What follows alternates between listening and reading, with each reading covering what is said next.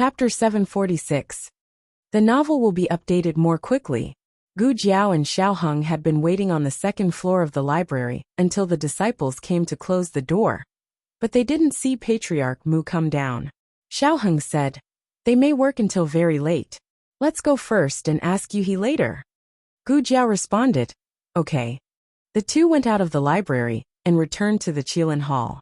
Little Jing Kong had just woken up and was sitting cross-legged on the bed in a daze. He slept for a long time and became muddle-headed. But as soon as Gu Jiao stepped over the threshold, he came to life in an instant. He jumped out of bed, stepped on his shoes and ran over, shouting in a very low voice, "Jiao Jiao." He couldn't let others hear him. Gu Jiao touched his little head. "Did you sleep well in the afternoon?" "Yes." He nodded. Children are full of energy. Even if they experienced a day and night of running around, they can basically recover after sleeping for a whole day. "Huh. Where's the light Shui?" he asked. Gu Jiao said, "She's with her uncle." When she was in the library, she saw Zhang Dequan carrying the sleeping little commandery princess to the third floor. She should be sleeping next to the king now. The little commandery princess doesn't have the energy of Jing Kong. Gu Jiao estimated that she would sleep until tomorrow morning. "Are you hungry?" Gu Jiao asked. "Yes," little Jing Kong said. Xiao Heng came in, glanced at the little guy, and said, "What do you want to eat? I'll ask the kitchen to make it." Little Jing Kong's face darkened in a second. "If you didn't say anything, Jiao Jiao would have made food for me just now." Xiao Heng looked at Jing Kong's angry appearance, which made him look like a chubby pufferfish. Xiao Heng curled his lips and said, "Oh right Jiao Jiao. Help Jing Kong take a look at his teeth." "What's wrong? Do you have a toothache?" Gu Jiao asked. Little Jing Kong quickly covered his mouth and mumbled, "It doesn't hurt." Xiao Heng said, "Why doesn't it hurt anymore? Didn't you say that you had a toothache 2 days ago?" I don't have any." He put his hands behind his back and looked up at the sky. Little Jing Kong did say that he had a toothache 2 days ago. But that was because he did not want to spoil his brother-in-law's extra homework. Gu Jiao thought that little Jing Kong was 5.5 years old. It was indeed the age for him to lose his teeth. It was time to check his oral cavity. "Let me see," Gu Jiao said. Little Jing Kong gave his bad brother-in-law a resentful look. He could reject anyone in the world but not Jiao Jiao. Little Jing Kong opened his mouth helplessly. "Ah!" Gu Jiao gently turned his little body to face the light outside the window. Then he took a cotton swab from the small medicine box and checked his baby teeth one by one. "One of your front teeth is loose."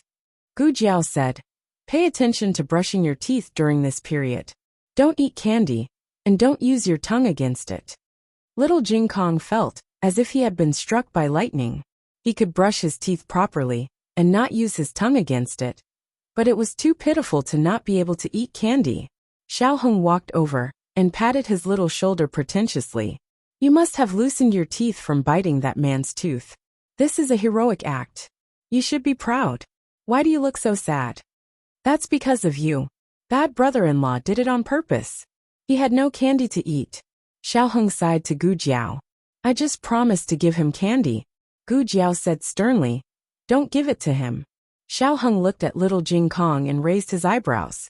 "Oh!" Little Jing Kong roared in his heart. "Ah! Bad brother-in-law is too hateful."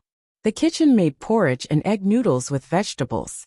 Firstly, it was to take care of Sheng Guanyan's injury. Secondly, little Jing Kong couldn't eat meat. They ate in Sheng Guanyan's room. Although it wasn't the first time little Jing Kong came to Qilin Hall, he was always late. If Sheng Guanyan wasn't asleep, then he was asleep. Now they were officially meeting. Xiao Heng already had a princess mother, and now he had a crown princess mother. Xiao Heng thought little Jing Kong would ask, but little Jing Kong accepted it very smoothly. Little Jing Kong walked out of Bai Shui Alley with his hands behind his back. He said with the same accent as Uncle Zhao, I know. You have a new identity.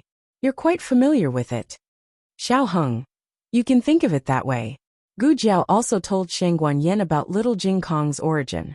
He was a little monk adopted from a temple in the countryside of Zhao country. He didn't have parents, only a white-haired master who couldn't move. Gu Jiao put on protective gear for Sheng Guanyan and helped her to sit down at the table. On the other side, Xiao Heng held little Jing Kong's hand and entered the room. It wasn't the bald little monk. It was a big cute baby with a small ponytail. He had a small round face, delicate and handsome facial features, big eyes and long eyelashes. Little Jing Kong came to Shang Guanyin like a gentleman and said politely, "Hello, Your Highness, my name is Little Jing Kong." Shang Guanyin didn't speak, she just stared at little Jing Kong. She stretched out her hand and gently touched little Jing Kong's face. "Gu Jiao, what's the situation?" "Xiao Heng, I don't know." After the two finished their eye contact, they continued to observe Shang Guanyin's reaction. Little Jing Kong was also dumbfounded. Why did this beautiful auntie touch him the moment she came up? Shang Guanyin opened her mouth and asked softly, "What's your name?" "Jing Kong." Little Jing Kong repeated his name. Shang Guanyin asked again, "How old are you?" Little Jing Kong stuck out his small chest and said, 8 years old. Xiao Heng's mouth twitched. "You're 3 years younger? Don't you know you only look 4 years old? No one would believe this kind of nonsense, okay?" Jing Kong. Gu Jiao looked at little Jing Kong. Little Jing Kong spread out his hands and said, "Well, I'm 5.5 years old." Xiao Heng. 6 months is also counted? You. Shang Guanyin wanted to say something but stopped. She smiled and said, "You're so cute." Little Jing Kong said with a smile, "You're also very beautiful." After the two complimented each other for a while, the family began to eat. Little Jing Kong was too small, so there was no special stool for him in the state preceptor hall. Xiao Heng specially brought a high chair for him. Little Jing Kong sat opposite Shang Guanyin, while Gu Jiao and Xiao Heng sat opposite each other. During the meal, Shang Guanyin glanced at little Jing Kong from time to time. She seemed to like little Jing Kong very much. Little Jing Kong felt the kindness from Shang Guanyin and was very happy to get close to her. He also generously shared his vegetarian meatballs with Shang Guanyin. After dinner, he took Gu Jiao to the yard to catch fireflies. Xiao Heng and Shang Guanyin stayed in the room and watched the two playing from the window. Xiao Heng expressed his doubts. "You seem to be very interested in Jing Kong."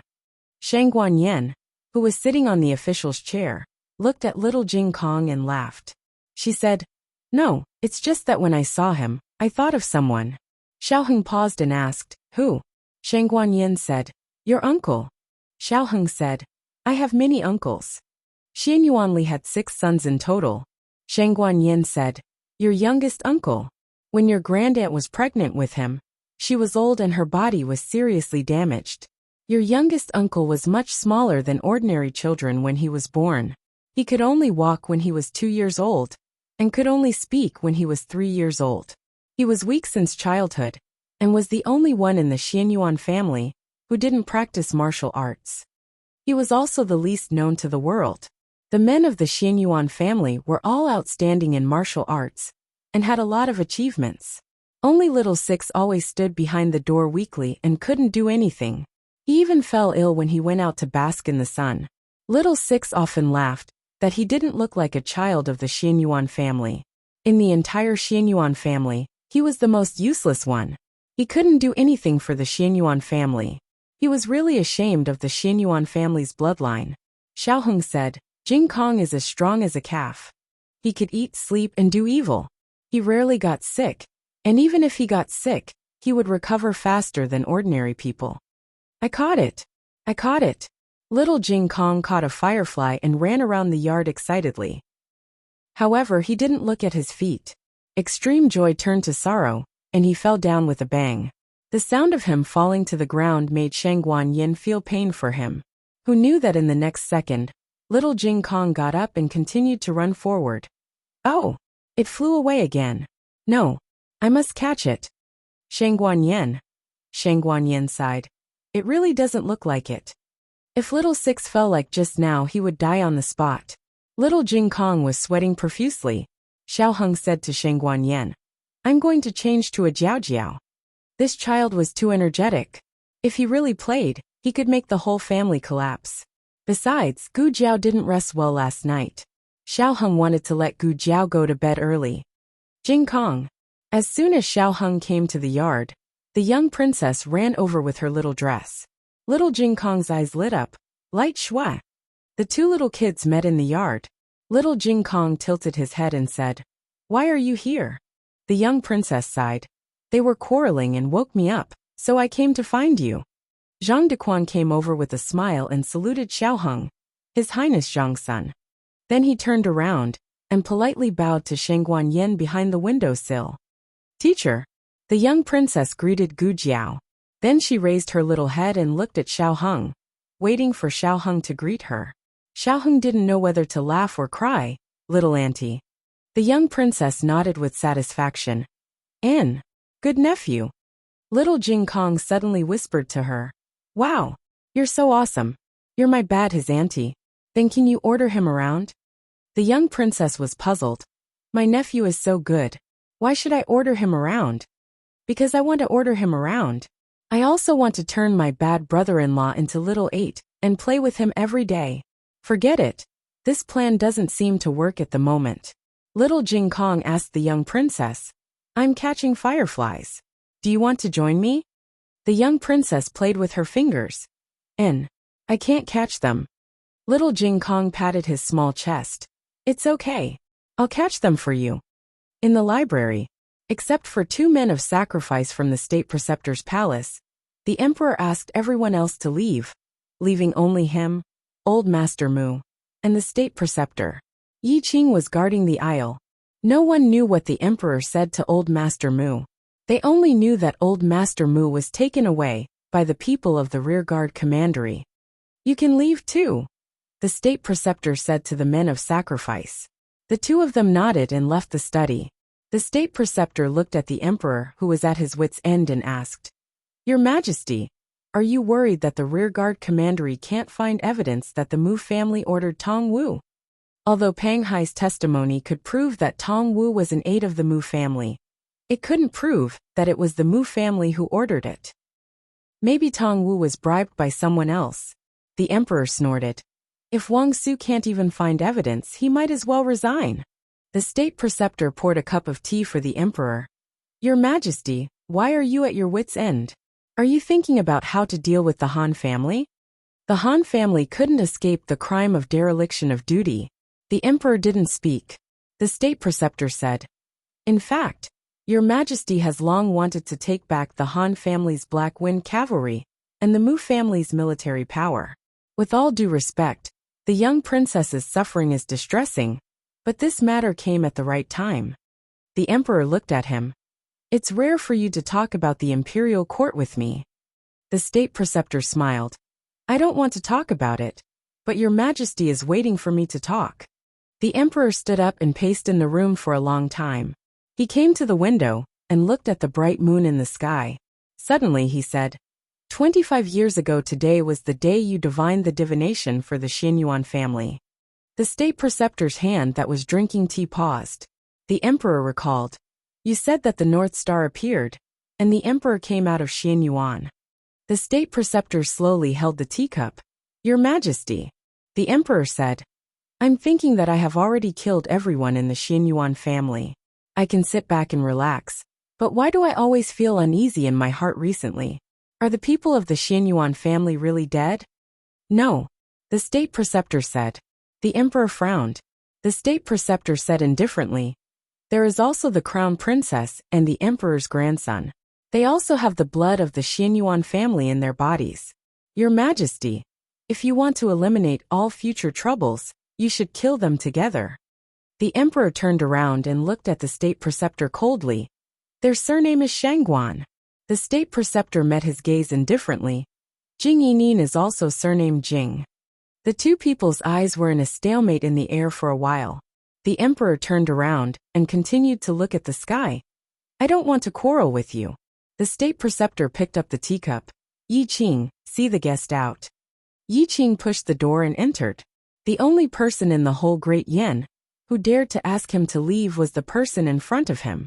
The emperor frowned and said, "You tell my divination again.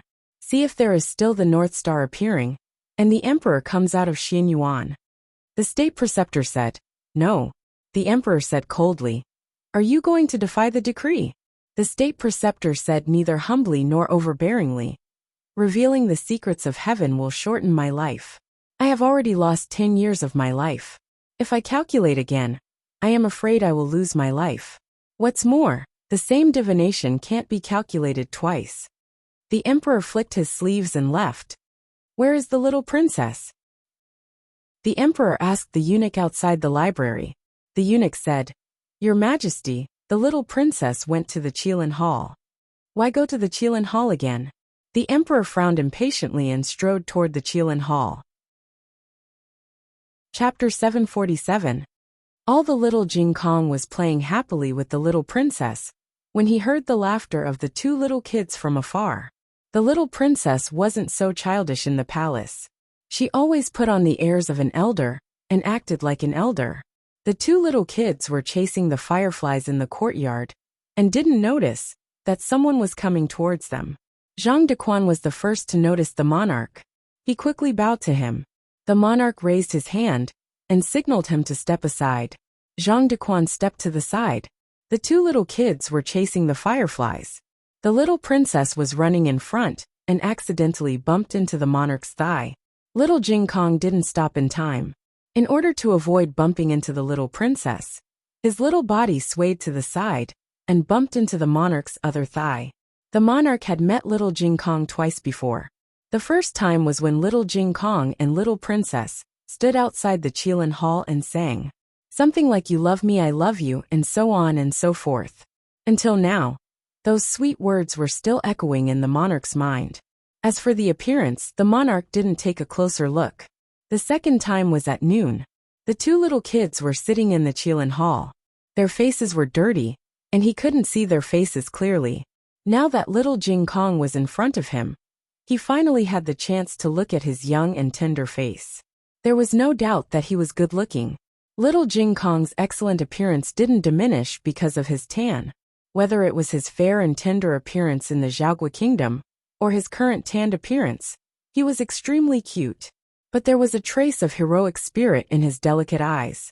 More importantly, there was no trace of fear in his eyes when facing the monarch of the Yin dynasty.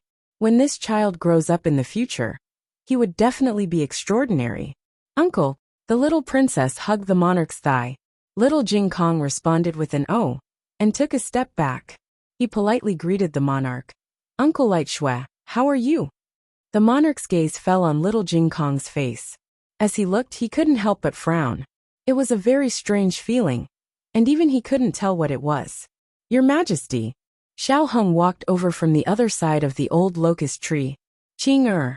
His Majesty shifted his gaze away from little Jing Kong's face and looked at Xiao Heng. Did they disturb your rest? Xiao Heng was now setting up a weak and sickly persona. He would pass away in half a year.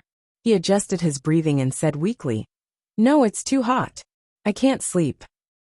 The monarch looked at him and said, If you feel uncomfortable, ask the imperial advisor to get you some medicine. Xiao Heng smiled bitterly. Don't waste the herbs. For a dying person, taking medicine was just a psychological comfort. Xiao black-bellied. Heng had a good grasp of his character setting. The king's gaze was still unconsciously attracted to little Jing Kong. He frowned. This child, Xiao Heng said.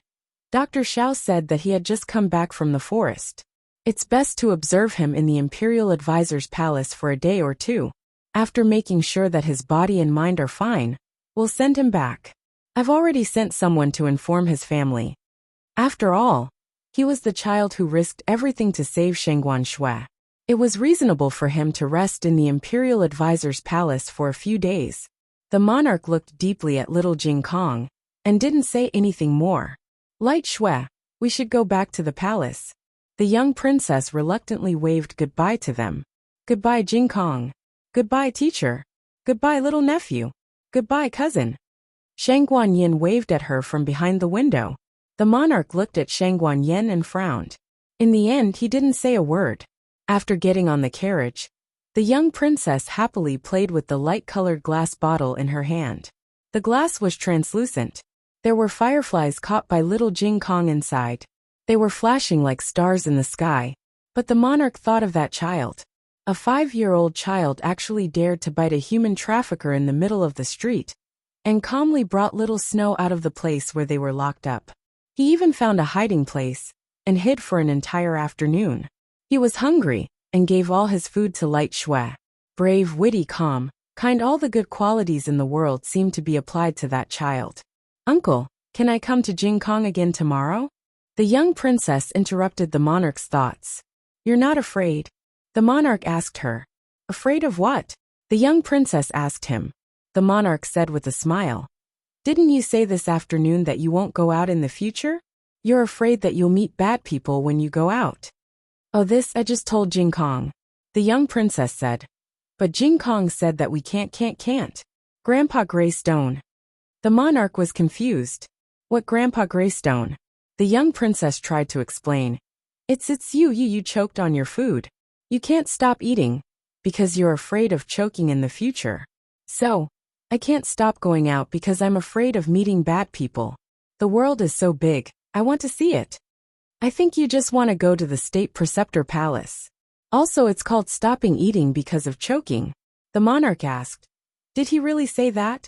The young princess nodded and said, Yes. The monarch sneered. You know a lot. He coaxed her in the afternoon until his throat was dry, but the little girl didn't listen to a word he said. Why? Her little friend said something, and she immediately took it as the truth? Zhang Dequan smiled and said, He must have a good family education. It's a good thing that the young princess can make such a friend. The monarch said, Humph. Little Jing Kong slept too much during the day and didn't feel sleepy at night. He sat on the chair and swung his legs in boredom.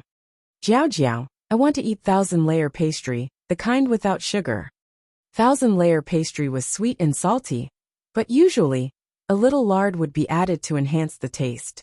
Only an old shop in Daxing Alley had 1,000-layer pastry made with lard. Gu Jiao said, Okay, I'll buy it for you. Xiaoheng said, I'll buy it. Little Jing Kong jumped on the ground. I want to go too. Xiaoheng said, No, you don't.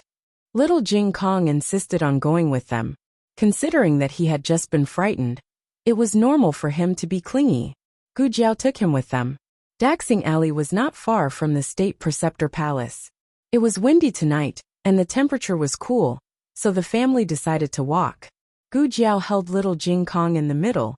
Little Jing Kong jumped up and down excitedly. The inner city of Xingdu was very busy when there was no curfew. It was late now, but the streets were still crowded with pedestrians. Wow, it's so beautiful. Their lanterns are made of gold. Can I go and have a look? No, that's a brothel. Wow, it's so lively. So many people. Can I go in and have a look? That's a gambling den. Then what about this? That's a funeral clothes shop.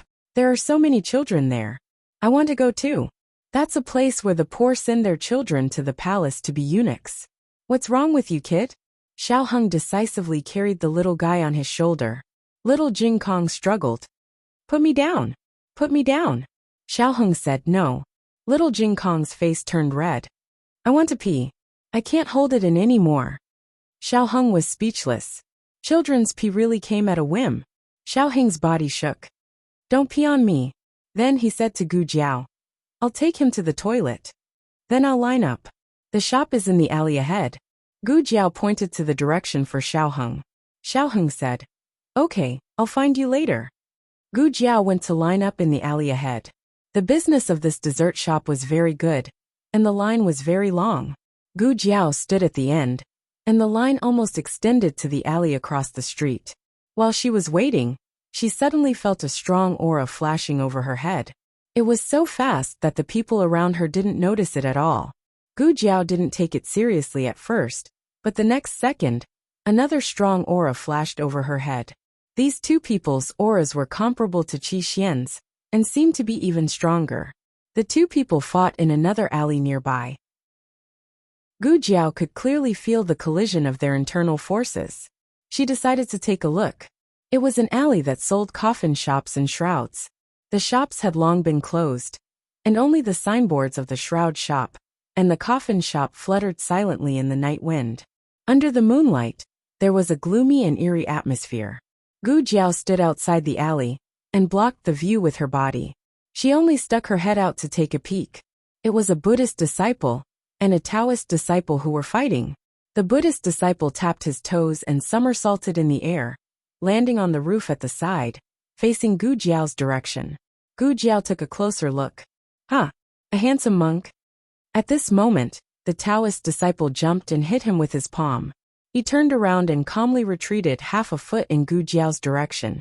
This time, the Taoist disciple's face was also revealed. Gu Jiao was even more surprised. Taoist Qing Feng? Why were these two people fighting? Was Taoist Qing Feng the Taoist disciple who chased after the handsome monk last time? A handsome monk and a Taoist priest. This was what it meant to be a fight between immortals. It's so eye-catching. Gu Jiao's eyes were wide open. Taoist priest, be reasonable. If I hadn't brought you out of the forest, you might have been trapped there for a year or so. Why don't we write off the grudge between us? In your dreams. Taoist Qing Feng hit the monk's chest with his palm in the air. His robe fluttered in the night wind. His eyes were like jade, but his eyes were full of murderous intent. The monk's figure flashed and dodged his attack. There weren't many people in the world who could avoid Taoist Qing Feng's palm. Under the moonlight, the monk was as beautiful as a demon god. He smiled and caught a falling leaf with his fingertips. He sighed and said, Alas, I just peeked at you taking a bath once. Why did you hold a grudge for so many years?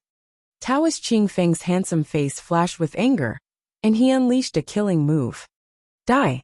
The monk sneered and waved his arm. The leaf on his fingertips turned into a knife and shot toward Taoist Qing Feng's eyebrows. This was also a killing move. Are you done peeing? Xiao Heng looked at little Jing Kong, who came out of the toilet. Go wash your hands. Little Jing Kong came to the well to wash his hands with a sulky face. Xiao Heng looked at him with amusement. Who are you trying to show your sulky face to? Little Jing Kong snorted. The bad brother-in-law who won't let me eat candy. Xiao Heng raised his eyebrows. Jiao Jiao won't let you eat candy. Little Jing Kong put his hands on his hips and stomped his feet. That's because you told Jiao Jiao that my teeth are broken. Xiao Heng said innocently. Your teeth are broken. Little Jing Kong crossed his arms and turned his face away. This was a shop that sold dried meat. Xiao Heng bought some dried meat for Gu Jiao on the way. Then Xiao Heng took little Jing Kong to the shop that sold 1,000-layer pastry. There were many people in the queue. Xiao Heng looked from the front of the line to the end of the line, but he still couldn't find Gu Jiao. Little Jing Kong asked seriously, Did you remember wrongly? Jiao Jiao didn't come here to buy 1,000-layer pastry?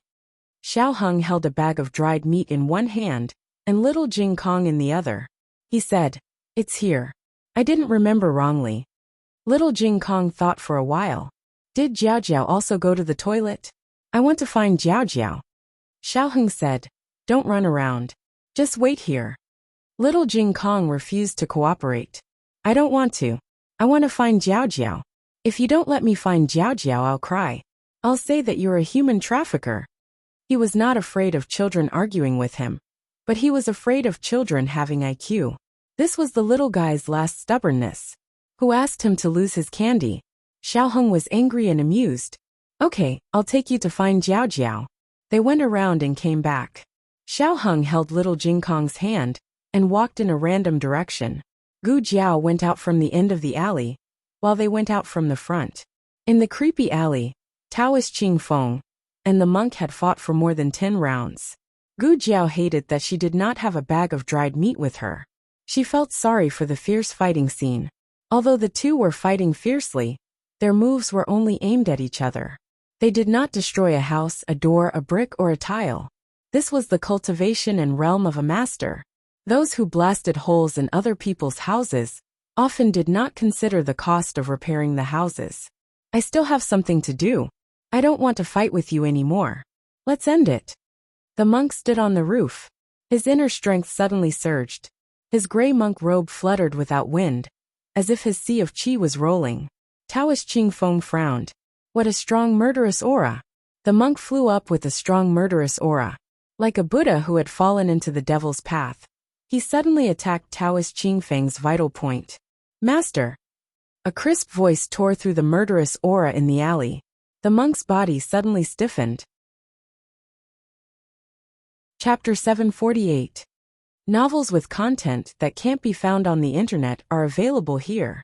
The monk had seized the right opportunity to make this move. He had sealed off all of Taoist Ching Feng's escape routes before making this move. It was supposed to be foolproof. But when he heard the word master, all of his true chi was reversed. His body stopped in the air, and he suddenly lost control of his body. He fell from the air and hit the ground with a thud. He fell face first onto the ground. "Brat, do you have to trick me like this?" His posture was unsightly, so he quickly got up. But just as he propped himself up with his arms, Taoist Ching Feng punched him hard in the face. He was sent flying on the spot. "Brat, you really tricked me." But it was good that he was sent flying. He could take the opportunity to slip away. The monk didn't come back to fight with Taoist Ching Feng. Instead, he leaped onto a nearby roof and disappeared into the boundless night. The monk used his Qing Gong to the extreme, as if he was in a rush to reincarnate, leaving the eerie and strange alley far behind him. He wanted to run 800 miles in one breath, and finally stopped at a deserted street corner. He had never been so tired even when fighting a war. Huff, huff, huff. He leaned against the wall with one arm, supporting his body slightly, and grabbed his clothes with the other hand, fanning himself. "I finally got rid of him. This little demon is too scary." He leaned against the wall, closed his eyes and breathed heavily. Suddenly, a long shadow pulled by the moonlight quietly approached, eerily projecting at his feet. The owner of the shadow raised the devil's hand. A sense of vigilance rose from the bottom of his heart, and he quickly turned around. No one. "Master." The little demon jumped out from behind him. His body stiffened again. The little demon walked in front of him, raised his little head and said cutely, "Master, it's really you." The monk wanted to cry but had no tears. "Why can't I get rid of you after running so far? How did you catch up?" There was a shortcut in this world. The monk looked at the innocent little Jing Kong, and then looked at Gu Jiao, who was rubbing her chin and looking at him in deep thought. Suddenly, he felt as if he had been struck by lightning. Little Jing Kong said excitedly, "Master, master, master, why did you come to Shengdu? Are you here for me? Have you read the letter I wrote to you? Why don't you reply to my letters? Has the abbot returned to the temple? How are Jingfan, Jingshan and Jingxin? Senior brothers, did you miss me?" Little Jing Kong blasted, turning into a little loudspeaker spirit in a second. To tell a joke, all the monks in the temple would not be able to recite scriptures better than him. The monk had a look of despair on his face. "If you want me to answer, at least let me interrupt first. Master, master, let me introduce you to Jiao Jiao." Little Jing Kong could not wait to introduce his master to Jiao Jiao. Gu Jiao walked over and stood beside the two of them. She tilted her head and looked at the beautiful monk. She narrowed her eyes and said, "So you're the old man with the white beard?" The monk was confused. "What old man with the white beard?" Gu Jiao looked at the little guy beside her. "Jing Kong, didn't you say that your master is an old man?" Little Jing Kong said seriously, "Yes, I'm a little guy. But isn't my master an old man?" He said it himself. "If you don't do it, do you want me to do it?" Little Jing Kong imitated him perfectly. The monk who always found all kinds of excuses to order his disciples to do this, and that in order to slack off was speechless. Ahem. He cleared his throat and made a Buddhist salute with one hand. "Amitba, my Buddhist name is Liaochen." Gu Jiao chuckled. On the other side, Xiaoheng met Taoist Ching Feng. He recognized that this was the young Taoist who saved him on the street last time. However, Xiaoheng did not know his true identity because there was no portrait of Taoist Ching Feng in the library of the State Preceptor Palace.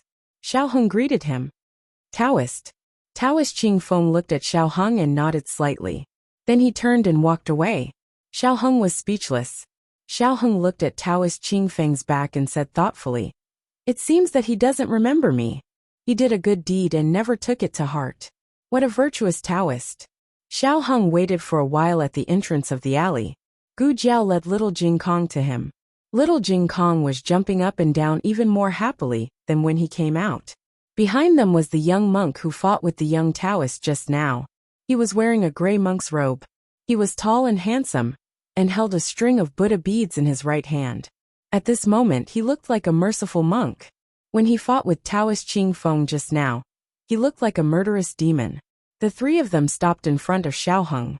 Gu Jiao said to little Jing Kong, Introduce him to your brother-in-law. Little Jing Kong nodded.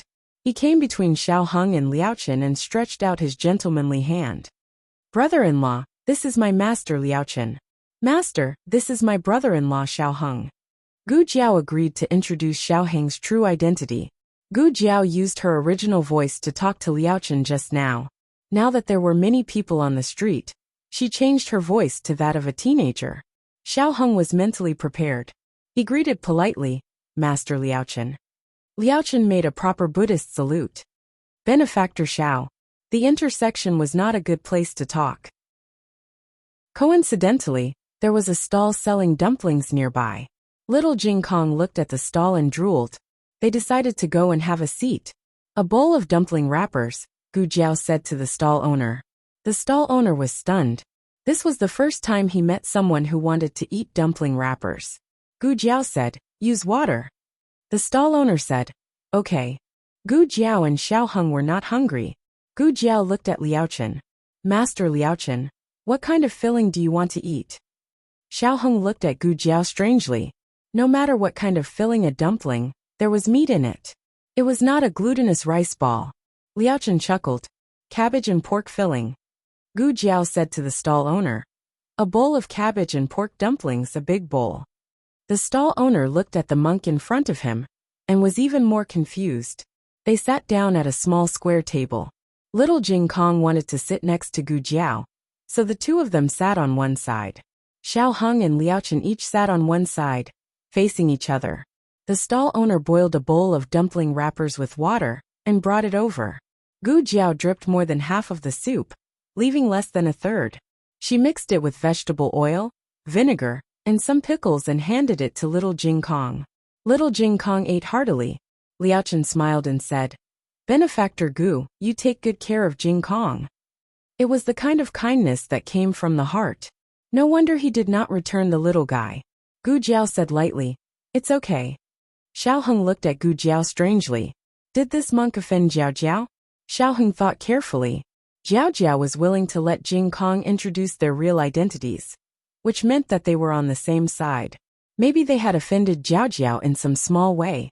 Xiao Hung continued politely. By the way, Master Liaochen, do you have any grudges or misunderstandings with the Taoist just now? Liaochen narrowed his eyes and smiled. You mean Qing Feng? Qing Feng? Xiao Hung felt that this name was familiar. Gu Jiao said, he is Taoist Qing Feng of the Feng family, Feng Wuxia's brother. With that said, Xiao Hung had an impression. It's that 26-year-old martial arts prodigy, the young expert who defeated Han Yi. Han Yi was known as the best master among his peers, but that was only because Taoist Qing Feng did not leave the mountain. Plus, the Han family was used to bragging, so even Han Yi himself believed it. He really thought he was the best. Gu Jiao nodded. Yes, that's him. Why do you seem to care about him? With Xiao Heng's temperament, he would not care about the personal affairs of someone he met for the first time, even if one of them was a master from Jing Kong. Xiao Heng said, we met once. Once I fell down on the street and almost got hit by a carriage. It was that Taoist who saved me. Really? Gu Jiao looked at Xiao Heng. She had never heard Xiao Heng mention this before. Xiao Heng nodded to Gu Jiao. He didn't leave his name, and I didn't have anything to do, so I didn't mention it. I just went to say hello to him, but he didn't seem to remember me. Maybe he forgot. Liaochen laughed out loud. What are you laughing at? Gu Jiao asked curiously. He didn't forget your husband, he didn't remember him at all. Liaochen smiled gently, his charming peach blossom eyes curving into beautiful arcs. That Taoist, he's face blind. Brother.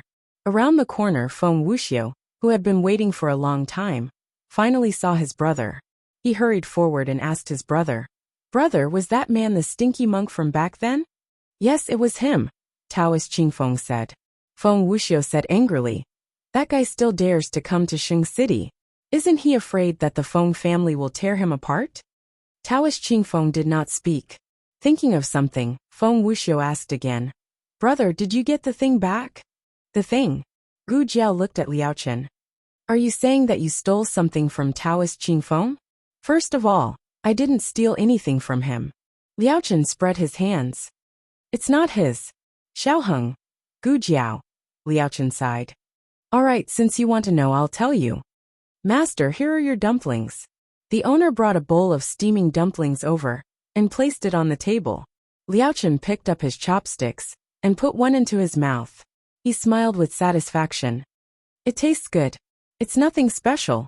It's just a book. The letter of credence of the Yin Kingdom. It all started a few years ago when Taoist Qingfeng went to the Grand Preceptor Hall to borrow a book. Before Taoist Qingfeng became a monk, he was a student of Canaan Academy. Because of his outstanding talent in martial arts and spells, he attracted the attention of the Grand Preceptor. But because the Grand Preceptor Hall never accepted disciples from aristocratic families, they did not become master and disciple. Later, Taoist Qingfeng became a Taoist priest. The Grand Preceptor still liked him very much, and even made an exception to lend him one of the letters of credence of the Yin Kingdom. He was carrying the letter when Liaochen bumped into him. While he was bathing in the stream at the foot of the mountain, Liaochen secretly took the letter. It would have been fine if he had just stolen something, but to prevent Taoist Qingfeng from catching up, Liaochen even took away his clothes. Without his clothes, Taoist Qingfeng could only sit in the water and wait.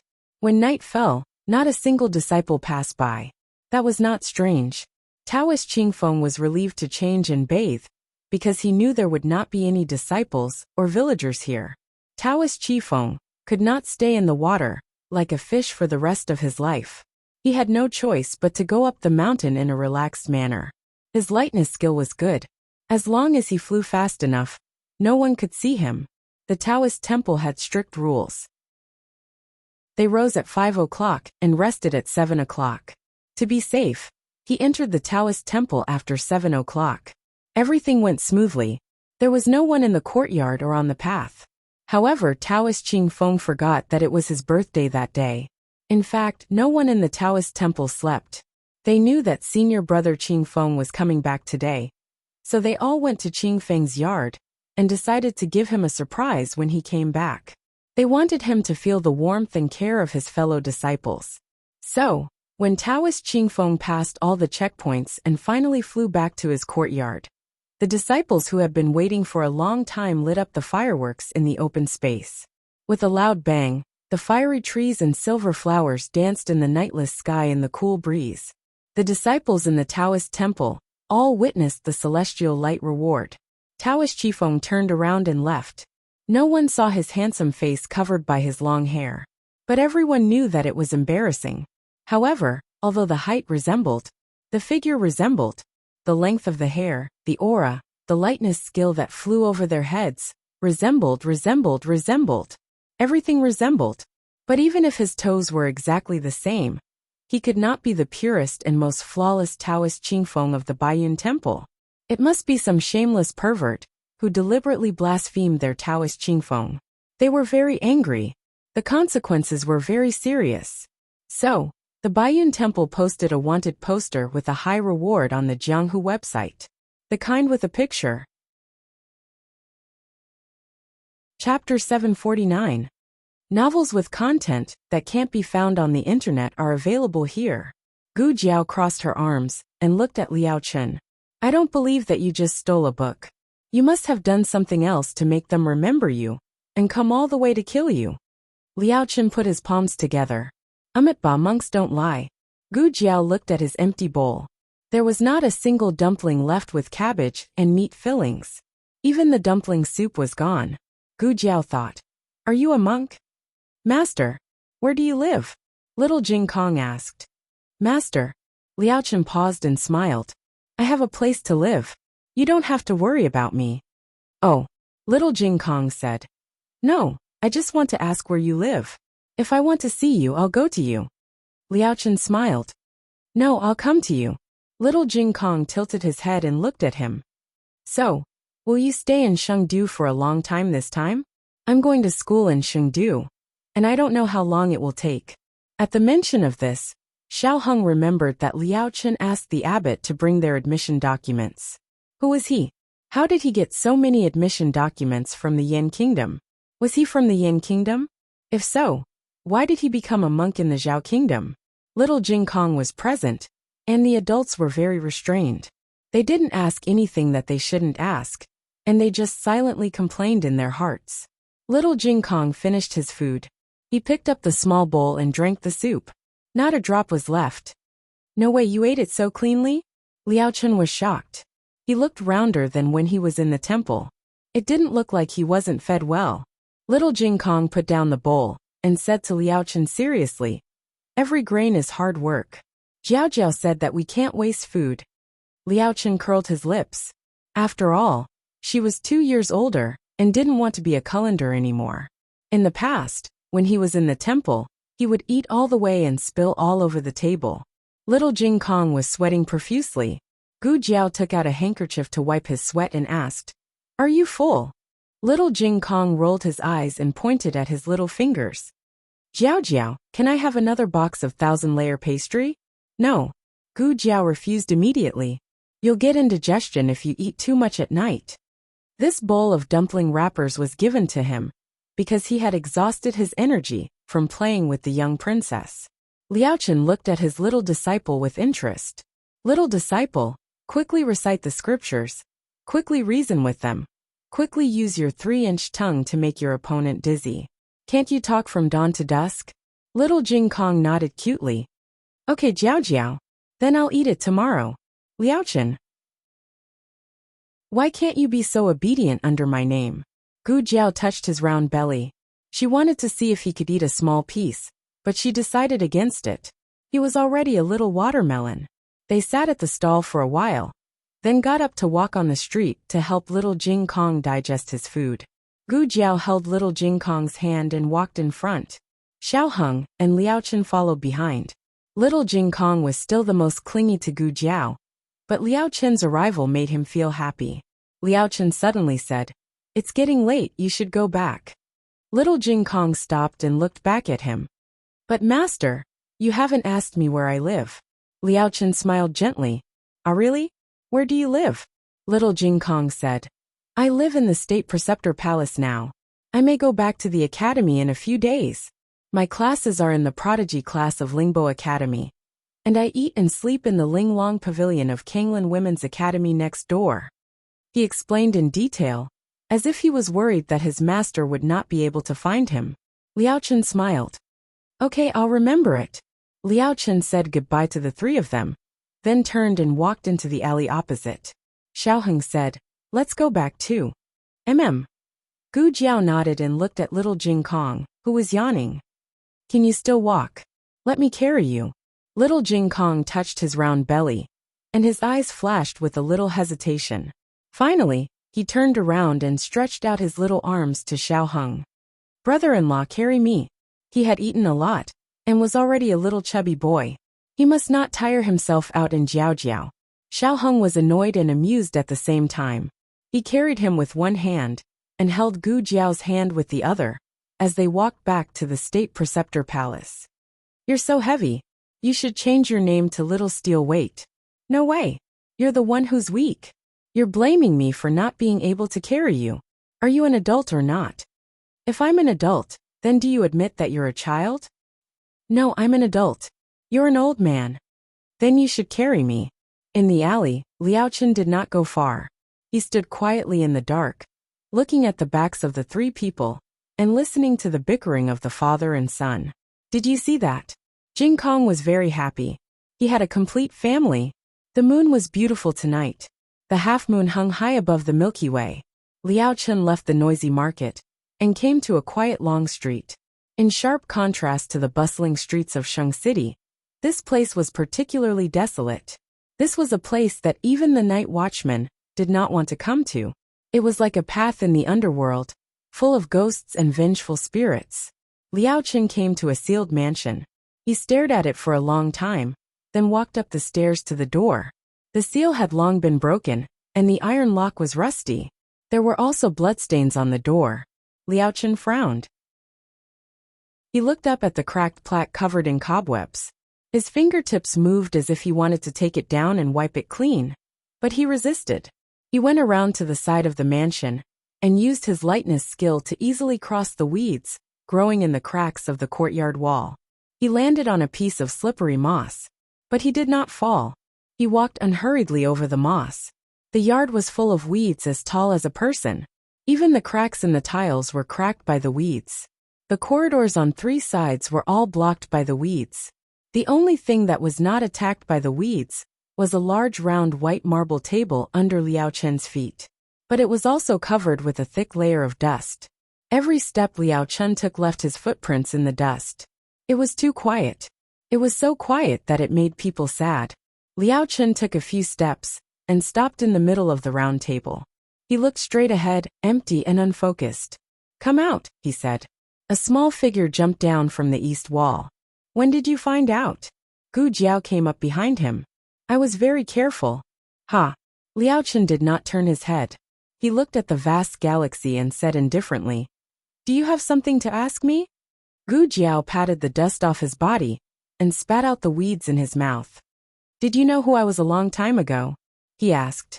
Liao Chen said, "How long do you mean?" Gu Jiao thought for a moment and said, "Last time on Mount Guan, you must have recognized me a long time ago. But I don't know if you purposely fell into a trap the first time in the countryside and waited for me to save you." Liao Chen said indifferently, "Falling into the trap was an accident. Pretending not to know you was intentional. You adopted my apprentice. I had to see what kind of family adopted him. I went to your village and saw your family. That's all." Gu Jiao walked to his side and turned his head to look him up and down. His mood now was not the same as before. His peach blossom eyes were no longer evil, and the indecent smile on his lips was also gone. His entire person was shrouded in an invisible aura. Gu Jiao pulled back his gaze and looked in the same direction as him. The vast expanse of the starry sky. "Fine, I'll believe you for now. But why did you pretend not to know me?" Gu Jiao asked. "Wasn't it because I was afraid that you would occasionally bring back little troublemakers to show your filial piety to me?" Liao Chen said seriously. "I'm not used to interacting with people. I'm more comfortable with strangers. Otherwise, I'd be annoyed if you secular people kept interacting with me." That's a barely acceptable reason. Mainly because Gu Jiao didn't think this question was very important. So Gu Jiao didn't care whether he lied or not. But Gu Jiao needed him to answer the next question honestly. Gu Jiao turned his head to look at him. "Do you know where this place is?" "The training field," Liao Chen said. As soon as he finished speaking, he realized that Gu Jiao wasn't asking about the empty space under their feet, but the entire mansion. Gu Jiao turned around and stared at his profile. "You even know that this is the Xian Yuan family's training field. What is your relationship with the Xian Yuan family? Don't say that you don't know. The spear technique you taught me is the 7 styles of Xian Yuan. I already know." Liao Chen looked at the half-moon and clenched his fingers. He didn't speak. Gu Jiao said, "It's fine if you don't want to answer this question. After all, you're not related to me. You don't have to tell me anything about yourself. Then let me change the question." Her expression became serious. She asked in a tone that brooked no refusal, "Is Jing Kong related to the Xian Yuan family?" Chapter 750. Novels with content that can't be found on the internet are available here. Gu Jiao's question was not without reason. She had thought it through on the way here. Before Gu Yan was injured by Nangong Li, the admission papers had been sent to little Jing Kong. In other words, Liao Chen did not know that Gu Yan would be in trouble. He only hoped that they could come to the Yin Kingdom to study. Or more precisely, they accompanied little Jing Kong to study in Chengdu. Little Jing Kong was the most clingy to Gu Jiao. Gu Jiao was arranged to study in the Kanglin Women's Academy. This way they would not have to be separated. Although Tianqiong Academy was in the outer city, it was the academy with the simplest background. Except for Mu Qingchen and Mu Chuan, no one from the 11 aristocratic families came to study. And Mu Qingchen had not come for a long time. Their classes were separated from Mu Chuan's. This greatly reduced their chances of meeting the aristocratic families. It could be said that all the arrangements were meticulous and perfect. Was he sending little Jing Kong to study, or bringing little Jing Kong home? Liao Chen retracted his gaze and turned around. His gaze fell on Gu Jiao's childish but heroic face. "Before I answer your question, I also have a question to ask." Gu Jiao said, "I asked first." Liao Chen said, I know, so you don't have to answer me. Gu Jiao looked at him. He said solemnly, can the current you really bear the whole truth? If you can't, then it's better for you not to know. In the latter half of the night, it was drizzling in Chengdu when Gu Jiao returned to the state preceptor hall. There was a thin layer of water on her clothes. Xiao Heng was waiting for her in the room. When he saw her come in, he quickly took a towel to wipe the water on her face and head. Gu Jiao said, it's fine, just a light drizzle. It stopped before it started raining. Is Jing Kong asleep? Xiao Heng looked at the little fellow behind the curtain. She fell asleep before we reached the state preceptor hall. How's your situation? Gu Jiao came to the bedside and looked at the little fellow. She said, he went to the Xianyuan family and is very familiar with that place. Xiao Heng said thoughtfully, is he related to the Xianyuan family? I'm pretty sure. Gu Jiao told Xiao Heng about her 2 encounters with Liaochen. Xiao Heng fell silent. When Liaochen was eating dumplings, he already felt that Liaochen was very strange. He didn't expect Liaochen's martial arts to be so strong. He didn't show any mercy when he killed people. This didn't seem like something a merciful monk would do. On top of that, he also knew the Xianyuan family's spear techniques. What about Jing Kong? Xiao Heng asked.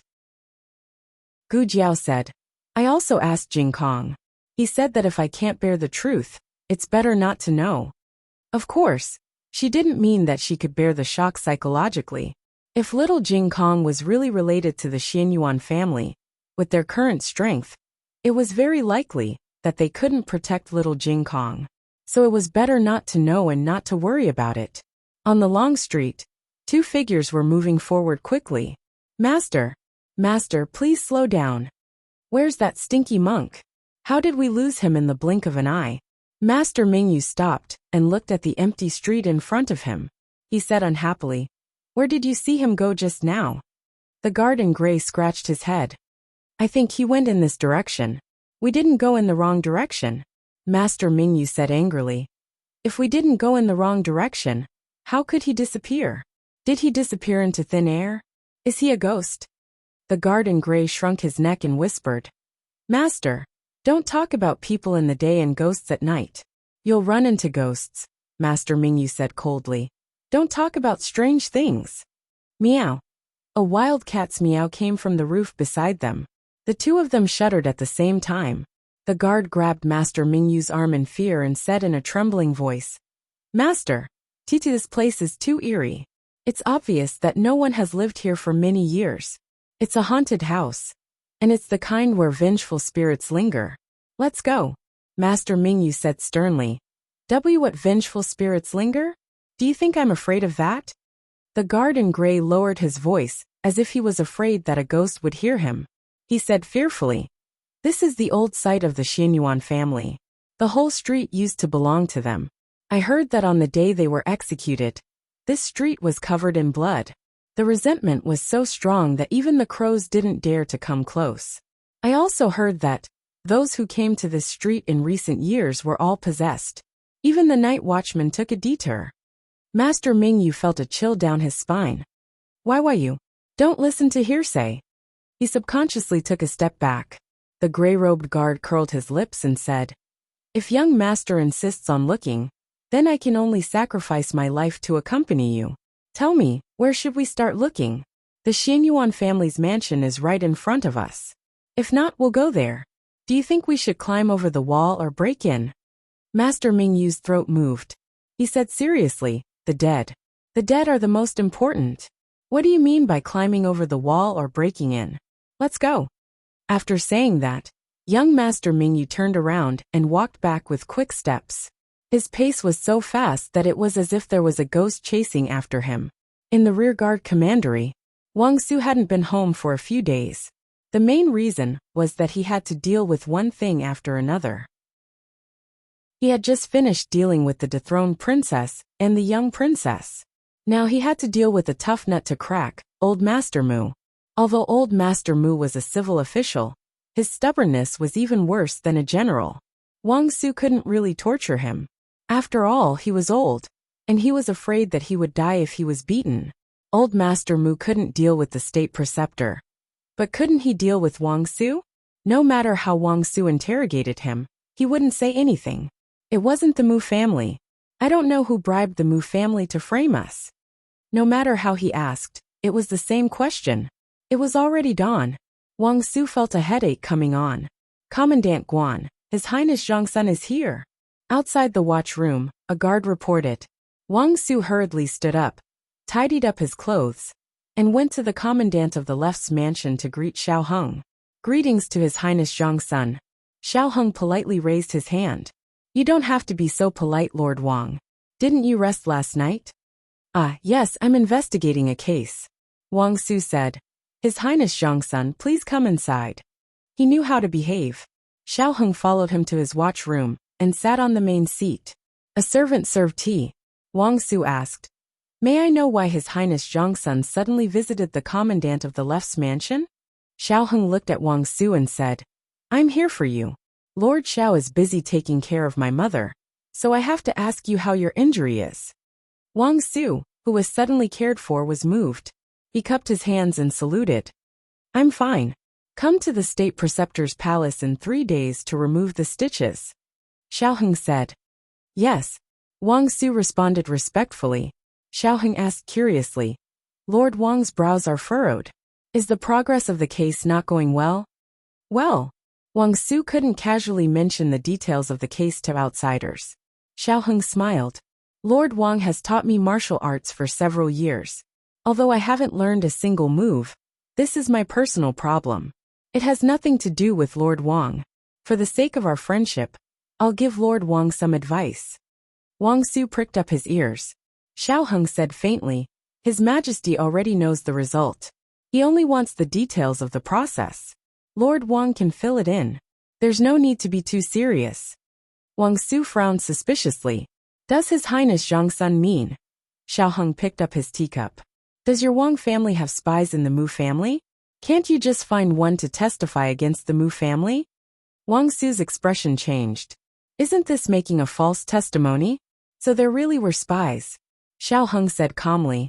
This isn't a false testimony. This is a reasonable exercise of power. I take the Emperor's salary and bear the Emperor's worries. I will follow His Majesty's wishes. In June, there was no shortage of conversations before and after tea in Chengdu. First, the deposed crown princess and the emperor's grandson returned to the capital one after another. Then, the Mu and Han families met with trouble one after another. Consort one being banished to the cold palace was a small matter. The Mu family's commander's seal was gone. It was said that the Mu family took the initiative to hand it over. No one knew what was wrong with the Mu family. They had worked so hard to get the commander's seal. So why did they hand it over just like that? The second master of the Mu family, Mu Hong, was involved in a bribery case. The amount of money involved was huge, causing the national treasury to suffer heavy losses. He was removed from his position and exiled. The Han family wasn't any better. Zhang Feng and the others, who were promoted by heir Han, failed to protect the young princess and caused her to be kidnapped. Zhang Feng and the others were severely punished. Heir Han was also removed from his position as the deputy commander of the Imperial Guards. What was worse was that it was unknown who had informed the monarch that Han Shixi's legs were crippled. The emperor sent Zhang Dequan and the imperial physician to check on him. They found that Han Ye's hamstrings had been cut off, and there was no possibility of recovery. In the throne room, the emperor said sternly, since heir Han can no longer command the Black Wind Cavalry, the Black Wind Cavalry should choose a new leader. Elder Yang held the ceremonial tablet and asked, Still choose from the Han family? Wasn't this nonsense? Since the Black Wind Cavalry was given to the Han family, it should be inherited by the Han family. However, the Han family had been in trouble one after another. The emperor was already disappointed in the Han family. The emperor thought for a moment and said seriously, The Han family's disciples are the first choice. However, if there is someone who wins, he can also become the new commander of the Black Wind Cavalry. When this news came out, the aristocratic families were excited. The Black Wind Cavalry was the strongest cavalry in the 6 countries. They were definitely going to be the new commander. Chapter 751. At night, The state preceptor's hall gradually lit up. Little Jing Kong went to play cards with Shang Guanyin. He was bored, and so was Shang Guanyin. So, he taught Shang Guanyin and 2 other disciples of the state preceptor's hall the card skills he learned from his grandaunt. The 4 of them sat at the table. In Xiaoheng's room, 4 people and a bird gathered.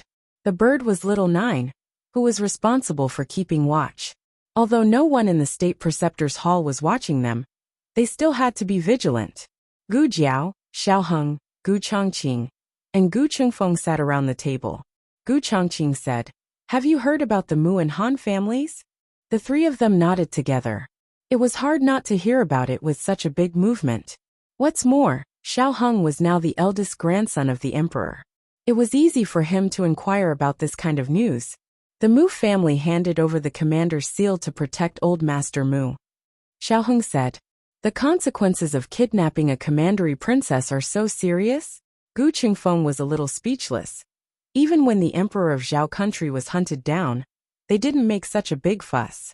Gu Chongqing said, "It's not the same. The emperor of Zhao country was a benevolent ruler, while the emperor of Yin kingdom was a tyrant. The 2 men's styles were completely different.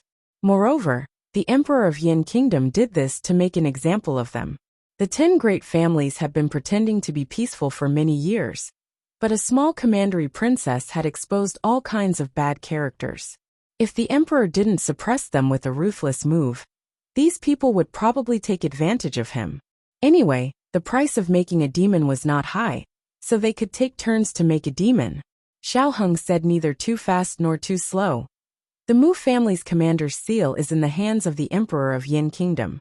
He won't give it to any family in the short term. He may assign a competent commander other than the 10 great families and the Nangong family. Gu Chongqing nodded in agreement and said, "Let's put the Mu family's military power aside first. The only hope to fight for it is the Black Wind cavalry of the Han family." As soon as he finished speaking, the 3 people all looked at him. He was slightly stunned. "What's wrong? Am I wrong?" Gu Qingfeng asked. "Big brother, did we say that we were going to fight for the Han clan's Black Wind cavalry?" Gu Chongqing asked. "Shouldn't we fight for it?" "Fight for it," Gu Jiao said, her eyes filled with determination. "Why?" Gu Qingfeng looked at her in confusion. Gu Jiao narrowed her eyes and said, "No reason. I just feel that we should fight for it. Otherwise we might regret it." This was a very strange intuition. Ever since he suspected that Jing Kong was related to the Xinyuan family, his intuition had become stronger. Fighting for it might be dangerous, but not fighting for it would only be more dangerous. Xiaoheng analyzed. Other than Han Yi, the Han family also has many outstanding disciples. There are many talented people in the family, so their chances of winning are still very high. Moreover, the rules this time are clearly in favor of the Han family. To become a Black Wind cavalry, one had to go through 3 competitions. 2 of them were related to horsemanship, and horsemanship and war horses were the Han family's strengths. Even if the advantage was in the Han family's favor, His Majesty still wanted to win against many of the Han family's disciples. What did many mean? It meant that a narrow victory was not enough. It had to be a complete victory. A victory that everyone was convinced of. A victory that no one could say anything about. He paused and looked at Gu Chongqing. "What's the Han family's plan?" Gu Chongqing answered. "The Han family has chosen 10 disciples. Some are from the main family, and some are from the collateral family." Gu Qingfeng's eyes widened. "So many? Isn't it said that each family can only have 2 spots? Xiaoheng said.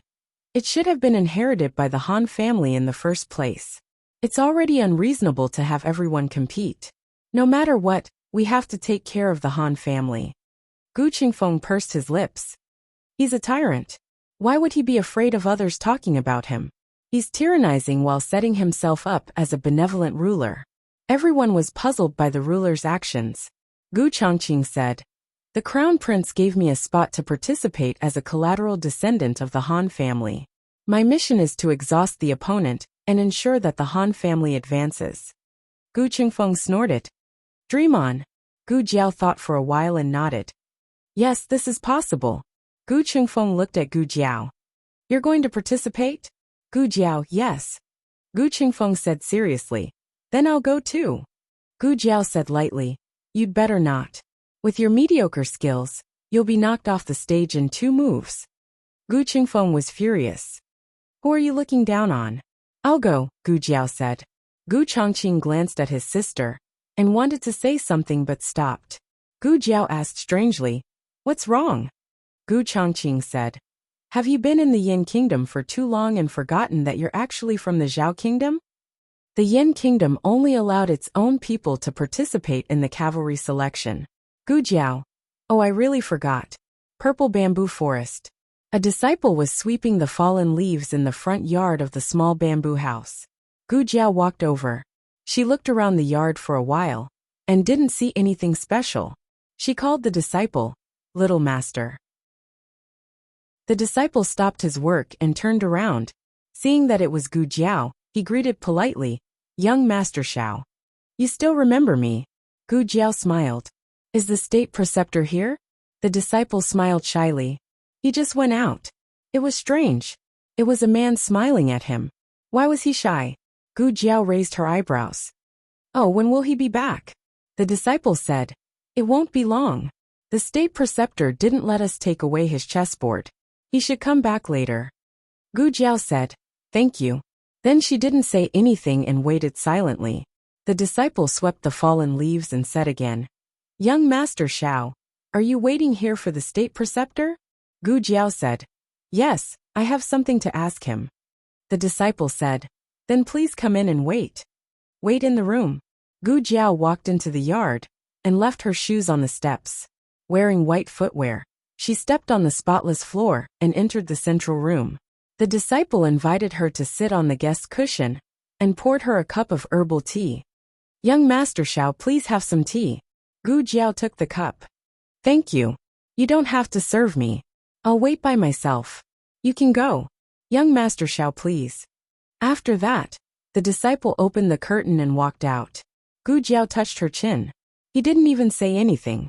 Why did he trust her so much? It would be strange if Gu Jiao sat here obediently. It wasn't easy to come to the state preceptor's nest. How could she not pay a deep visit? At present, there was only one disciple in the yard. He was carefully sweeping the yard. He had only swept a small part of the yard and couldn't finish it in a short time. Gu Jiao stood up quietly and walked around the central room. The central room was empty. There was nothing to provide any information. However, there was a small study on the east side. Gu Jiao quietly pushed open the door of the study, and the smell of books assailed her nostrils. The window was open and the light was good. The furnishings were simple. There was only a row of bookshelves, a bookcase, a desk and a cabinet. Gu Jiao learned the language of the Yin Kingdom well. She could read it without any difficulties. However, these were all the Analects of Confucius and the Book of Songs, which gave her a headache. Soon, she was attracted by the toys on the cabinet. Yes, they were toys. There were many wooden knives, wooden swords, small bows and arrows, small meteor hammers, small 9-section whips, and small red tasseled spears. No way. Even the exclusive small weapons she made for little Jing Kong didn't have such a complete set. Was the state preceptor so childlike? Who did he make them for? Not long after, Gu Jiao found a picture album nailed up beside the small weapons. She thought that the state preceptor collected famous paintings and calligraphy. However, when she opened it, she found that it was all children's doodles. What's this? Gu Jiao put down the small book and picked up a picture scroll in another cabinet. She took off the ribbon and spread it out. It was a picture of a baby girl. She was fair and clean. Her facial features were delicate and cute. Gu Jiao admired it for a moment. Oh, it's quite pretty. There were more than 10 picture scrolls in the cabinet. Gu Jiao looked at them all and found that they were the same person. From the baby girl to the girl, Gu Jiao seemed to see this person grow up in front of her. Why do I feel that this little girl is a little familiar? Have I seen her before? The picture ended when she was about 7 or 8 years old. Did the state preceptor have a female disciple? Gu Jiao was very confused. If she was not the state preceptor's disciple, then who was this little girl to the state preceptor? Could it be that the state preceptor secretly had a daughter with her? Otherwise, It was hard to explain why there were so many things here. In addition to the little girl's picture, Gu Jiao also found a picture in the biggest cabinet of the cabinet. It was a picture of a soldier in black armor. He was tall and valiant. He was holding a red tasseled spear in his hand. The facial features of the person in the picture were not filled in. However, Gu Jiao recognized the red tasseled spear. It was Xianyuan Li's heavenly weapon. So this person was Xianyuan Li? There was a line of words below the picture. Remembering an old friend, February 19th of the Bingxian year. The state preceptor and Xianyuan Li were old friends? In addition, Gu Jiao found another interesting thing. A courtyard made of clay. There were 3 clay figures sitting under the peach tree in the courtyard. They were drinking and drinking. The 3 of them did not make their faces. Their clothes were men's robes that could be seen everywhere on the street. Gu Jiao touched her chin. She thought, one is the state preceptor, one is Xianyuan Li, and the last one can't be the monarch, right? These 3 people were sworn brothers in the past. State preceptor. A disciple's voice suddenly came from the door. Chapter 752. Gu Jiao quickly put down the things. When the state preceptor entered the room, she had already calmly sat back on the cushion. She calmly glanced at the state preceptor while tasting the tea. You're back. Why did he say it as if this was his own home?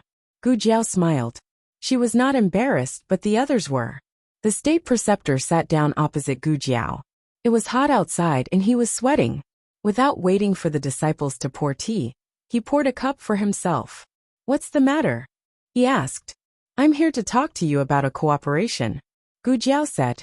He took a sip of tea. What cooperation? Gu Jiao looked at him with a smile. Does the state preceptor hall want the Black Wind Cavalry?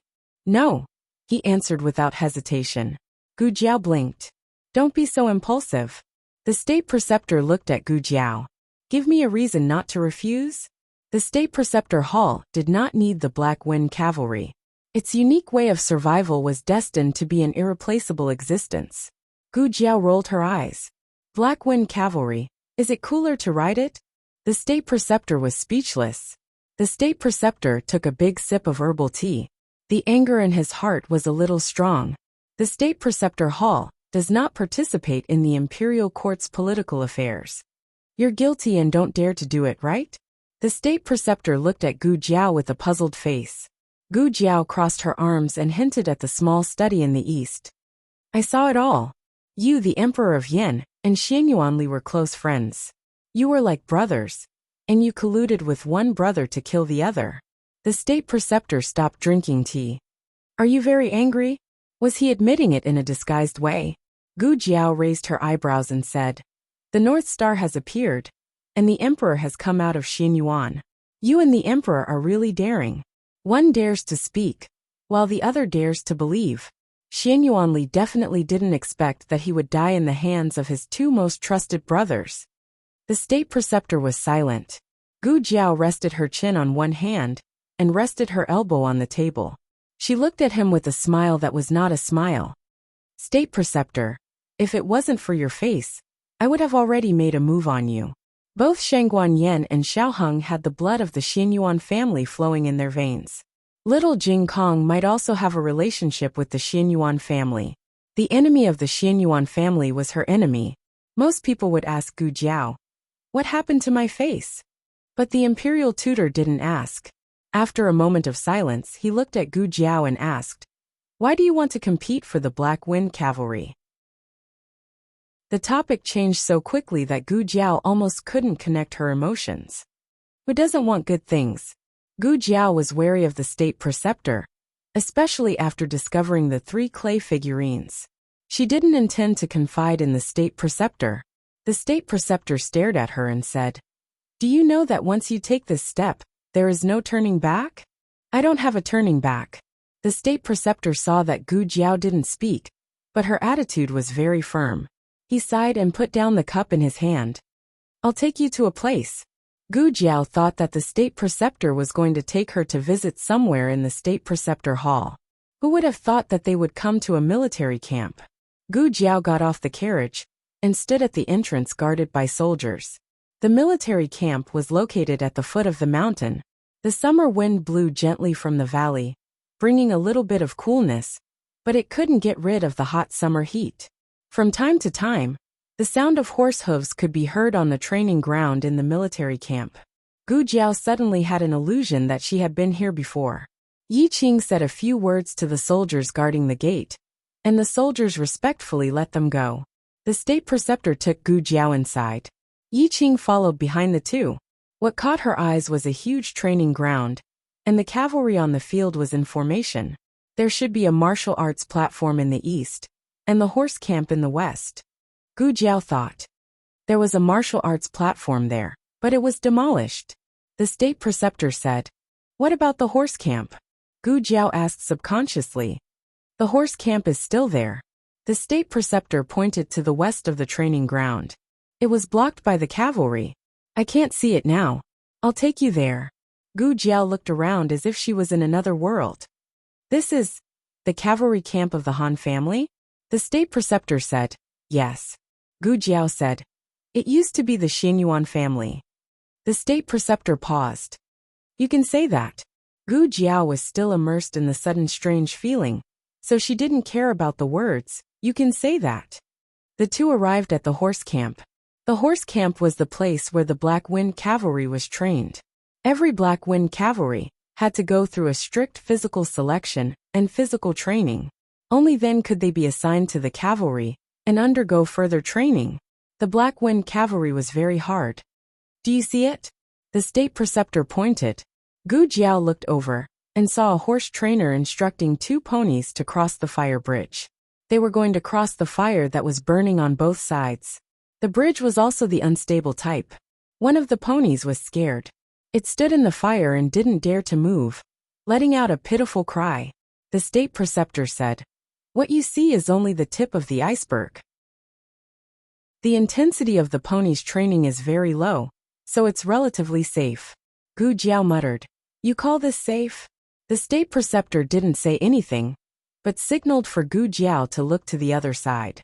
There was an adult Black Wind Cavalry that was also crossing the fire bridge. The fire was bigger and fiercer. Not only were the two sides burning, but the two ends of the bridge were also burning. The Black Wind Cavalry had to rush into the fire without hesitation. Not only did the Black Wind Cavalry have to overcome their fear of the fire and endure the high temperature, but they also had to hold their breath to prevent themselves from breathing in the poisonous gas. The Black Wind Cavalry had protective measures. As long as they were fast enough, they wouldn't get burned. But this was only in principle. In fact, there were often unexpected situations. The state preceptor said again, "The first test is to cross the fire bridge." Gu Jiao took a while to realize that the test he was talking about was the test to become the commander of the Black Wind Cavalry. "Are you telling me the test in advance?" The state preceptor led Gu Jiao forward. No horse can cross the fire bridge in the state preceptor hall. Fear of fire was an animal's instinct. Only specially trained horses could overcome the fear in their hearts temporarily. The horses in the state preceptor hall obviously didn't have such training requirements. There was a loud bang, as if something had exploded. Gu Jiao looked in the direction of the sound. It was another batch of Black Wind Cavalry that was undergoing explosive training. They had to maintain a calm formation under the threat of the explosion. Some of the new horses were so scared that they ran in all directions. The scene was chaotic. The state preceptor pointed and said, "They have been trained since 3 months ago. But look, even they are so scared."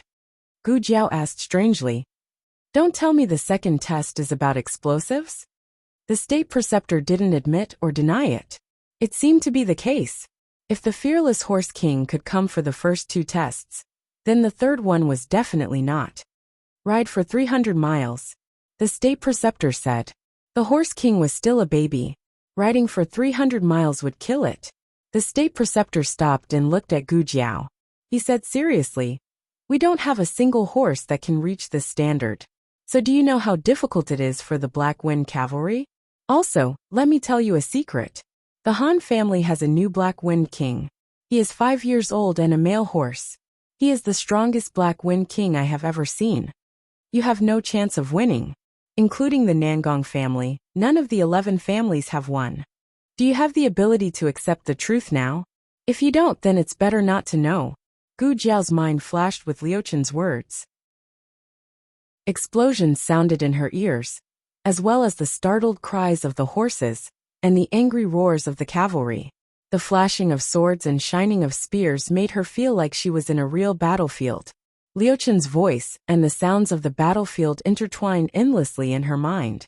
Her chest swelled, as if there was some strong emotion that wanted to rush out. She clenched her fingers and said, "I want to go." The state preceptor's eyes flashed with complex emotions. "Tomorrow, I will let Yi Qing choose the best horse for you." "No need." Although the state preceptor's horse was good, it was not a war horse that could fight side by side with her. Willow Lane. Madame Nan was drying poison. She was sleepy. While drying, she was like a chicken pecking at rice. Suddenly, she pecked her head into the sieve. Madame Nan. Damn, she was poisoned again. Madame Nan looked up with blood flowing out of her 7 orifices, and looked at the door. "No way, my poison can cause hallucinations." "Madame Nan." Gu Jiao walked over. Madame Nan raised her hand and pinched her face. There was warmth. It was hot. It was not a hallucination. Jiao Jiao really had returned. Madame Nan immediately forgot that she had been poisoned and said with a smile, "Why have you returned so quickly? Wasn't it said that Aheng's mother's injuries had not yet healed, and that she would need to stay in the state preceptor's hall for a few more days?" What had happened in the state preceptor's hall? Gu Qingfeng had already come to tell them about it. The things that needed to be shocked had already been shocked. They were more concerned about the future situation of the 2 children. Gu Jiao said, "I came back for a few matters. Are Ai Yin and the others not here?" Madame Nan said, "Elder Meng went to walk his horse. Ai Yin and Xiaoshun went with their master to cut wood. I am the only one at home. They just left and will not be back so quickly.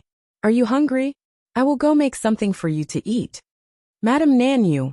Gu Jiao pointed at the poisonous blood on her face. Madame Nan was bleeding from all 7 orifices and smiled. "Do you want to eat noodles or dumplings? My cooking skills have improved greatly recently. How about I bake a cake for you?" Just as she said this, Madame Nan fell to the ground with a thump. Gu Jiao facepalmed. "You've been poisoned, Madame Nan." Gu Jiao helplessly shook her head and carried Madame Nan back into the room. She picked up the antidote on the table and gave it to her. She pulled out a bottle and placed it on the bedside table. Inside was Gu Changqing's blood. She had left a note. She opened the drawer and counted the nutrients that she had left for the Black Wind King. There were less than 2 left. The Black Wind King still refused to eat. Was it only relying on nutrients to maintain its body? Gu Jiao arrived in the backyard. The red tasseled spear stood under the scorching sun. The Black Wind King at the side had become much thinner. It lay on the ground and had completely lost its will to fight. It was like an old horse waiting for death. It saw Gu Jiao arrive, but it was indifferent. It had lost its passion and interest in everything. Gu Jiao knelt down in front of it like a knight and patted its head. "I need you. I need you to stand up. I need you to return to the battlefield. I need you to fight by my side. Not master and mount, but comrades and companions." The Black Wind King did not respond. It wanted to die for its master. It could no longer hear anything from the outside world. Gu Jiao felt sorrow from the bottom of her heart. How strange. She actually had the emotions of a normal person. She gently patted the Black Wind King's head and no longer forced it. Everyone could make their own choices. Horses were the same.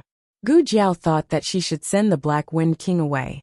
She patted the Black Wind King's head comfortingly and unconsciously began to sing a war song. "Chiwa Wui. Together with you.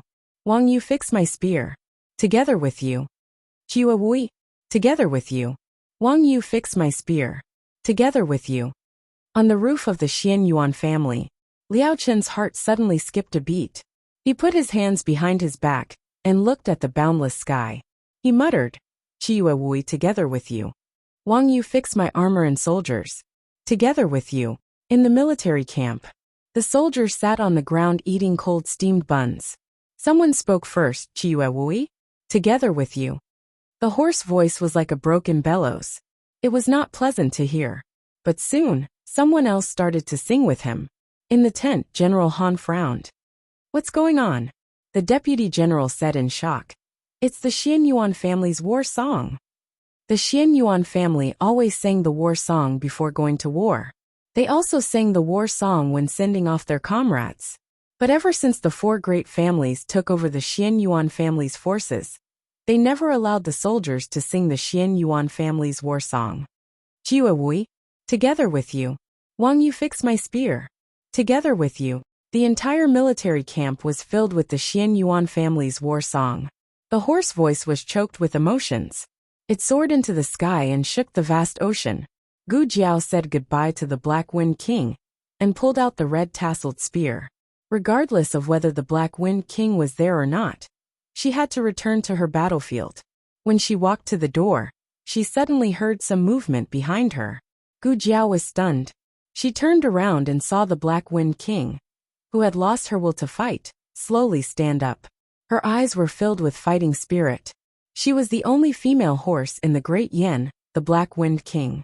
She had a legendary life. Her achievements were far beyond the reach of thousands of horses. At 16 years old, she was old and should retire from the stage of history.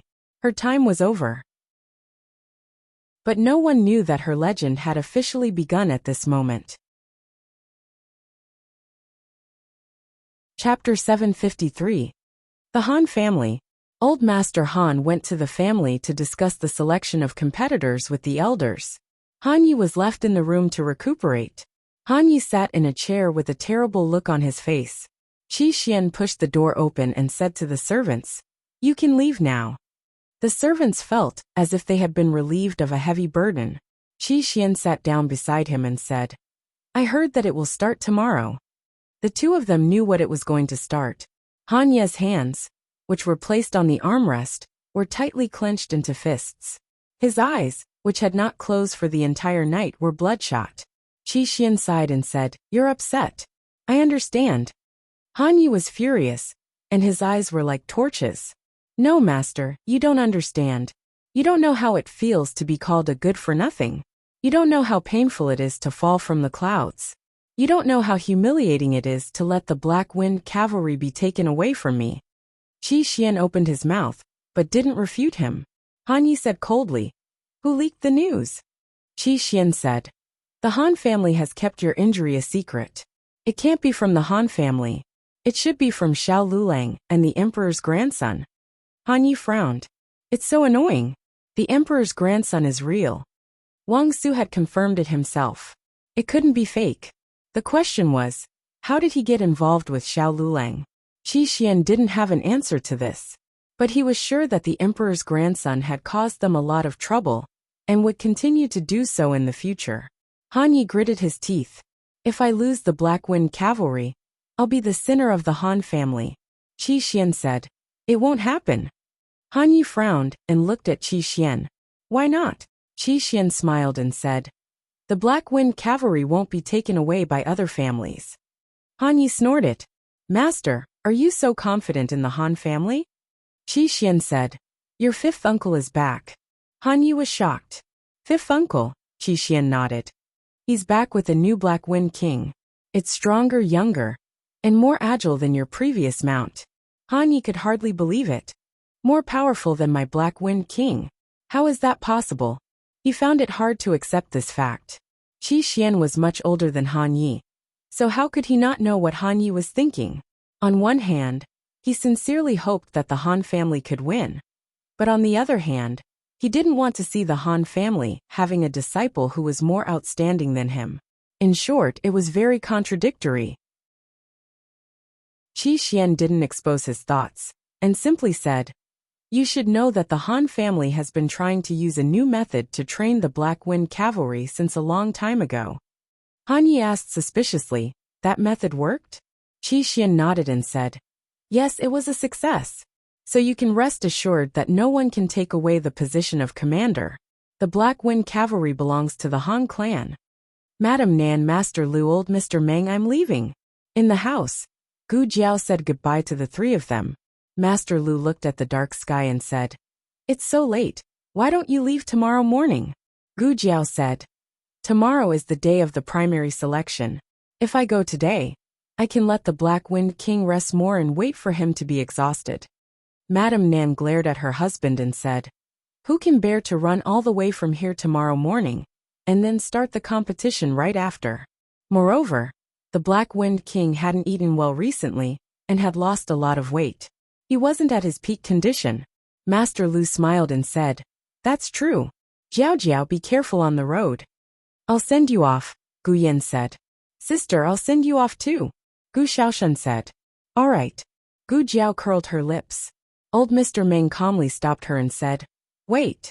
What's wrong?" Gu Jiao looked at old Mr. Meng as she fixed the saddle for the Black Wind King. Old Mr. Meng took the token of the chess sage of the 6 kingdoms from his waist and handed it to her. "Take it." After knowing that he was the real chess sage, Gu Jiao returned the token to him. Gu Jiao said, "I don't need the token to enter the inner city now." The State Master Hall gave her a token of the inner city. Old Mr. Meng said with a sour face, "Take it. If there's anything you can't handle, just tell him. I, old Mr. Meng, owe him a favor." Gu Jiao didn't refuse and took it. "Okay, thank you, old man." Old Mr. Meng coughed and said, "Call me master." Gu Jiao left. Old Mr. Meng thought, rebellious disciple. Gu Yan and Gu Xiaoshan walked Gu Jiao all the way to the entrance of the alley. Gu Yan hooked Gu Jiao's finger and said, "You have to win." If it were others, they might say that winning or losing was not important, and that one should act according to one's ability. But Gu Yan could feel that in the depths of her soul, there was something more important than her life. "Okay." Gu Jiao nodded. Gu Xiaoshan secretly gave his sister a mechanical box. "This time it's been modified, so it won't attack indiscriminately. You can use it without worry." Last time, even Gu Jiao herself was hit by it. Gu Jiao tested it once in the State Master Hall, and almost turned herself and Yi Qing into sieves. Gu Jiao took the mechanical box and said, "You guys go back, I'll be back as soon as I'm done with this." Gu Xiaoshan pulled Gu Yan away. Even when they were far away, he still turned around and waved at Gu Jiao. "Sis, be careful on the road." Gu Jiao also waved back. "And I will." Only when the two entered the courtyard did Gu Jiao get on the horse. This was her first time riding the Black Wind King, and it was indeed different from other horses. She raised her eyebrows. "Am I riding a horse? It's a Lamborghini." Too flashy.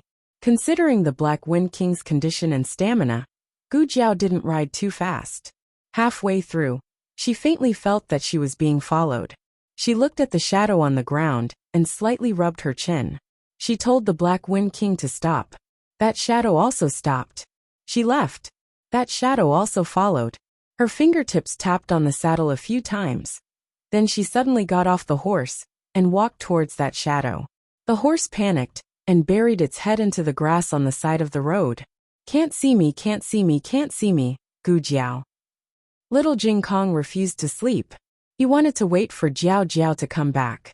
He wasn't satisfied with waiting in the Qilin Hall, so he directly ran to the State Master Hall's entrance. Xiao Hung helplessly followed. One big and one small waited in front of the State Master Hall's entrance like a rock. Finally Gu Jiao came. With 2 horses. The Black Wind King and the Horse King. The moment little Jing Kong saw the Horse King, his eyes lit up. "Wow! Little Shi! Jiao Jiao, you brought little Shi here." The Horse King's body trembled. It was so frightened that its legs almost fell off. Why is this little brat here? Is it too late to escape now?" Little Jing Kong's gaze was attracted by the Black Wind King. He realized that this was not the horse from his family. The horse at home was not so tall and majestic. Little Jing Kong was like a small spore in front of the Black Wind King. He looked at a towering tree and exclaimed, "Wow!" He looked at the Black Wind King in amazement. The Black Wind King also looked at him curiously. After a while, it took 2 steps towards him and sniffed his scent. It was just like how it sniffed the red tasseled spear in the backyard. "It likes you very much," Gu Jiao said to little Jing Kong. "It doesn't have a name yet. Do you want to give it a name?" The Horse King's morale was immediately boosted. "I have a little brother now." Little Jing Kong tilted his head and said, "Boss." The Horse King's face immediately fell. Xiao Hung reached out to Gu Jiao, and Gu Jiao jumped off the horse. Xiaoheng looked deeply at the Black Wind King. It is, Gu Jiao nodded. It is. Little Jing Kong led the two horses happily into the state preceptor palace. Xiaoheng looked at the back of the Black Wind King and said, It has been starving for too long. It seems to be a bit weak. Is it really okay? Gu Jiao looked at the Black Wind King walking silently in the dark and said with certainty, I believe in it. Early the next morning, Gu Jiao saw Yi Qing in the Qilin Palace. Yi Qing first greeted Xiaoheng, who sent Gu Jiao here. Your Highness Zhangsun. Then he said to Gu Jiao, Master asked me to send Mr. Xiao to the primary election. I have already signed you up. This is the token. Oh, Gu Jiao replied, took it, and put it into her pocket. Yi Qing was stunned. Gu Jiao rode the Black Wind King out of the state preceptor palace. The location of the primary election was the Han family's Black Wind camp that the state preceptor took Gu Jiao to yesterday. There were many people who came to participate. In addition to the children of the aristocratic families, there were also many children of poor families who had letters of recommendation. Most of the letters were from the academies or the government offices in Chengdu. Most people would be eliminated in the primary election, but most of them were not the children of the top 10 aristocratic families or the Nangong family. First, the background of the aristocratic families was a consideration. Second, the children selected by the aristocratic families were indeed not ordinary people. They were all the pillars of the family that spent a lot of money and resources to cultivate. In the case of talent and diligence, how could they lose to 10 years of hard work after 100 years of foundation and several generations of accumulation? If the children of poor families wanted to stand out, ordinary talent was not enough. They had to be talented, 1 in 10,000, and they had to put in unimaginable effort. Gu Jiao saw Gu Chongqing from afar. Gu Chongqing was with the crown prince, so it was not convenient for him to come over. He only exchanged glances with Gu Jiao for a moment, then followed the crown prince into the camp. The children of the Han family had privileges. Therefore, while others were waiting in line, Gu Chongqing went to familiarize himself with the venue first. Yi Qing said to Gu Jiao, I won't go in. I will wait for Mr. Xiao outside. The people of the state preceptor palace did not participate in the military power. Sending Gu Jiao to the door was already the limit. If he went in to accompany Gu Jiao, he was afraid that he would be criticized. Gu Jiao nodded. After Yi Qing left, Gu Jiao rubbed the head of the Black Wind King and said, Are you ready? The Black Wind King impatiently took a few steps forward and let out 2 heavy breaths, as if responding to Gu Jiao. Gu Jiao's lips curled up. She tightened the reins and looked forward. Let's go. The preliminary selection was on a training ground in the west of the Black Wind camp. The selection process was not complicated. In the center of the ground, there were 6 man-made iron bridges, 5 feet wide and 2 feet long. The iron chains on both sides of the bridges were burning. At first glance, they were 6 blazing bridges of fire. The candidates needed to ride a horse across the fire bridges, walk on a small path buried with black gunpowder, and make a sharp turn onto a wooden platform about the height of a person. The last person to stay on the platform would advance. It was worth mentioning that during the whole process, the cavalry could not dismount in any way. Otherwise they would be disqualified. Gu Jiao went to draw lots. 6 people in a group. She was number 36, the group in the morning. Gu Chongqing was number 6. When Gu Jiao entered, he had just finished his competition. He rode a Black Wind mount, and his riding and martial arts skills were excellent, so he advanced without any suspense. Gu Jiao was not so lucky. She met both the Han family and Feng family in the first round. The Han family sent Han Che, who rode a fierce and vigorous Black Wind mount. The Feng family sent a branch family member, who was also a rare expert. Although his horse was not a Black Wind mount, it was still very fierce and fierce. Adding on his strong internal energy, he could use his own internal energy to stabilize his mount when necessary. The other 3 were also top experts. 2 of them even spent a lot of money to borrow the Han family's Black Wind mounts. Everyone else's preliminaries were normal, but Gu Jiao's first round was hell. Gu Jiao had a toothache. Han Che stood on the first track and arrogantly said, Is there one more person who's not coming? How long do we have to wait? I don't think he's scared and wants to forfeit. I advise you guys to forfeit as well. How confident are you to compete with the Han family for the Black Wind mount? No, how big of a misunderstanding is there? The Feng family expert coldly said. Humph, stop talking nonsense. We'll see later. Han Che snorted. You overestimate yourself. The Black Wind mount he chose was the fiercest horse, other than the new Black Wind King. This challenge was not as difficult as the usual training.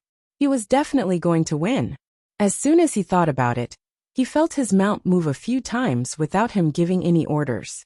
The Feng family expert's horse also moved a few steps. The other two Black Wind mounts also moved uneasily. Don't scare my horse. The Feng family expert said to Han Che. Han Che unhappily said, if you're afraid of being scared, then stay away from me. I even suspected that you used your internal energy to scare my horse. The restlessness of the horses began to increase. Not only were the horses like this, but Han Che also noticed that the horses waiting or resting were also restless, as if they felt some kind of suppression from their bloodline. Han Che frowned. In the next second, a strong murderous aura enveloped him from behind. Almost at the same time, he heard someone exclaim, Black Wind King? The Han family's Black Wind King is here. Black Wind King? His fifth uncle was here? Han Che quickly turned around. However, he did not see his fifth uncle, but a young man that he would recognize even if he turned into ashes. The young man was riding the Han family's previous Black Wind King. Like a returning king, his eyes were piercingly cold as he walked towards them step by step. Chapter 754. The rest of the people present didn't know that Black Wind King had retired, but Han Yi knew very well. This horse was old and couldn't fight anymore. Plus, it went crazy looking for its previous owner, and was judged to have no military value by the Han family. The Han family announced that it was retired. In reality, they didn't want it anymore, and left it to fend for itself. According to Chu Nan, when it found out that its previous owner was never coming back, it wouldn't hesitate to sacrifice itself. After so many days it was starving to death. Why was it standing in front of him all of a sudden? No, it wasn't all of a sudden. It had lost a lot of weight. Han Che had always envied his elder brother's mount, and dreamed of riding it himself. He went to see it every few days, so he was very familiar with its appearance. He suddenly understood that Xiao Lulang must have picked up the horse. Xiao Lulang was a doctor, who knew what method he used to prolong Black Wind King's life. Unfortunately, Black Wind King had lost its will to fight. So what if its life was prolonged? He was nothing more than a walking corpse. Han Che, who figured it all out, didn't have a trace of fear in his heart. Instead, it was replaced by endless ridicule and disdain. I was wondering who it was. So it's you, Xiao Lulang. He rode on his Black Wind mount, and looked at Gu Jiao's handsome face with the red birthmark. He said sarcastically, you don't have money to buy a horse, so you stole our Han family's old Black Wind King? As soon as these words came out, everyone was shocked. What? Stole? His Black Wind King was stolen? I was wondering, it's obviously Heir Han's mount. How did it end up in this kid's hands? The cavalry contestants began to whisper among themselves. A horse to a cavalry was like a weapon to an expert. Everyone wanted to have the best. However, they often couldn't obtain the best things, and they definitely didn't want their opponents to obtain them. If it belonged to someone that everyone could only look up to, then everyone's hearts would still be balanced. However, once it was snatched away by an ordinary person, this balance would be instantly broken. So it was stolen. The realization made them feel a little better. Unfortunately, Gu Jiao's existence was not to satisfy some people's self-consolation. She was here to shatter their fantasies. Gu Jiao said calmly, the Black Wind King of your Han family? Why don't you try calling it and see if it responds? Han Che choked. He stared at the horse on Gu Jiao's back and said seriously, Black Wind King, come here. The Black Wind King didn't move. Black Wind King, Han Che ordered again. The Black Wind King remained as still as a mountain. Han Che frowned. Strangely, this horse was not usually so indifferent to him. It did not allow him to ride it, but at least it gave him some response. Han Che racked his brain and suddenly had an idea. Horseshoe. The horseshoe on its feet belongs to our Han family. Gu Jiao patted the Black Wind King and said, "Come on, boss. Raise your horseshoe and let this blind man see it." Han Che was furious. "Who are you calling blind?" The Black Wind King raised its own hoof. It no longer had the horseshoe on its feet. It was a new one from the State Preceptor Hall. If he had the guts, he would go and argue with the State Preceptor Hall and see if it was the State Preceptor Hall that stole their horse. Han Che gritted his teeth and changed the direction of his attack. "Xiao Lulang, you don't have the right to participate." Gu Jiao raised her eyebrows. "I'm qualified to be here. Speaking of which, didn't your Han family also hire someone to pretend to be a collateral descendant?" "You." Han Che choked with guilt. On the other side, his father's lieutenant shook his head slightly, indicating that he should not be led by the nose by Xiao Lulang. The more he said, the more it would prove that the Black Wind King belonged to Xiao Lulang. Xiao Lulang's every move seemed to be an answer to Han Che's doubts, but in reality, Han Che had fallen into his trap. Han Che took a deep breath and forced himself to calm down. He snorted disdainfully. "What are you so proud of? It's just an old horse abandoned by our Han family. We already have a new Black Wind King. You can have this old piece of trash if you want to." "So it's an old horse. I heard that the Black Wind King was retired. Isn't it a little too cruel to throw it away after it's retired?" "I heard that it ran away on its own. It was obviously stolen by this brat." "That's enough. That's not important. Is this brat crazy to bring an old horse to participate in the competition?" A 16-year-old horse was already useless. If it was in the Han family, an excellent trainer might have been able to prolong its service life. However, in the hands of an ordinary brat, it was no different from a piece of trash.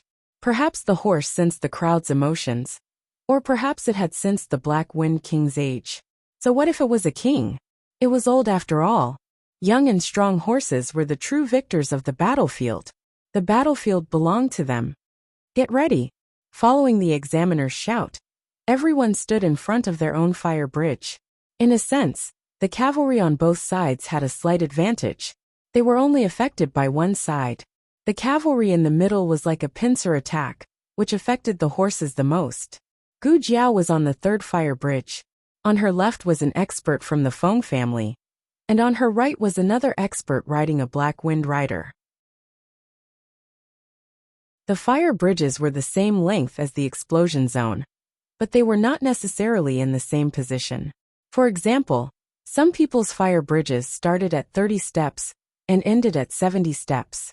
Others' fire bridges started at 10 steps and ended at 50 steps. The explosion zone was the same. This would cause a lot of disturbance to the horses. Gu Jiao held the reins tightly and gently stroked the Black Wind King's neck. The Black Wind King was very calm. In comparison, the other horses were eager to try. They were more eager to charge than the Black Wind King. The Black Wind King looked really old. It was indifferent to the dangers around it. Will it be burned to death because it can't cross it later? It won't be burned to death, but it might be burned. It seems to be very tired. Is it so old that it can't move? The crowd was criticizing. No one was optimistic about the 16-year-old Black Wind King. The expert from the Feng family said to Han Che, "It seems that the winner of this round will be between you and me." Han Che said arrogantly, "You're wrong. There's no chance for you." The expert from the Feng family said coldly, "Let's wait and see."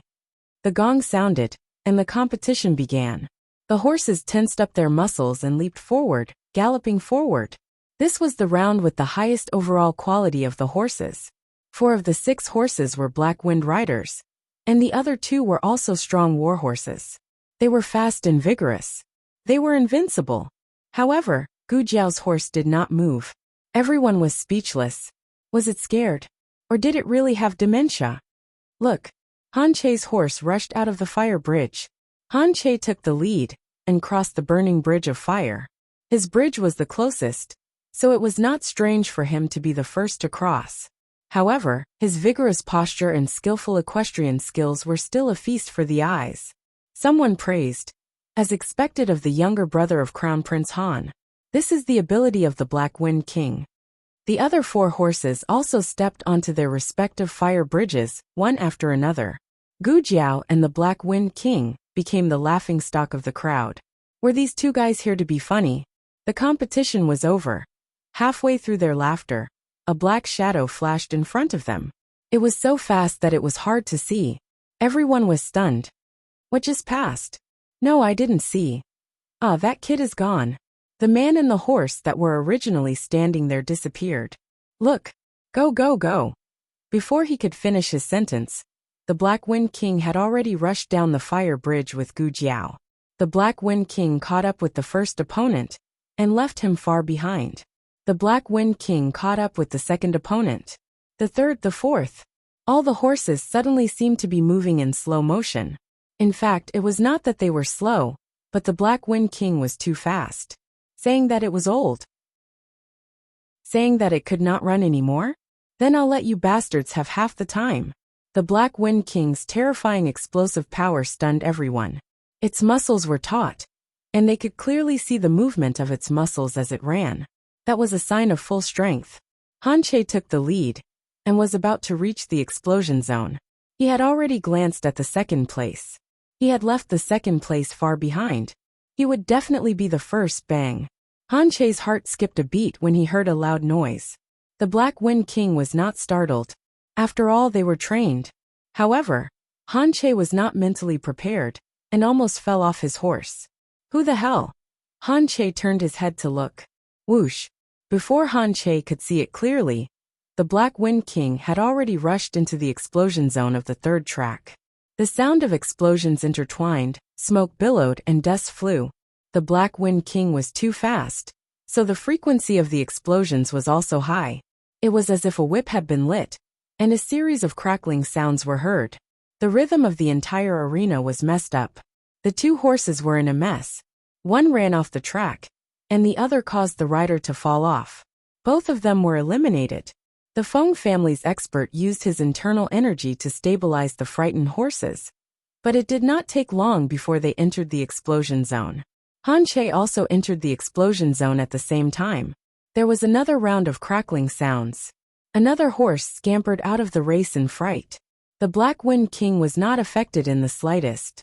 It ran as fast as lightning, leaving Han Che and the Feng experts far behind. Even if they were injected with chicken blood, they would not be able to catch up. Gu Jiao's legs tightened around the horse's abdomen. Her strength and the Black Wind King's strength seemed to have merged into one. It was their first battle, but they seemed to have cooperated thousands of times. It was as if they were born with a tacit understanding. They were about to reach the platform. From afar, Gu Jiao felt that the platform was about the same height as her. When she got closer, she realized that the platform was even taller than Gu Chongqing. It was at least 2-3 meters tall. Prepared to accelerate, Gu Jiao stood up from the saddle with the stirrups. She leaned over and grabbed the reins. Charge!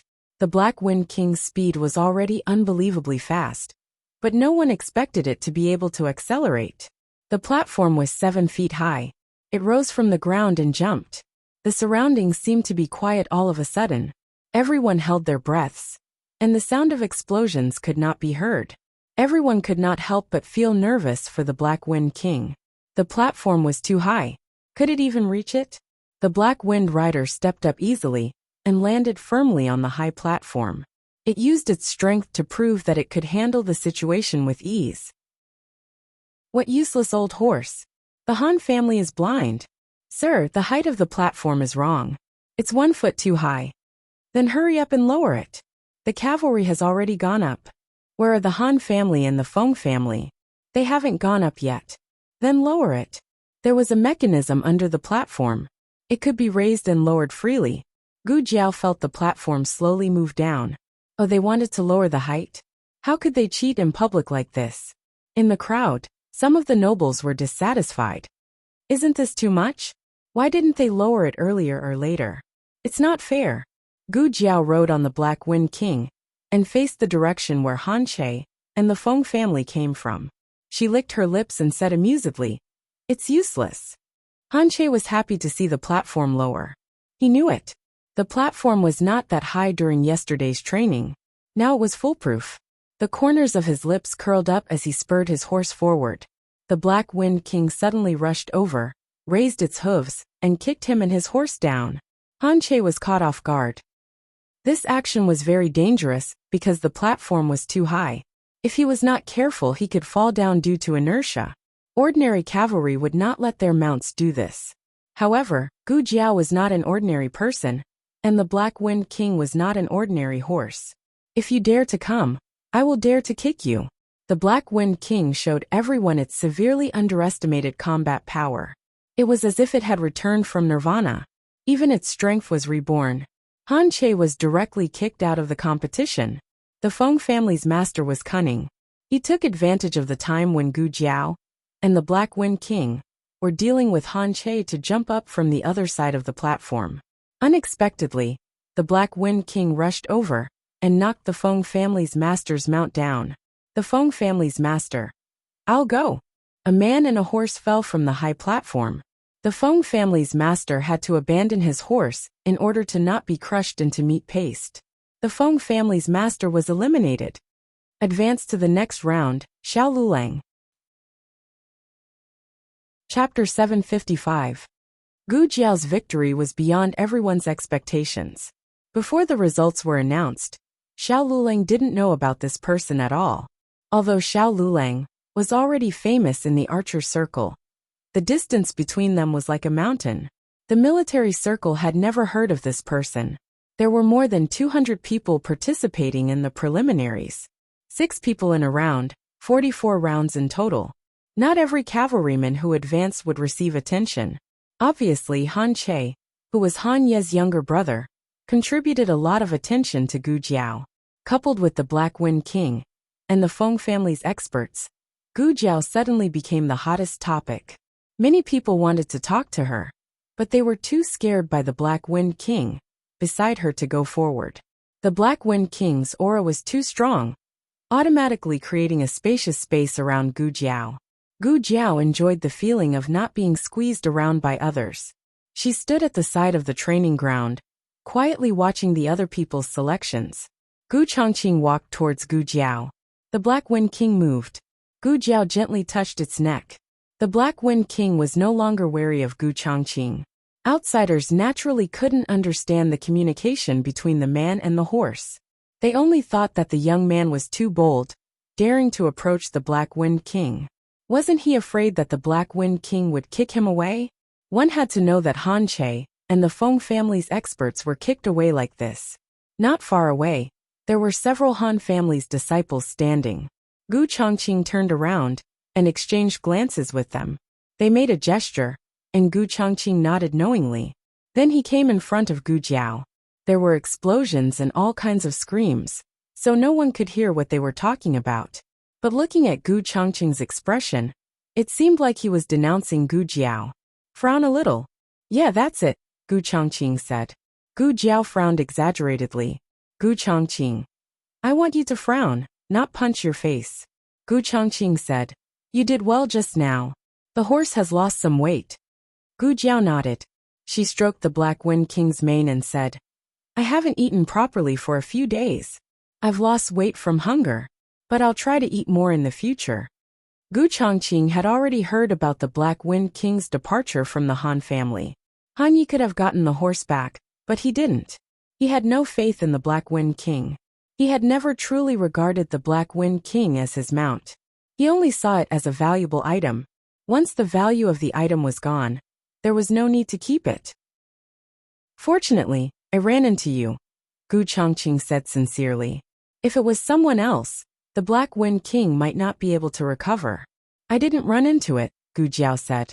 It was the Horse King that brought the Black Wind King back. It was also on the way to find the Horse King that it brought the Black Wind King back. Gu Chongqing didn't know what to say. His sister liked to pick people, and the horse she raised also liked to pick other horses. You're being targeted. Gu Chongqing didn't forget about the important matter. If it wasn't to remind her, he wouldn't have told the Han family's disciples that he was coming over to beat this kid up. Oh, Gu Jiao wasn't surprised. Someone from the Feng family. The Feng family's third brother was killed by her in the forest.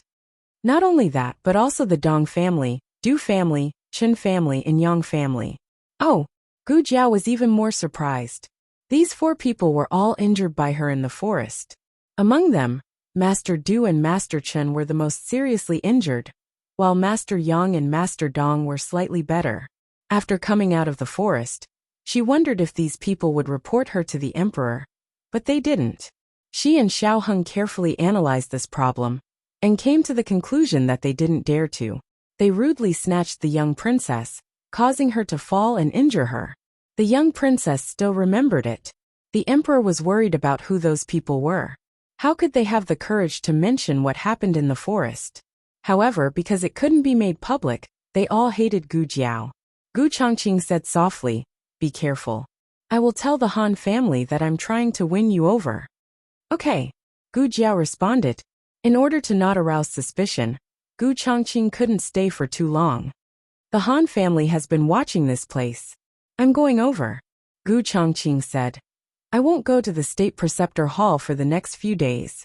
If there's anything, I'll contact you. Gu Jiao nodded. Thinking of something, Gu Chongqing asked again. By the way, what identity are you using? I haven't seen it yet, Gu Jiao said and opened the pouch. Just as she was about to take out the token, she heard a shout in front of her. Xiao Luleng, come and get your number. Gu Chongqing looked at the deputy examiner and said to Gu Jiao, it's the drawing of lots to determine the order of the next round. I've already drawn the lot. It's Heavenly Stems 1. Go quickly. The order of appearance was according to the heavenly stems and earthly branches. The first of the heavenly stems was the number 1. So it was also called Heavenly Stems 1. After drawing the number, it wouldn't be announced to the public. Thus, Gu Chongqing didn't know who would draw the other Heavenly Stems 1. Gu Chongqing said, as long as you don't draw the Heavenly Stems 1, it's fine. It wasn't worth it for them to fight so early. He still wanted to exhaust a few more opponents for her. Gu Jiao looked at him and said, you can't raise a flag. You'll fall. Ha! Gu Chongqing was confused. Gu Jiao said, nothing. I'll tell you in detail next time. I'm going. Go, Gu Chongqing said. Gu Jiao led Black Wind King to the east side of the camp. Another round of selection was going on. One of the participants was Priest Qingfeng. Gu Jiao was surprised. He was here too. Yes, he was the elder brother of the Feng family. The Feng family had 2 spots. The one just now was obviously not enough. If he didn't go up personally, the Feng family had no chance of winning. Priest Qingfeng was riding a beautiful white horse. He looked like a celestial being. Even when he was riding, he looked like a celestial being. He rushed out of the fire. His eyes were cold and determined. His face was stained with ashes, which made him look beautiful. He rode his horse up the platform ahead of the other 5 people. Gu Jiao could see that he was deliberately going easy on them. It was the first round. They just needed to advance. They didn't need to fight too hard. Who didn't go easy on them? Right, boss? Gu Jiao patted Black Wind King and no longer paid attention to the situation on the platform. Priest Qingfeng didn't lose in riding, so he wouldn't lose in martial arts. When she came to the gate of the camp, she met another acquaintance. Compared to Priest Qingfeng, the person in front of her didn't seem so surprised. Mu Qingchen. She greeted him. Mu Qingchen looked a little tired. She didn't know if he was affected by what happened in the Mu family. Mu Qingchen didn't look too surprised. He didn't expect Gu Jiao to come. It was just that he saw Gu Jiao during the selection. He didn't ask why Gu Jiao was here. His intuition told him that Gu Jiao wouldn't answer. He looked at Gu Jiao with a complicated expression and said, I'll do my best. Gu Jiao said, me too. At this moment, a soldier came over and took Gu Jiao and Mu Qingchen's horses to the stable to feed them. Mu Qingchen gave the horse to the soldier. Gu Jiao said, my horse doesn't need to be fed. The soldier said, it's hot. The horse has consumed a lot of energy. If you don't replenish it with water and food, it will be dehydrated. Gu Jiao still said, I know. It's not necessary. The soldier opened his mouth. He wanted to say something, but Mu Qingchen said, take the horse away. Ah yes. The soldier took Mu Qingchen's horse away. When the soldier took the horse to the stable, 2 men in brocade clothes came over. One of them had a white face and no beard, and the other had a goatee. The white man said, "Why didn't you bring it here?" The soldier reported, "Master Dong. The boy said his horse didn't need to be fed." "Oh, what did I say?" Master Dong sneered and looked at the man with the goatee. "Old Yang, do you believe me now? That boy is not a reckless man. He is scheming and vigilant. It's not easy to deal with him." Master Yang frowned and said, "Who on earth is that boy?" Master Dong said with a smile, "He is a student of the Tianqiong Academy from the Zhao Kingdom. He is Mu Qingchen's classmate. I suspect the masked man in white we took away that day is Mu Qingchen." Master Yang said suspiciously, "Why did Mu Qingchen do that? Isn't he the grandson of Master Mu? Why didn't he help the Mu family?" Master Dong said with a faint smile, "Maybe the Su family has their own ideas. Who knows?" Master Yang said thoughtfully, "Since he is not from the Yin Kingdom, he must be a collateral disciple to participate in the selection. Is his purpose to help Mu Qingchen exhaust his opponent?" Master Dong agreed, "It's very possible." On the other side, Gu Jiao and Mu Qingchen had finished drawing lots. They didn't exchange any information in the tent. After coming out, Mu Qingchen hesitated for a moment and called out to her. "I'm from the Earth Branch." Gu Jiao said, "What a coincidence. I'm also from the Earth Branch." Mu Qingchen held his breath slightly. "Shenjiao." Gu Jiao said, "8 limbs. I'm 1 round ahead of you." Mu Qingchen breathed a sigh of relief secretly. Somehow, he didn't want to fight with Gu Jiao. Even if it was only a matter of time, he still hoped that the battle between them could be delayed a little bit. While they were drawing lots, the cavalries of the 10 great families came out one after another. 9 of them from the Han family, except for Han Che, who was eliminated by Gu Jiao. All the other 8 advanced. Everyone was amazed by the strength of the Black Wind cavalries of the Han family. However, Gu Jiao didn't think that the Han family was that powerful. The Black Wind cavalries were taken from the Xianyuan family, and the method of taming them was also passed down by the Xianyuan family. The Han family was just eating the blood of the Xianyuan family. Gu Jiao was not interested in watching anymore. She planned to go back and feed the Black Wind King.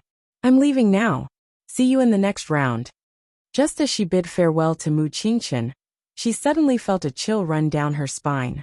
It was as if a terrifying murderous aura had swept over from the other side of the battlefield.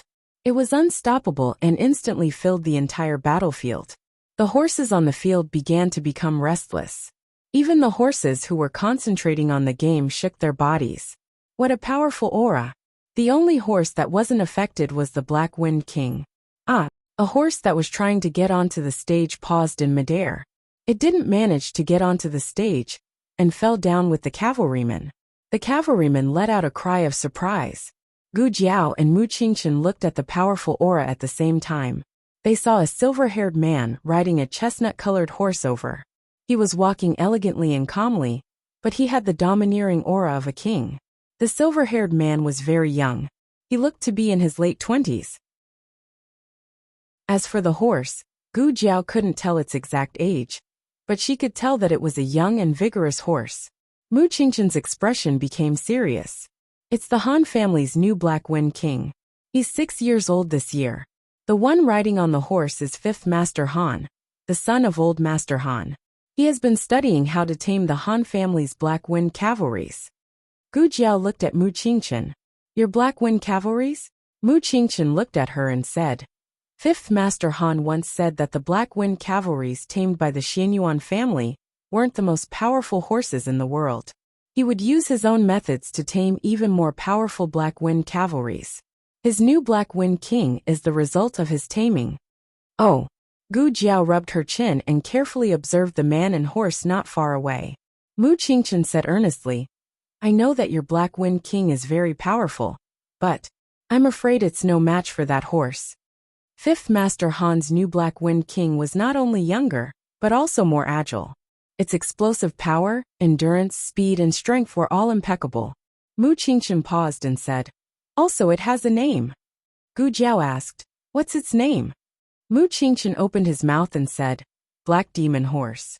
The Black Demon Horse entered the field. It was in the middle of the track, but the horses on both sides of the track were already too scared to move before the gongs and drums had even sounded. Although the other two horses could force themselves to charge forward, they frequently made mistakes and were eliminated before they could even cross the flaming bridge. Fifth Master Han advanced without any suspense. Mu Qingchen looked at the invincible black demon horse on the high platform and frowned slightly. Your Black Wind King took a total of 17 breaths to reach the high platform, but Fifth Han's black demon horse only took 12 breaths. At such a short distance, the black demon horse was 5 breaths faster than the Black Wind King. This was like a 110m hurdle, where the first runner was 5 seconds ahead of the second runner. Mu Qingchen said, I know your Black Wind King isn't using its full strength, and neither is Fifth Master Han's black demon horse. Fifth Master Han's martial arts are very powerful. You have no chance of winning. If you meet them next time, I hope you can choose. Fight, Gu Jiao said. Mu Qingchen frowned. Didn't she say the opposite? Gu Jiao mounted her horse and gripped the reins tightly. She looked at Fifth Master Han, who was riding his black demon horse from afar. Fifth Master Han's eyes were full of contempt. Gu Jiao felt the provocation from the black demon horse, and she also felt the powerful battle intent from the Black Wind King. She straightened her back, and her eyes were resolute. I want to fight. Black Wind King, I also want to fight. For more exciting content. Chapter 756. There are all kinds of novels that can't be found on the internet. There can't be 2 kings in a country. There can only be 1 Black Wind King. The same goes for the commander. This is their joint battle. There is no way out. Gu Jiao refreshed Mu Qingchen's understanding again and again, making him feel as if he saw a new life. There were many brave people in the world, but there had never been such a person who was fearless enough to fight against the heavens, against fate, and against all the impossibilities in the world. He had never thought of running away. He always faced the difficulties head-on, even if he had to die. Mu Qingchen looked at the young man beside him. His chest was filled with a long-lost emotion. It was as if he was suddenly pulled back to his young and frivolous age. His blood was boiling rapidly. Everything around him didn't change. But when Mu Qingchen looked at the fierce competition on the battlefield again, he suddenly felt that everything was different. The confrontation between Gu Jiao and Fifth Master Han ended with Fifth Master Han being announced as the winner. Gu Jiao could stay here until the sky turned dark. If he had the ability, he could always occupy the high platform and not let anyone else choose. The young man looked at him frivolously. Fifth Master Han looked away disdainfully and jumped off the high platform on his new Black Wind King. The Su family came to call Mu Qingchen. Mu Qingchen and Gu Jiao said goodbye. Mu Qingchen still had something to deal with, so he went to another part of the camp. Gu Jiao rode Black Wind King out slowly. Wherever she went, the horses retreated. No one dared to approach. But when she passed by the training ground of the cavalry matrix, Gu Jiao was stopped by several people. They were also riding their own horses. Gu Jiao glanced at them. The goateed Master Yang, the white-faced Master Dong, and the other 3 young people she had only seen in pictures. They were the children of the Feng family, the Du family and the Qin family. You are the one who killed my father. A bad-tempered young man looked at Gu Jiao coldly. He was about to explode. Gu Jiao rubbed his chin. This was the Feng family's brat. He was ranked 4th in the Feng family, and was known as 4th Young Master Feng. He looked quite similar to Feng Laosan. Even his violent temper was exactly the same. His stupidity when being used by others was also exactly the same. Did they tell you? Gu Jiao pointed at Patriarch Dong and Patriarch Yang. It was obvious that these 2 old things were not easy to deal with. Back in the forest, one of them had only made a feint, while the other had waited until his companion was about to die before making a move. 4th Young Master Feng gritted his teeth. You don't need to know who said it. Let me ask you, did you kill my father? No. Gu Jiao denied it without hesitation, and pointed at Patriarch Dong and Patriarch Yang. They were the ones who killed him. Patriarch Dong and Patriarch Yang were stunned. There was actually such a shameless person in this world. Could this brat's ability to invert right and wrong be any stronger? The Dong family's patriarch was furious. Don't slander me. It was obviously you who killed him. Lord Chun, Lord Du, And sure you were present. Little nephew Feng. If you don't believe me, you can ask them. Gu Jiao spread her hands. I was just defending myself. But the people who really killed him were you. You urged him to make a move, but you didn't help him. He and I are enemies, so it's understandable for us to fight. You are friends, but one of you hid and didn't make a move, while the other only made a feint. Didn't you want to borrow my hand, to get rid of Feng Laosan? Patriarch Dong and Patriarch Yang choked at the same time. You! Fourth young Master Feng's expression changed. He tightened the reins in his hand, and looked at the two patriarchs beside him. He gritted his teeth and said, Is that so? Uncle Dong, Uncle Yang. Of course not. Who does your father think he is that we need to scheme against him?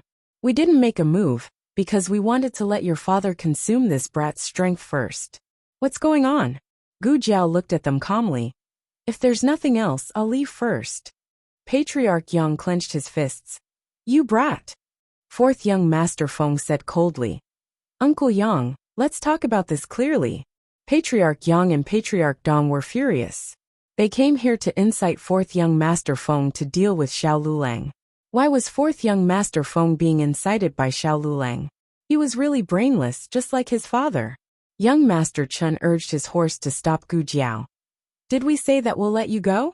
You still haven't settled the score with our Chen and Du families.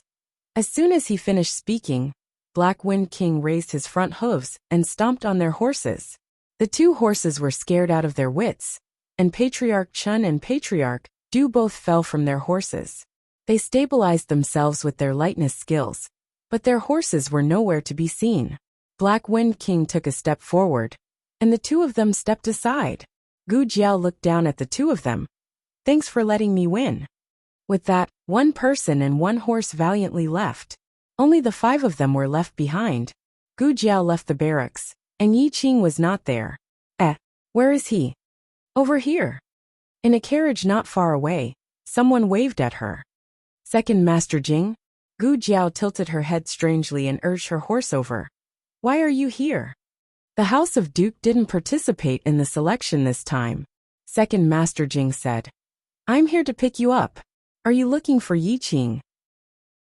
I told him to go back first, and I'll send you back to the Master's Hall later. Gu Jiao said. I don't need you to send me back. I can go back myself. But, why are you here to pick me up? Second Master Jing snorted. Isn't it because of my eldest brother? He wanted to come himself, but it'll be bad if he gets hurt here. So I said I'll come for him. Gu Jiao asked. Is there something you need from me, Duke? You. Second Master Jing was confused by Gu Jiao's reaction. He crossed his arms and looked at her from the window. You, shouldn't you go and see my eldest brother? Ha. This time it was Gu Jiao's turn to be confused. Second Master Jing said. You used my eldest brother's identity to participate in the selection. What do you think? The House of Duke. Young Master? Gu Jiao opened her pouch and took out the token. She flipped it over to take a look, and there really was a Jing character engraved on it. Second Master Jing took in Gu Jiao's confused face, and he asked. You? Don't tell me you only found out now? Yes. Gu Jiao nodded in a daze. Second Master Jing. Gu Jiao kept the token and asked Second Master Jing. Why did the state preceptor look for the House of Duke Ongua? Isn't your relationship not good? Second Master Jing sighed. It's not good. So my eldest brother wanted to reject him at first, but when he heard that it was you, he agreed. I don't know what's so good about you that my eldest brother likes you so much. Gu Jiao said seriously. I'm very good. Second Master Jing. Gu Jiao used the identity of the House of Duke, so it was natural for her to meet the state preceptor. However, she really didn't expect that the state preceptor would choose the House of Duke. Second Master Jing looked at the majestic Black Wind King and asked doubtfully. Isn't this the horse that was badly injured in the Xian Yuan family? It's quite energetic. Gu Jiao said. It'll be more energetic in the future. Second Master Jing brought Gu Jiao to the courtyard where they were last time. Duke Ongwa sat in a wheelchair under the corridor, quietly looking at the direction of the main door, as if he had been waiting for Gu Jiao to appear. His complexion was more rosy than last time, and he no longer looked sickly. He heard Second Master Jing say that his eldest brother's limbs were more agile, and he could write more words. Seeing Gu Jiao enter the courtyard, Dukongwa's eyes brightened, and the hand on the wheelchair's armrest started to tremble slightly. Eldest brother, I've brought her. Second Master Jing walked in from Gu Jiao's side, blocking in front of Gu Jiao. Dukongwa's face darkened. Get out of the way. Gu Jiao also brought Black Wind King in. Black Wind King stopped being aggressive outside and let the servants lead him to the stable to rest. Second Master Jing went to feed the horse. Gu Jiao came to the corridor, and there was already a chair in front of Dukongwa. He used his eyes to signal Gu Jiao to sit down. Dukongwa, your complexion is good recently. Gu Jiao sat down and looked at him. Every time Dukongwa saw Gu Jiao, he would be able to recover better. This was really a miraculous thing. Dukongwa dipped his fingertips in water and wrote on the wheelchair's armrest. How did I choose? Gu Jiao curved her lips. I was promoted. Dukan wrote proudly. Just like what? I think. Gu Jiao observed the strength of his fingers, and he did recover well. Gu Jiao looked at this very amiable face and asked, why did you promise State Preceptor? I have a lot of enemies. Dukongwa wrote, I will protect you. A vegetable in a wheelchair actually threatened to protect a killer. A strange emotion flashed through Gu Jiao's heart. She didn't know what it was. It seemed to be a little hot, a little bitter, and a little painful. This kind of pain was not the same as the pain of being injured, so Gu Jiao didn't quite understand it. Dukongwa continued to write, I have something to give you. Push me in. Gu Jiao pushed him into the study. In fact, he didn't say the study, but Gu Jiao's intuition told her that he was referring there. After entering the study, Dukongwa stared straight at a blue and white porcelain vase on the bookshelf. Gu Jiao walked over, raised her hand, and put it on the vase. She turned it gently, and a secret door opened. Gu Jiao pushed Dukongwa to the door. Dukan wrote on the armrest, East-West just inside, you go get it. Oh. Gu Jiao agreed, and stepped into the secret room. What greeted her eyes was a set of red battle clothes and black armor. The materials of the battle clothes and armor were special, invulnerable to swords and spears, water and fire. Gu Jiao stared blankly at the red battle clothes and black armor in front of her, and didn't speak for a long time. Dukongwa raised his slightly trembling finger, and wrote with difficulty, This is the battle armor that Inin's grandfather prepared for Inin. Unfortunately, Inin didn't have a chance to wear it, so I'm giving it to you now. The battle clothes and armor didn't discriminate between men and women, and could be worn as long as the size was suitable. Gu Jiao's fingertips lightly touched the ice-cold armor. Dukongwa's strength was almost used up, and sweat appeared on his forehead. He continued to write, Do you like it? I like it, Gu Jiao said. When Second Master Jing finished feeding the horses and came over, Gu Jiao had already changed into the battle clothes and armor, and was hugging a cold and austere helmet in her hands. Second Master Jing immediately stopped in his tracks. Of course, he knew that his eldest brother wanted to give her the armor, and he was against it at first. After all, it belonged to Inin, and he didn't approve of giving it away. If his eldest brother really wanted to give it away, he could just go out and buy a set of armor. But when he really saw Gu Jiao in the red battle clothes and armor, standing valiantly in front of him, Second Master Jing suddenly had an illusion. It was as if these things originally belonged to her. After being covered in dust for so many years, they finally had their owner, and she had also taken back her battle clothes and armor. Chapter 757. Gu Jiao stayed for lunch with Duke and had a good appetite. Other than eating a little porridge like he usually did, he also ate a few mouthfuls of the food that Gu Jiao gave him. Gu Jiao gave him food to test his ability to chew. He had a hard time chewing. If it wasn't for Gu Jiao, he wouldn't have eaten it. You have to eat like this for every meal in the future, Gu Jiao said. He couldn't just eat porridge. He had to train his mouth muscles. My older brother won't. Before Second Master Jing could finish, he saw Duken's fingertip write a good on the armrest. Second Master Jing. After lunch, Duken took Gu Jiao to visit the armory in the small courtyard. There were all kinds of weapons. Some of them belonged to his wife, Xianyuanzi, and some were given to Jing Yinin by Xianyuanli. Every time Dukan received a weapon from his father-in-law, he didn't know whether to laugh or cry. Yinin was a girl. Why did he give her these knives and guns? You don't understand. If this child follows me, she will definitely be a great general in the future. But Yinin is only 1 year old. Father-in-law, even if you want to train her, shouldn't you wait until she's older? Even Aziz started practicing martial arts when she was 4. Xianyuanzi, Duke N's wife, was Xianyuanli's daughter. Every time this happened, Xianyuanli would hold the confused Yinin in his arms, as if he was afraid that someone would snatch her away. He snorted, "How can Aziz compare to Yinin? Yinin is most like grandfather. Yinin wants to practice martial arts." Xianyuanli would come to steal the child every few days. Only when Dukan woke up would Yinin not be in bed. Xianyuanli must have sneaked in and taken her away in the middle of the night. Older brother, older brother. Second Master Jing waved his finger in front of Duke An's eyes.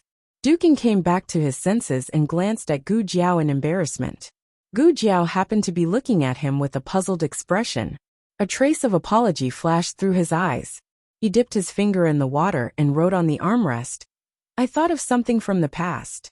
Second Master Jing said, "Xiao Luling wants to ask you, can he choose any weapon here?" Dukan wrote boldly, "I'll give it all to you." Second Master Jing felt wronged. He had coveted his sister-in-law's bow for many years, but his eldest brother had never said anything about giving it to him. Gu Jiao took the weapons to the yard and tested them one by one. Dukan sat in a wheelchair in the corridor and looked at her without blinking, like a parent watching his child play with toys. His eyes were full of smiles. Second Master Jing came over and glanced at Gu Jiao, who was drawing her bow in the courtyard. He whispered, "Eldest brother, it's dangerous for her to go for the selection. Do you want to persuade her? It's not easy for you to find someone you like. If something goes wrong, you won't have anyone to accompany you in the future." Second Master Jing was not stupid. His eldest brother looked at Xiao Lulang, as if he was looking at his own child. His eldest brother really wanted to be a father to this child. It was enough for him to experience the pain of losing a child once. Dukan knew what he was going to face, and what he would have to bear in the future from the moment the imperial tutor came to find him. He liked this child very much. Of course, he hoped that she could always be by his side, but he couldn't cut off her wings, just for his own peace of mind. If she wanted to fly, he would hold her and lift her above his head. He would let her fly further and wider into the sky. He would be frightened, but he would never stop her. Gu Jiao stayed in the yard until evening before she went home. She picked a bow, which was the one that Second Master Jing had coveted for many years. On the way back to the Imperial Tutor Hall, Second Master Jing looked at her like a resentful wife. Gu Jiao could enter the Imperial Tutor Hall just by showing her face. She led Black Wind King to the Qilin Hall. Halfway there, Yuhi seemed to be looking for her. When he saw her, his eyes lit up. "Young Master Xiao." He strode towards Gu Jiao. When he reached her, he suddenly remembered the indescribable scene that he saw in the Qilin Hall. He felt awkward and said with a fake smile, "Young Master Xiao, you're back." Gu Jiao was very magnanimous. Instead, it made Yuhi look like the one who was caught doing something bad. "You're looking for me?" Gu Jiao asked. Yuhi braced himself to talk about business. It's my master. He said that your horse is in the recovery stage, and you need to pay more attention to feeding it. He asked people to get some fine feed, and asked if you want to take a look." Gu Jiao didn't have much experience in raising horses. She should ask the imperial tutor for advice. Yuhi took Gu Jiao to the purple bamboo forest. Yuhi couldn't face Gu Jiao. He couldn't help but think of the appearance of Gu Jiao and Xiao Hung in the room. How could the imperial grandson, like a fairy, like a jade, like a man? Cough cough. He couldn't think about it anymore. Perhaps to resolve the awkwardness, Yuhi tried to find something to talk about. "I think you're very good at raising horses. Little Shi is very good." The Horse King had only been here for a day, but Yuhi already knew that it was called Little Shi. Yuhi asked, "How do you usually feed it?" Gu Jiao said, Just feed it casually?" Yuhi smiled. "What do you feed it?" Gu Jiao thought for a moment. "Grass, Sometimes I give it some carrots. Yuhi's mouth twitched. Are you sure you're raising a horse and not a donkey? Yuhi continued to find something to talk about. By the way, I heard from Big Brother that you advanced. I haven't congratulated you yet. Gu Jiao said, yes. The conversation died. Yuhi couldn't find anything to talk about. He endured the great awkwardness alone, and took Gu Jiao to the state preceptor's small courtyard. The state preceptor went to pick some purple bamboo. Yuhi let Gu Jiao sit in the central room for a while.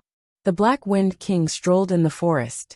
Yuhi took out the special wine of the state preceptor's palace to entertain Gu Jiao. Gu Jiao took a sip. It's so sweet. Yuhi smiled. This is osmanthus wine made by Master himself. There's only one jar a year. Ordinary people can't drink it. At this time, Gu Jiao had finished her cup. She was slightly startled. It's wine. Yuhi nodded. Yes, but it's not bitter at all, right? The wine made by my master is. Bang. Gu Jiao's head hit the table. She was drunk. Yuhi. Young Master Xiao, young Master Xiao, young Master Xiao. Yuhi called for a long time, but Gu Jiao still didn't respond. Yuhi was confused. How can you be so good at drinking? Your martial arts are so good. Shouldn't you not be drunk after 1,000 cups and 10,000 cups? How can you be drunk after just one cup? It's over. How am I going to explain to Master when he comes back? The state preceptor chopped 2 bamboo sticks and came back. He saw Gu Jiao lying on the table, drunk and unconscious. Yuhi was like a child who had made a mistake. He stood up, lowered his head, and said in a panic, I'm sorry, Master. I gave young Master Xiao some osmanthus wine. The state preceptor frowned. You gave her wine? Yuhi opened his mouth. The state preceptor had always been expressionless when talking to people, but now he was a little unhappy. She can't drink. Yuhi lowered his head even more. Yes, I know I was wrong. The osmanthus wine was placed on the table. He thought that his master was going to use it to entertain Xiao Lulang. The state preceptor gently put the bamboo sticks on the ground and came behind Gu Jiao. He bent down and picked up Gu Jiao and carried her to the inner room. Yuhi's eyes almost popped out of their sockets. His master didn't even carry his eldest senior brother, but he actually carried Xiao Lulang and even brought her into the inner room? The state preceptor put her on the bamboo bed and let the disciples of the purple bamboo forest boil some hangover soup. Yuhi had never seen the state preceptor like this before. At his master's level, he didn't show his emotions and wasn't disturbed by the mortal world. But just now, he saw emotions in his master's eyes. You can leave, the state preceptor said to Yuhi. Yes. Yuhi cupped his hands and left without looking sideways. Even after he left the courtyard, he was still puzzled. What was the relationship between this Xiao Lulang and his master? Why did his master repeatedly make exceptions for him? Gu Jiao's aftereffects were too strong. At first, Gu Jiao was just drunk and sleeping, but later on, she began to have wild dreams. She first dreamed that when she was 8 years old, she was brought back to the organization by a youth wearing military boots. The youth was 16 years old and was the organization's youngest godfather, as well as the most cold-blooded assassin. She was the first child he brought back, but he was the coldest and most unreasonable to her. He would always punish her. In the middle of the night, she would often be the only one running laps on the training field. He was like a cheetah hiding in the darkness, making her not dare to be lazy. She would always be exhausted, and then be carried back by him like a sack. For the most dangerous mission, he would never call anyone else. Shadow, you come with me. She once suspected that he wanted to use the mission to kill her. She and her companions were taken hostage, but he didn't even look at her as he saved her companions and left. However, it was also at that time that the companions he cared about were killed and she, who didn't even get a glance from him, survived. At that moment, she seemed to understand something. Wake up. Drink some hangover soup before you sleep. The voice seemed to come from the water and entered Gu Jiao's mind. The scene in the dream was shattered. She opened her eyes in a daze and looked around. Before she could react, she closed her eyes and fell asleep again. She continued to dream, but it wasn't the dream just now. The weather was good, and she came to a small courtyard full of lilies. There was a cluster of green bamboo in the corner of the courtyard. A gentle breeze blew, and the bamboo leaves and lilies danced together. She recognized that this was the courtyard she had been to in the afternoon. Why did she come back? Where was the Duke? Just as this thought flashed through her mind, she saw the door to the upper room open and someone walk out. But it wasn't the Duke, but a pregnant woman. She was wearing a purple battle suit and silver armor. She held a longbow in her hand, as if she was about to go to war. The young Dukin walked out and looked at her deeply. His eyes were slightly red. She smiled and said, "Take care of Enine. I'll be back soon." "But you didn't come back." This sentence suddenly flashed through Gu Jiao's mind. She looked at the woman's back as she walked out of the courtyard. "Don't go. You will die on the battlefield." Gu Jiao wanted to stop her, but she couldn't make a sound from her throat. She tried a few times. Suddenly, the little girl in the room stumbled out. Her tender voice cut through the air. "Mother." Gu Jiao's body shook, and she opened her eyes.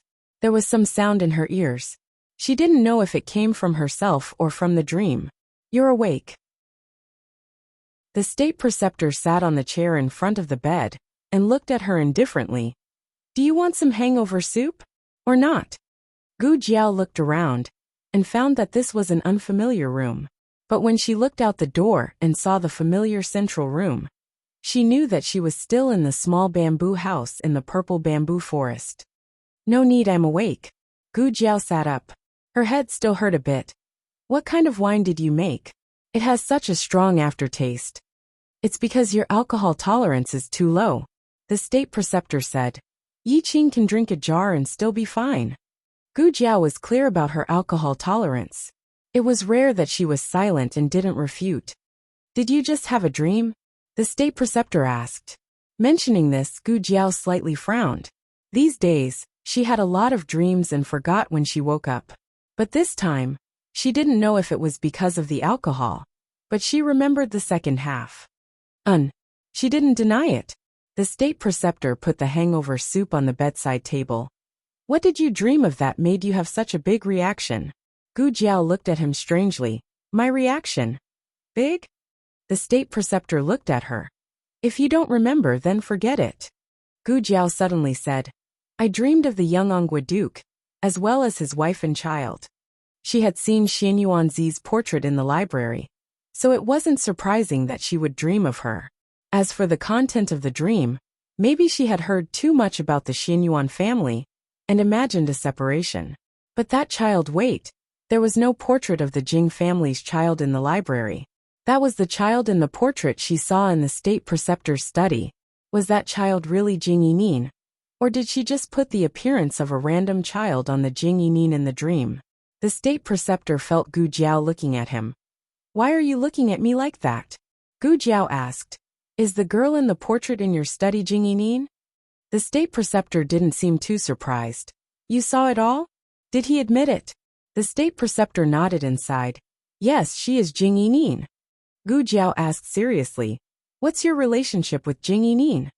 The state preceptor looked at Gu Jiao, and his expression suddenly became serious. "Do you really want to know?" Gu Jiao, "Yes."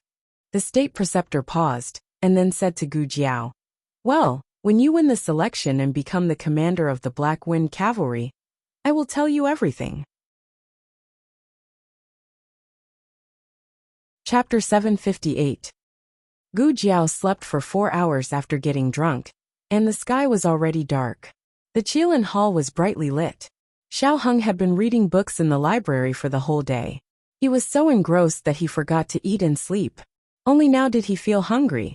He didn't have a good appetite, so the kitchen made him delicious egg soup, a few special snacks from the state preceptor hall, and a plate of fresh fruits to appease his appetite. Xiao Heng sat down and was ready to eat. Little Jing Kong was taking a bath in the house.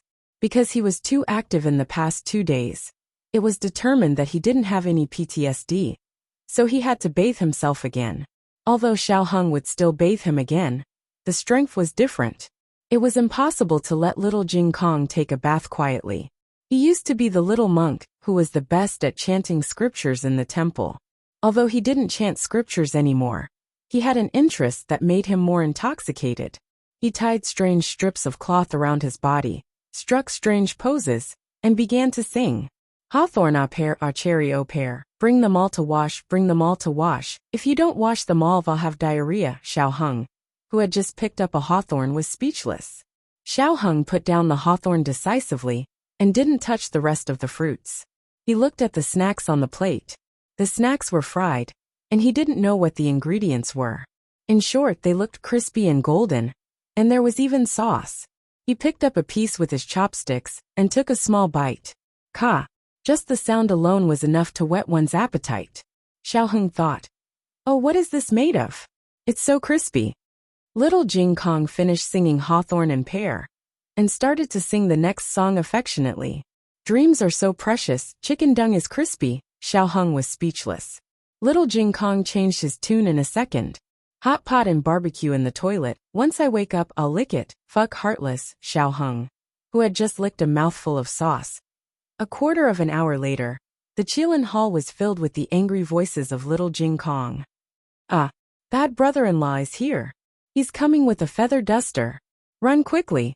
It was another chaotic night. The solemn Grand Preceptor Hall seemed to have become a scene of fireworks in the mortal world, because of the quarrel between the adult and the child. 3 days later, on the first day of the 7th lunar month, today's competition was the true first round of the selection. The location was still the Han family's Black Wind camp. A total of 44 cavalrymen had advanced to the next round. In the preliminary round, 6 would advance to the next round, and 2 would advance to the next round. Outsiders were not allowed to watch this kind of selection in the military camp. Only the soldiers of the military camp, or those who were related to the selection, could appear at the scene. Xiao Hung took the carriage and sent Gu Jiao to the entrance of the barracks. He watched as Gu Jiao rode the Black Wind King into the barracks before letting the carriage leave. However, he didn't go far. He found an inconspicuous shade and waited. Not far away, another carriage was parked. Dukin and Second Master Jing sat in the carriage. "The weather is so hot. I told you not to come, but you just had to come," Second Master Jing muttered. Dukin didn't say anything. The main thing was that he couldn't say anything even if he wanted to. He quietly waited here, waiting for Gu Jiao to come out, regardless of whether she succeeded or not. Gu Jiao didn't come early. Everyone else had arrived. A soldier came to her to take the number plate and hang it on the bulletin board. "Can I go and take a look?" Gu Jiao asked a soldier passing by. The soldier said, "Yes." Gu Jiao walked over. The number plates were almost full. It seemed that everyone had arrived. The first number plate belonged to Gu Chongqing.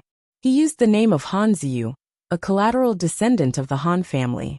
The other number plate belonged to Yang Wu, the younger brother of Yang family head. Yang family head was a true master. She just didn't know how strong his younger brother was. Daoist Qifeng was Heavenly Stem third brother. His opponent was the son of the Dong family. Gu Jiao looked at her and Mu Qingqian's numbers. The two of them were really lucky. Her opponent was from the Han family. What kind of ill-fated relationship was this? And Mu Qingqian was going to fight someone from the Wang family. They were fighting their own people. They had really exhausted their strength too early. There were still 7 or 8 number plates that hadn't been hung up. Gu Jiao didn't see 5th Master Han's name. He probably hadn't come yet. He's Heavenly Stem's 7th brother. Gu Chongqing walked over. There was some distance between the two. At first glance, it seemed that they didn't have any interactions. Earth Stem 6th brother.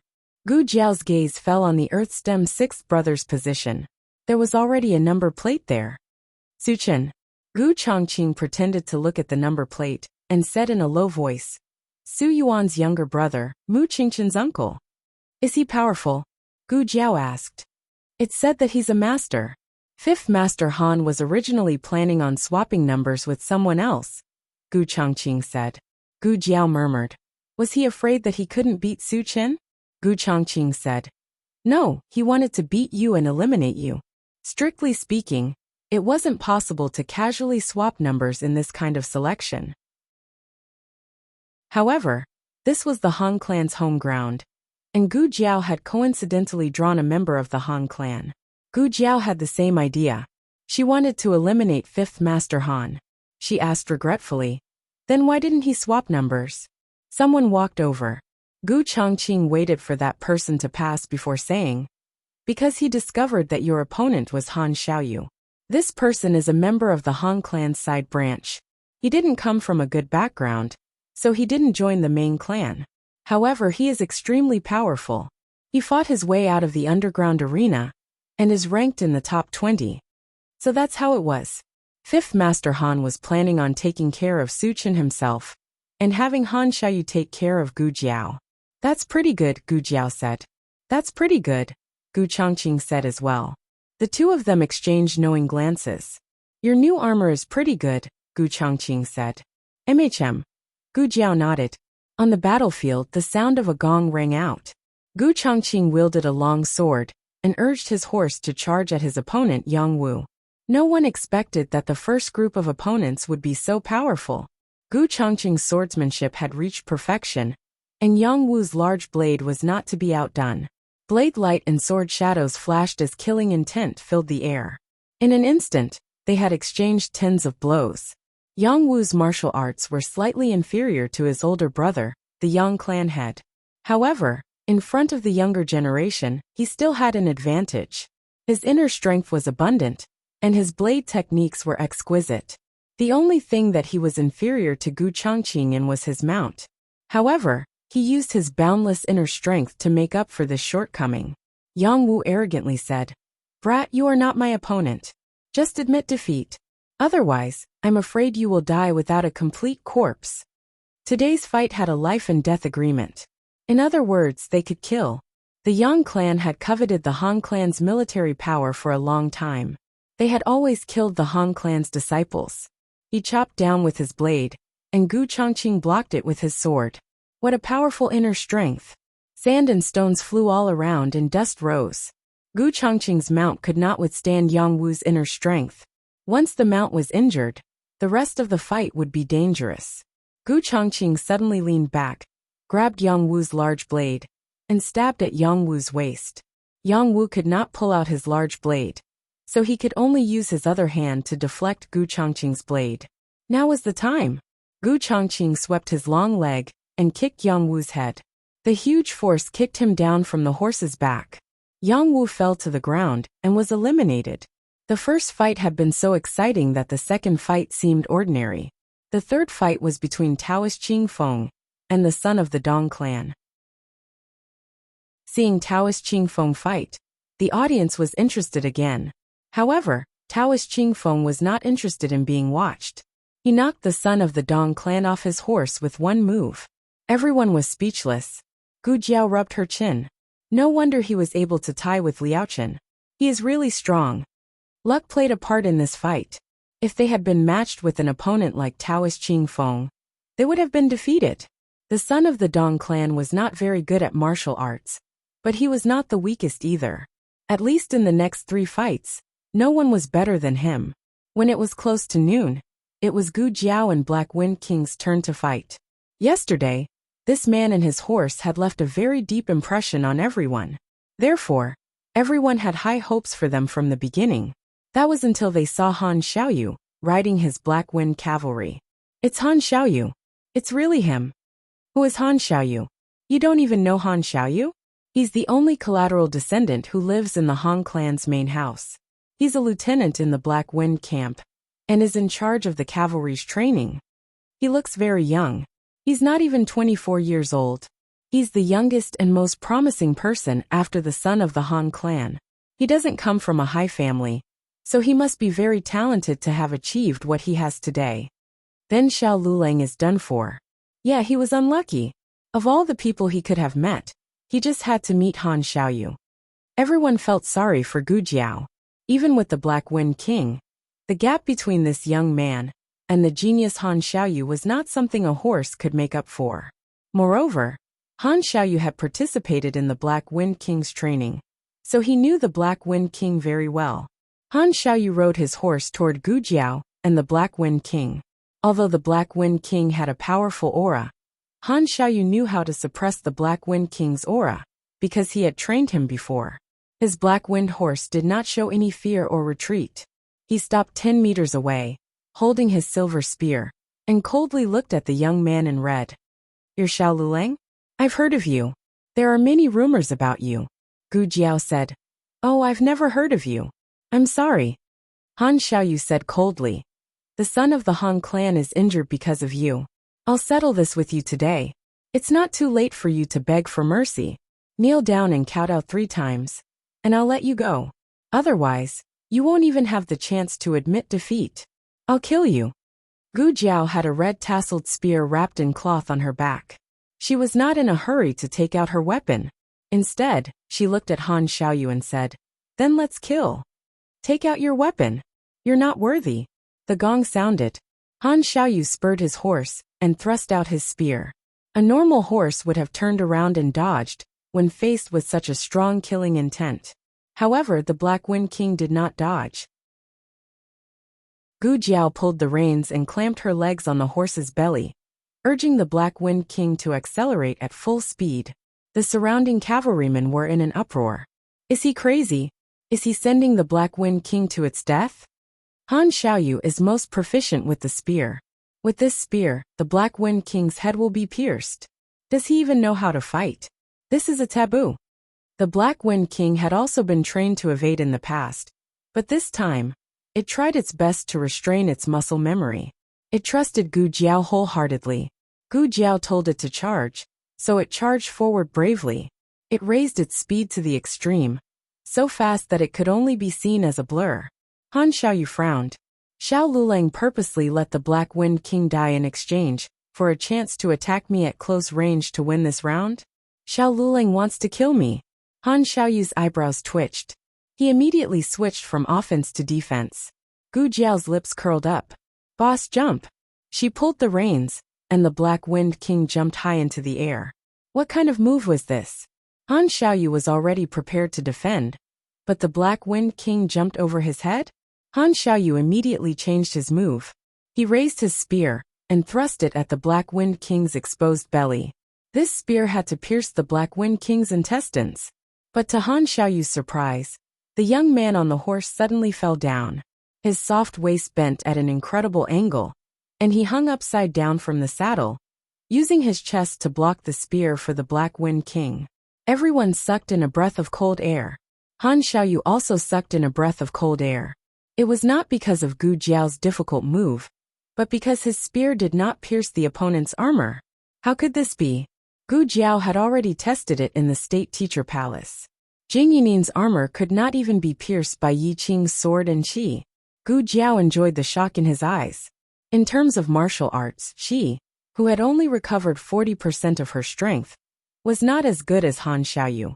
But her equipment was strong. Come on, let's compete.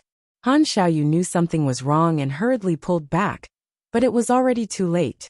Gu Jiao grabbed his spear, lowered her body, and pressed down on Han Xiaoyu's saddle to pry up the spear. I don't need to pry up the earth, but prying you is enough. Han Xiaoyu was directly sent flying. He simply did not understand how he flew out.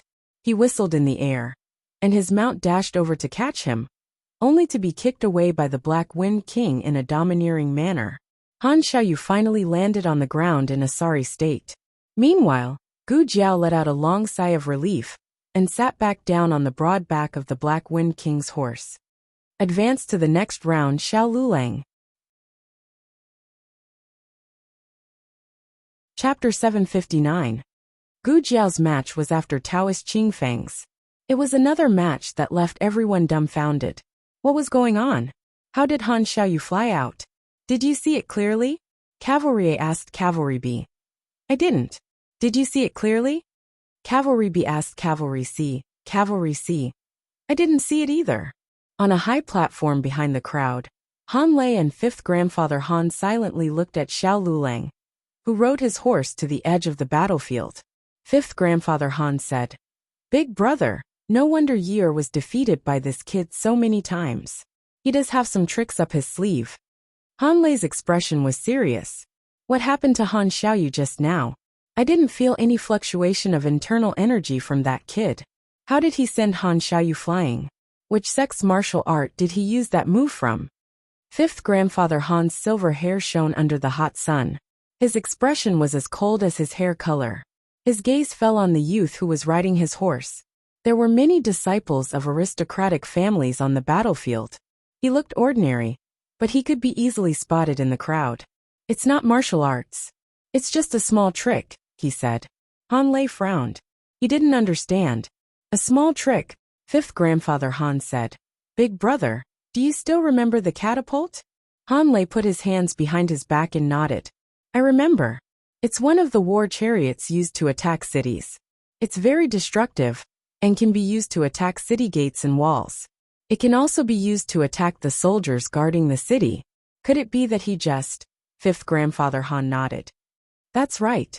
He used Han Xiaoyu as a rock and pried him out. He understands the logic, but very few people can create such an environment and opportunity in close combat.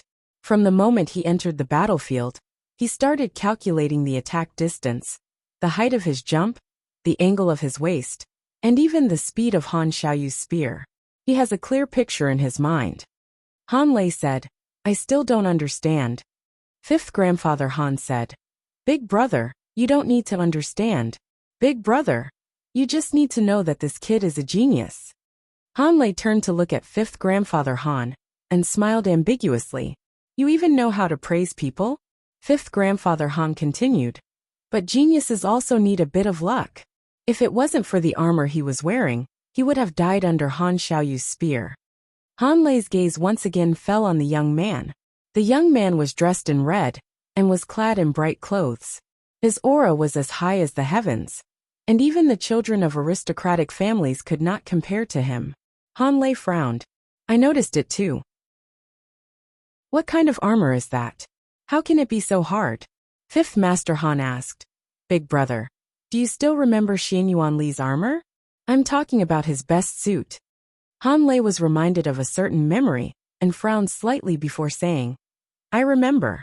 Back then, he relied on that armor to infiltrate the Jin nation's enemy camp alone, and rescued the captured monarch. But after he was defeated and died, we didn't find that armor. He was wearing ordinary armor. You can't be thinking that Xiao Liulong's armor is the same as Xianyuan Li's, right? It doesn't look like it. Fifth Master Han said. Maybe it was made of the same material, or maybe it was made by melting down Xianyuan Li's armor. Han Lei sighed. 15 years ago, if Xianyuan Li didn't change out of that armor, he might not have died so quickly.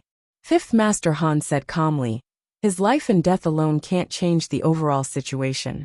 The Xianyuan family's defeat is destined. Han Lei did not refute this point. That's true. With the appearance of the Emperor's star, how could the monarch keep the Xianyuan family alive? It's a pity that the armor didn't fall into the hands of our Han family. Let's talk about the selection this time. Xiao Luleng is a tough one. You didn't meet him in the first round, but it might not be the case in the next round. Gu Jiao had already ridden to the spectator area. The Black Wind King's aura prevented people from entering, leaving him a comfortable space. Fifth Master Han looked at Gu Jiao and said, He's not my match. Han Lei turned around and patted Fifth Master Han's shoulder with a smile. Don't underestimate him, fifth brother. Han Lei looked at Gu Jiao and said seriously, Don't worry, big brother. I won't underestimate him. If I meet Xiao Luleng, even if I know he's not my match, I'll still do my best. Gu Jiao's next match was Mu Qingchen. His opponent was Wang Su's younger brother Wang Yi. According to seniority, he had to call him uncle. Wang Yi smiled. Don't be afraid of me just because I'm your elder. Mu Qingchen held his sword and cupped his hands. I'll do my best. Please advise me, Uncle Wang. Wang Yi retracted his smile and pulled out his scimitar.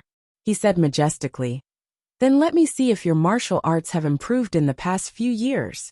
With the sound of the gong, the two of them charged at each other on their horses. Mu Qingchen's weapon was a sword, while Wang Yi's was a scimitar. It was said that the sword countered the scimitar, and the scimitar countered the spear, but that was not the case. Every weapon in a fight had its own advantages and disadvantages. It all depended on how the weapon was used. Wang Yi used a domineering scimitar, which could suppress his opponent in an instant. Mu Qingchen's swordsmanship focused on swiftness and lightness. Mu Qingchen's sword could be easily blocked by Wang Yi's scimitar. However, if Wang Yi's scimitar came down, Mu Qingchen might not be able to block it. In order to avoid being hit by Wang Yi's attacks, Mu Qingchen attacked Wang Yi as soon as he entered the arena. He didn't use any of his power-type moves, such as slashing, and stabbing. All of his moves were quick and tricky moves that were impossible to guard against. Wang Yi was dazzled. He couldn't use his strength. In the end, Mu Qingchen stepped on the pedal and jumped up. He flipped in the air and cut the leather of Wang Yi's saddle. Mu Qingchen then slashed the back of the horse with his sword. The horse was startled. It raised its front hooves and rushed forward. Wang Yi's body tilted, and he slid down from the horse's back along with the saddle. In the next second, Mu Qingchen landed on his horse and grabbed his arm. "Uncle Wang Si." Wang Yi steadied himself and looked at Mu Qingchen with amusement. He patted Mu Qingchen's horse and said while panting, "I lost. I admit defeat." Mu Qingchen got off the horse and put away his sword. He cupped his hands and bowed like a junior. "Uncle Wang Si, you let me win." Wang Yi waved his hand. Okay. I didn't want to come. But since you defeated me, you can't lose to anyone else. You have to prove to me that I didn't lose to you." Mu Qingchen narrowed his eyes with a complicated expression. Yes, there were 3 more groups. However, one of the cavalrymen of Heavenly Stem Gung 7 was in trouble and couldn't come to the arena in time. Generally speaking, this kind of situation could be dealt with as forfeit. However, 5th Master Han was generous and said that he was willing to wait for his opponent. And now he was waiting. He's coming. Who's coming? 5th Master Han's opponent. It's him. Gu Jiao rode on Black Wind King's back and listened to their conversation. Who is it? Why are you reacting so strongly? It's Nangong Jing, the first daughter of the Nangong family.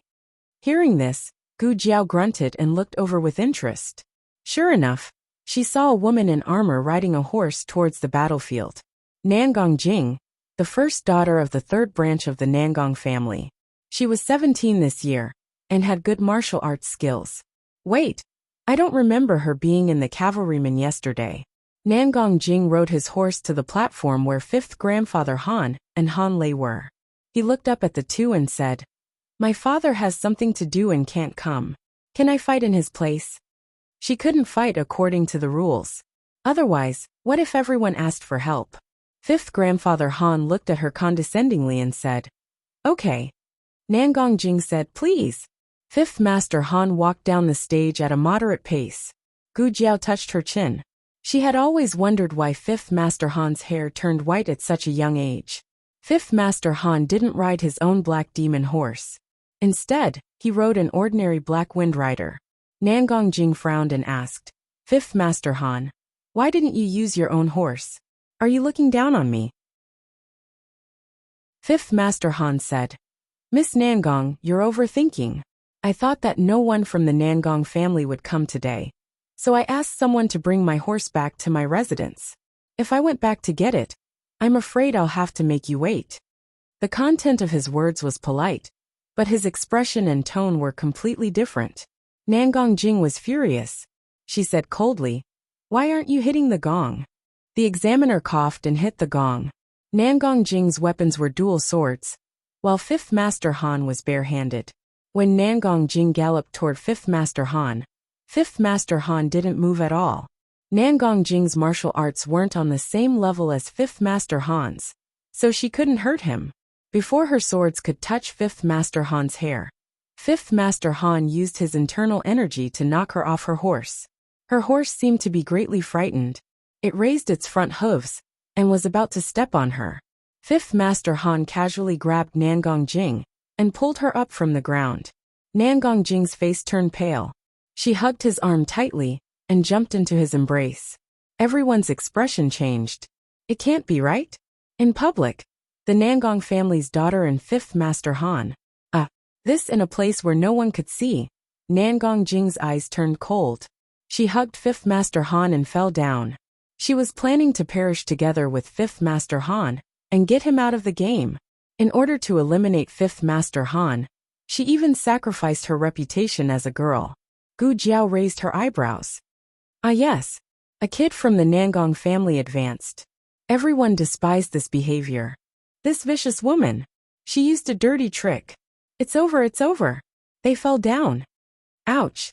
The two of them fell off their horses. Nangong Jing held onto Fifth Master Han tightly and sneered. Let's go to hell together, Master Han. Fifth Master Han's expression was calm. His thin lips moved slightly. You're happy too early. Nangong Jing's expression froze. Fifth Master Han pried open one of her hands and slapped her. Under the reaction of the force, Fifth Master Han successfully returned to the saddle. Nangong Jing fell heavily to the ground and spat out a mouthful of blood. She wiped the blood from the corner of her mouth and glared at Fifth Master Han fiercely. You knew that I was going to scheme against you? Fifth Master Han said coldly, yes. Nangong Jing frowned. Then why did you? Fifth Master Han sneered. If you want to scheme against me, you have to pay a price, right? After today, Nangong Jing's reputation would be completely ruined. If she could eliminate the biggest competitor for the Nangong family's disciples, her sacrifice would be worth it. But now, her sacrifice was in vain. Gu Jiao had a new understanding of Fifth Master Han. He was truly a ruthless man. He didn't even care about a beauty like Nangong Jing. The next 3 rounds weren't that amazing, and the next round didn't have a number plate. After watching, Gu Jiao went to the stable to feed Black Wind King.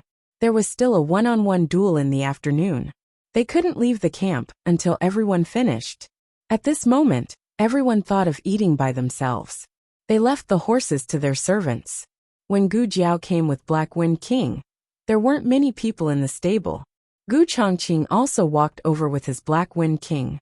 He pretended to feed the horse and said to Gu Jiao calmly, "There's a sand table simulation in the afternoon. You can draw lots after entering the arena." Gu Jiao first checked the feed in the stable.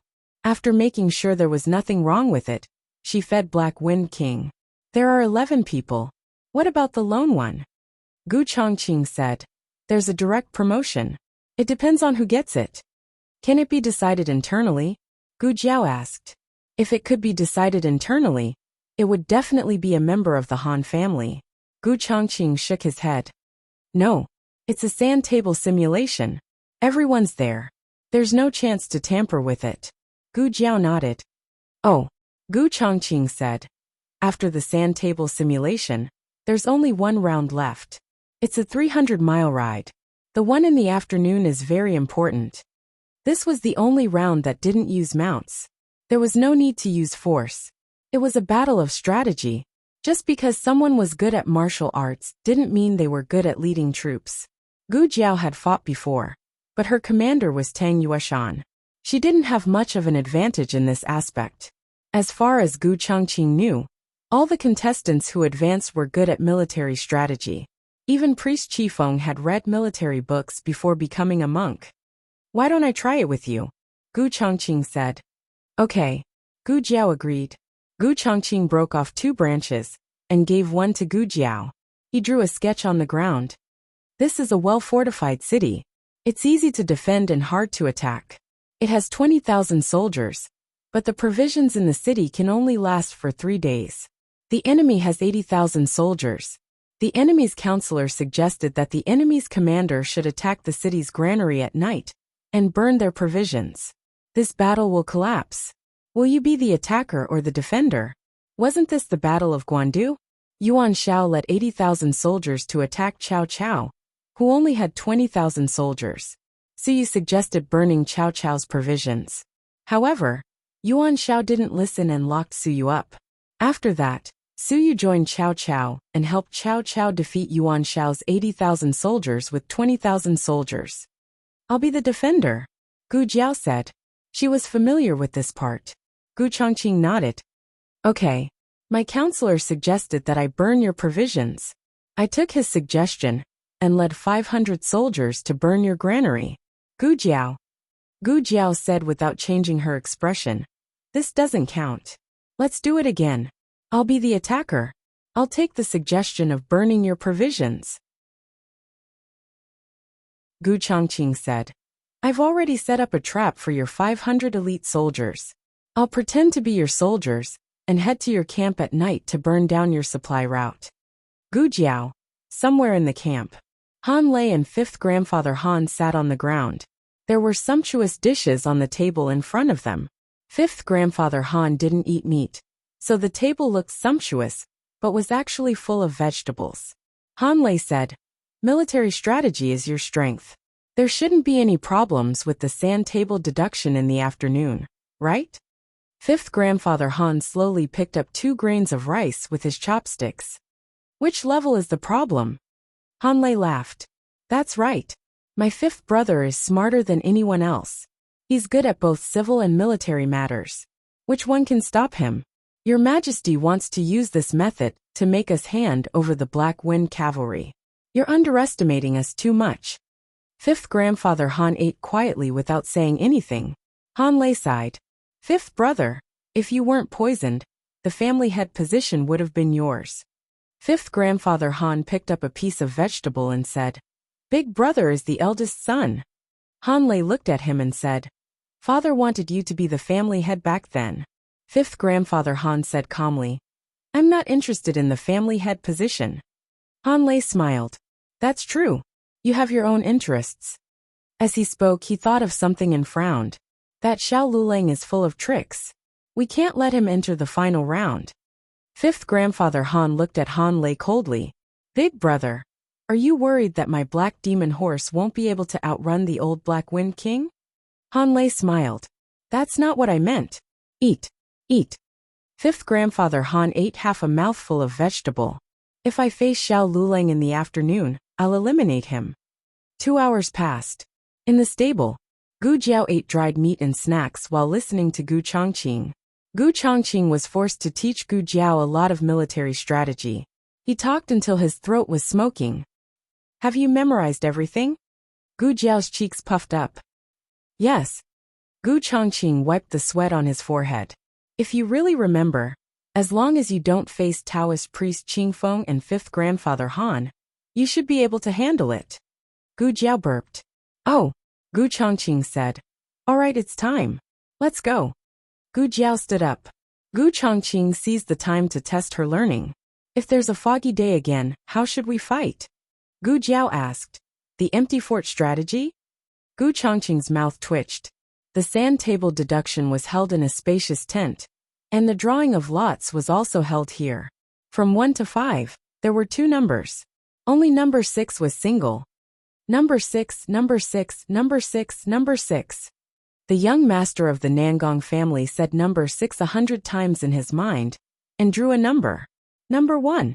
He sighed in disappointment. "Who's number 1? "Oh, it's me," Taoist priest Qingfeng said politely. The young master of the Nangong family rolled his eyes and fainted on the spot. Gu Chongqing and the son of the Dong family drew number 3. Mu Qingchen and the cousin of the Mu family drew number 4 at the same time. Mu Qingchen was simply going against the tide when he went out. He either fought against the Wang family or the Mu family. They were all on his side. Fifth grandfather Han drew number 1. Only Gu Jiao and the son of the Feng family hadn't drawn a number yet. The remaining 2 numbers in the box were number 1 and number 6. Everyone's eyes fell on the 2 of them. One of them would be extremely unlucky, and the other would be extremely lucky. The cavalryman on the side didn't know whether to be glad that they drew the number in advance and didn't have to fight against fifth grandfather Han, or angry that they didn't wait patiently until the end. Maybe they could directly advance. The son of the Feng family suddenly became a little nervous. You first or me first? Whatever. I'm fine with either, Gu Jiao said. The son of the Feng family gritted his teeth. Then, I'll go first. Okay. Gu Jiao raised her hand and motioned for him to go first. The son of the Feng family reached out his hand to the box, but he suddenly retracted his hand when he approached the hole. Wait. Let's wait. Ah. Gu Jiao looked at him strangely. The son of the Feng family took a deep breath. You first. Okay. Gu Jiao reached out her hand. The son of the Feng family glared.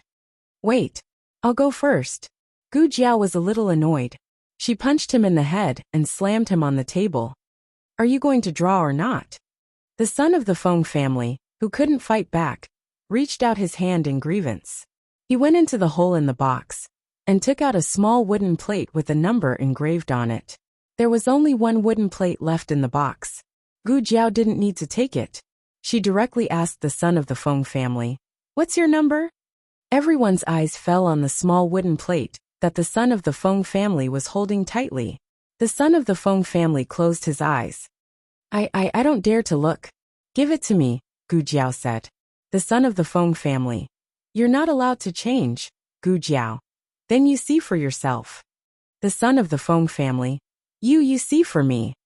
I'll see for you. Fifth grandfather Han casually walked over and pinched the son of the Feng family's wooden plate with his slender fingertips. The son of the Feng family nervously opened his eyes and looked at him. Fifth grandfather Han gave him a look that told him to let go. He was so scared that he let go. Fifth grandfather Han held the wooden plate in his hand and looked at Gu Jiao with a smile. Xiao Lulang, what do you think of your luck? Gu Chongqing's eyes turned cold. Please don't be number one. My name is poisonous. My luck has always been bad. I choke when drinking water. I can't hide from the rain. And I fall when walking on the road. There are only unlucky things that you can't think of. But there is no unlucky thing that I can't do. Gu Jiao finished honestly. She took out the small wooden plate from the box, looked at it and sighed. Sure enough. Ha! Fifth grandfather Han couldn't help but laugh arrogantly and playfully. Gu Jiao also laughed. God can't stand it. Let my luck change. Fifth grandfather Han's smile froze. Gu Jiao's fingertips moved and revealed the wooden plate. Number 6. Xiao Lulang advance. Chapter 760. Fifth grandfather Han clenched his fists, and a murderous look flashed in his eyes. He actually didn't care if Xiao Lulang advanced or not. Even if he advanced, Xiao Lulang wouldn't be able to pass the last round. However, it didn't feel good to be fooled. This kid called Xiao Lulang was a very infuriating person. Outside the tent, Han Lei shook his head slightly at fifth grandfather Han and used his eyes to tell him not to be impulsive. This wasn't a place to fight. It wouldn't be good if he was disqualified. Fifth grandfather Han closed his eyes and exhaled a mouthful of turbid air. He calmed himself down and said to Gu Jiao, "It's just a futile effort." Gu Jiao nodded in agreement. "You're right. It's just a futile effort. Hurry up and admit defeat. Let little brother Feng compete with me in the next round." Feng Ling was so scared that he shuddered. In addition to the 11 selected candidates, there were also examiners from the imperial court and some cavalrymen who were disqualified but allowed to watch the competition. Everyone's eyes fell on Gu Jiao. This kid's face was damaged, and he wasn't old, but he dared to use such an arrogant tone in front of fifth grandfather Han. Was he not afraid of death? Compared to the showy heir Han, this low-key fifth grandfather Han was the real killing god of the Han family. Old Master Han thought highly of him. If he hadn't been poisoned, even the position of the head of the family would have been his. Fifth grandfather Han wasn't easily angered. What happened just now was an accident. There wouldn't be a second time. He looked deeply at Gu Jiao. "See you in the next round." Gu Jiao shrugged. "Who knows? After all, I've advanced and you haven't." Of all people, this was a sore spot. Fifth grandfather Han clenched his fists. Outside the tent, Han Lei gave one of the examiners a look. The examiner immediately coughed. "Ahem. All right, let's begin. Xiao Lulang, you've already advanced. You can stay and watch the battle. Or you can leave first." Everyone looked at her enviously. Why couldn't this kind of luck fall on their heads? Gu Jiao said helplessly, "Since the examiner wants me to stay, then I will reluctantly take a look." The examiner was speechless. The tent was spacious, and in the middle of it was a sand table. The examiners sat on the main seats, facing the entrance of the tent. The spectators stood in designated areas on both sides, guarded by 10 guards. The tent was very quiet. The first group was between the Feng family's legitimate son, Feng Ling, and Fifth Han. Those who could advance to this round were all capable. Feng Ling's strength was not weak, and he often studied the art of war at home. However, he was not on the same level as Fifth Master Han. Fifth grandfather Han won effortlessly. Feng Ling walked to the spectator area dejectedly. The scion beside him comforted him. "All right, it's not like you lost to Fifth Master Han. You can even brag about it later." Feng Ling sighed. That's true. However, he had let his family down. Next was Taoist Qing Feng, and the legitimate son of the Nangong family, who was Nangong Jing's biological brother. How much confidence did Nangong Jing have in her brother to think that the Nangong family could advance to the next round, as long as 5th Master Han was eliminated? See, the sand table deduction was hammered to death. Thank you for letting me win. Taoist Qing Feng cupped his hands. The legitimate son of the Nangong family was ashen, as he was carried away by the guards in defeat. Gu Chongqing frowned slightly. In this round, he wanted to fight 5th Master Han and Taoist Qing Feng the most. These two were too powerful. He wanted to have a chance to eliminate a strong opponent for his sister. Unfortunately, his opponent was the legitimate son of the Dong family. Third round, Han Ziyu, the examiner, announced the result. Gu Chongqing cupped his hands at the legitimate son of the Dong family. Thank you for letting me win. The legitimate son of the Dong family returned the gesture and accepted his defeat with dignity. In the fourth group, Mu Qingchen fought against his cousin. Mu Qingchen won. There was not much suspense in the first few groups, but the last group was a little surprising. One of them was a member of the Han family, and the other was a member of the humble class named Jun Xiuhan. In the first 2 rounds, most people paid attention to the members of the top 10 aristocratic families. Jun Xiuhan was so quiet that people ignored him, but in the end he won again. At the very least, Gu Jiao was using the identity of Duke An's adopted son. Jun Xiuhan, on the other hand, was a descendant of a humble family. He was one of the few students who relied on the prize money to study at Jianan Academy. It was also at this moment that people truly recognized this member of the humble class. This guy is so lucky. The aristocratic family members beside Gu Jiao whispered. Gu Jiao glanced at him. Why do you say so? The aristocratic family member said. It's not easy for him to reach this stage. He just defeated the Han family members. Just wait and see. The aristocratic families will definitely try to win him over. Gu Jiao said. Oh. The next round was a 300-mile raid. It was said that the king would personally set the topic. The specific location and rules would only be announced on the day of the selection. After coming out of the tent, Gu Jiao went to the stable to find the Black Wind King. Gu Chongqing followed her. The last round is in 3 days. Let the Black Wind King recover in these 3 days. I will. Gu Jiao agreed. Gu Chongqing said. The next round won't be in the military camp. You have to be careful. If the Han family has any plans, I will find a way to inform you. Gu Jiao nodded. You have to be careful too. Qi Xian and Han Yi have seen you. Don't run into them. Gu Chongqing, who was cared for by his sister, was very happy. He nodded. Okay. As they spoke, the two arrived at the Black Wind King's stable. Gu Jiao had specially chosen the most remote stable. Normally no one would pass by. In the end, when the two of them arrived at the scene, they found 2 unconscious guards lying in the stable. The guards were wearing the Han family's cavalry armor. One of them had a crooked nose and a slanted mouth, while the other had a swollen face. The Black Wind King stood proudly in place.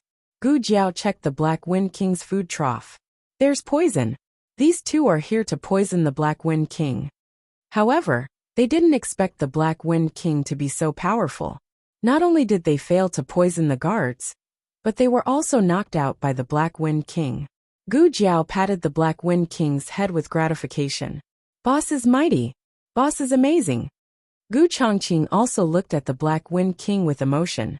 What a good horse. Gu Chongqing couldn't stay for long. After a few words, he went to meet up with the Han family members. Gu Jiao held the Black Wind King's hand and left the military camp. Xiao Heng's carriage was parked at a fork in the road not far away. Thinking that he had been cooped up in the carriage for the whole day, Gu Jiao quickened her pace. However, when Gu Jiao arrived at the fork in the road, something troublesome happened. There were 2 carriages parked on both sides. One belonged to Xiao Heng, and the other belonged to the Duke's estate. The curtains of the 2 carriages were lifted at the same time. Xiao Heng and Duke An's faces were revealed. The 2 of them looked at Gu Jiao expectantly. They were waiting for Gu Jiao to get on the carriage. Gu Jiao was speechless. Gu Jiao braced herself and walked over. She stood in front of the two carriages. Second Master Jing stuck his head out of the window. Hey Lulang, why don't you get on the carriage? Gu Jiao rolled her eyes and quickly introduced. This is Dukin. This is Second Master Jing. This is my friend. Four pairs of eyes looked at each other at the same time. Dukin's head couldn't turn. Second Master Jing widened his eyes with his fingers. He wanted to see his eldest brother's share as well. Gu Jiao calmly lifted her foot in the direction of Xiaoheng. A murderous aura burst out from Dukin. Gu Jiao blinked and lifted her foot in the direction of Dukin. Xiaoheng's murderous aura also spread out in an instant. Gu Jiao's little Geo. It had nowhere to put it, so it could only stand on one leg. Second Master Jing got off the carriage and came to Xiaoheng's window. He looked at him carefully for a long time. Suddenly he slapped his head. Brat! It's really you. What are you doing? Didn't you recognize the Duke's carriage? Didn't you know to come over and say hello? I was wondering who had been standing here all day. Xiaoheng, who was stunned by the slap, was speechless. Empress Xianyuan was Xianyuan Li's younger sister, while the Crown Princess and Xianyuan Zi were cousins. According to seniority, Xianyuan Zi was the eldest grandson's aunt, while Dukin was the eldest grandson's uncle. Every time Shang Guanqing returned to the capital, he would stay in the small courtyard for a few days. After Dukin became a vegetable, he also secretly went to visit him. Outsiders didn't know that Shang Guanqing had private dealings with the Duke's mansion, but Second Master Jing knew. From the slap that Second Master Jing gave, Shang Guanqing, his uncle, and Second Master Jing were very close. Second Master Jing saw that Xiaoheng didn't make a sound and said in disbelief, What? It's only been a year. Don't you recognize me? He couldn't ruin his image. Xiaoheng smiled. I recognize you, Second Master Jing said unhappily. Then why didn't you greet me? How would I know what Shang Guanqing called you? Dukin is his uncle, you aren't. Second Master Jing said. I thought you didn't even recognize your little uncle? Wait, shouldn't I politely call you Uncle Jing? How did you become my little uncle? How could you be so close? Second Master Jing, who could even make Xianyuan Cheng his brother-in-law, felt that making him his little uncle wasn't a problem at all. He didn't treat himself as an outsider at all. Thinking of something, Second Master Jing looked at Gu Jiao, and then looked at Xiaoheng. He asked, Oh right, just now Lulang said you were his friend. Do you know Lulang? Yes, we know each other. My mother was seriously injured, and it was Lulang who treated her. Now Lulang is staying in the Qilin Hall, so it's convenient for him to continue treating my mother. I see. Second Master Jing suddenly understood, and didn't question the truth of the matter. Firstly, he had heard about the Crown Princess's injury. Secondly, he had seen Xiao Liulang's medical skills with his own eyes. How's your mother's condition? Second Master Jing asked. The operation was very successful. She's out of danger. She's currently recuperating in the State Preceptor Hall, Xiaoheng said. Second Master Jing secretly sighed. That's good. Although the government announced that Shang Guanyin was out of danger, but when it was confirmed by Xiaoheng's mouth, his heart was completely at ease. Your voice changed a little, Second Master Jing said. It's better than before. Like I said, once a boy's voice changes, he won't have a goose voice anymore. Xiaoheng broke out in a cold sweat because of him. Xiaoheng smiled. Little uncle is right. Let's go, let's talk in the carriage. Your uncle is also here. Second Master Jing pulled Xiaoheng into Duke Fu's carriage. Gu Jiao was also brought into the carriage. Xiaoheng secretly glanced at Gu Jiao. Gu Jiao glanced at Duke Fu and winked at him. Duke Fu's gaze fell on Xiaoheng's handsome face. Xiaoheng subconsciously touched the mole under his right eye. He smiled and greeted, Uncle. Duke Fu's eyes moved. He dipped his fingertips in water and wrote on the armrest. I want to eat fruit. You two go and pick some. We too. Second Master Jing counted in the carriage. His eldest brother was in a wheelchair, and Xiao Lulang was sick. No matter how he looked at it, these two referred to him and Xiao Lulang. It was rare for him to have a tacit understanding with his eldest brother. He said to Gu Jiao, Lulang, I'll go over there to pick fruit. Oh. Gu Jiao got up and glanced at Xiaoheng. Xiaoheng nodded slightly at her. Gu Jiao and Second Master Jing got out of the carriage. The High Duke had a panoramic view of the two of them. After the footsteps went away, Duke Fu rode on the armrest. You are not Shang Guanqing. Xiao Heng pinched his fingertips. Duke Fu continued to write. Who are you to her? It was she, not he. Xiao Heng didn't think that the #1 scholar of Xingdu, who was full of wisdom, would make a mistake. There was only one possibility. He knew that Gu Jiao was a girl. How did he know? Did he find out himself? Or did Gu Jiao tell him? Gu Jiao used the identity of Duke Fu's adopted son to participate in the selection of the Black Wind Cavalry's commander. It was the state preceptor who showed up, so Xiao Heng did not think much of it. But now it seemed that Duke Fu's understanding and concern for Gu Jiao was a little more than he had imagined. Duke Fu wrote again. Who are you to her? The second she. Xiao Heng was completely sure that Gu Jiao's identity as a girl had been exposed to Duke Fu. After Duke Fu recognized that he was not Xiao Qing, he did not ask, who are you? Or why did you pretend to be Xiao Qing? But who are you to her? From this, it could be seen how important Gu Jiao was in Duke Fu's mind. Why did Duke Fu care so much about Gu Jiao? Was it because Gu Jiao had treated Duke Fu's illness once or twice? Many doubts flashed through Xiao Heng's mind. But one thing he was sure of was that Duke Fu would not hurt Gu Jiao. I am her husband. Xiao Heng told him the truth. Duke Fu's face suddenly darkened. Chapter 761. Gu Jiao and Second Master Jing came back after picking the fruits. Second Master Jing lifted the curtain and walked in, but he retreated after one step. What a strong murderous aura! He hugged the fruits and said solemnly beside Gu Jiao. Whose murderous aura? Gu Jiao asked. My big brother's. Second Master Jing said. I've known my big brother for so many years, but this is the first time I felt such a strong murderous aura. That's too exaggerated. However, Dukin clearly had something to say to Xiao Heng alone when he sent her and Second Master Jing away. Could it be that Dukin had publicly acknowledged that Xiao Heng wasn't Shang Guanqing? Gu Jiao hurriedly got into the carriage. Xiao Heng turned his head to look at her, intending to complain to Gu Jiao with his eyes. What was frustrating was that Duke N's murderous aura disappeared as soon as he put on a "your godfather bullied me" look. Duke N's gentle gaze fell on Xiao Heng's face. If it weren't for the fact that his facial muscles were still stiff, he would have started to smile. The kind that was incomparably benevolent. The disciple of the tea master, the old chancellor, met his match for the first time. Isn't this good? Gu Jiao said. Second Master Jing, who followed Gu Jiao, had a face of disbelief. Good, it seems to be good. Dukin wrote on the armrest. We had a good chat. Xiao Heng, is that so? Why did I feel that you wanted to kill me just now? Dukin continued to write. He's a good young man. I like him very much. Gu Jiao nodded. I like him too. Dukin, you have good taste. Gu Jiao's impression of Dukin increased. Xiao Heng was not to be outdone. He hurriedly said, Duke Onggua is knowledgeable in astronomy and geography. You are truly a genius. I will learn more from Duke Onggua in the future. Lulang, when you come to visit Dukin in the future, bring me along. Gu Jiao nodded. She was happy to see Dukin with her husband. Dukin was so angry that he couldn't see clearly. Second Master Jing, who was in a state of shock, asked, Why are you calling him Dukin? Call me uncle. Xiao Heng looked at Dukin and smiled from ear to ear. Uncle. Dukin turned his face away in his heart. Humph.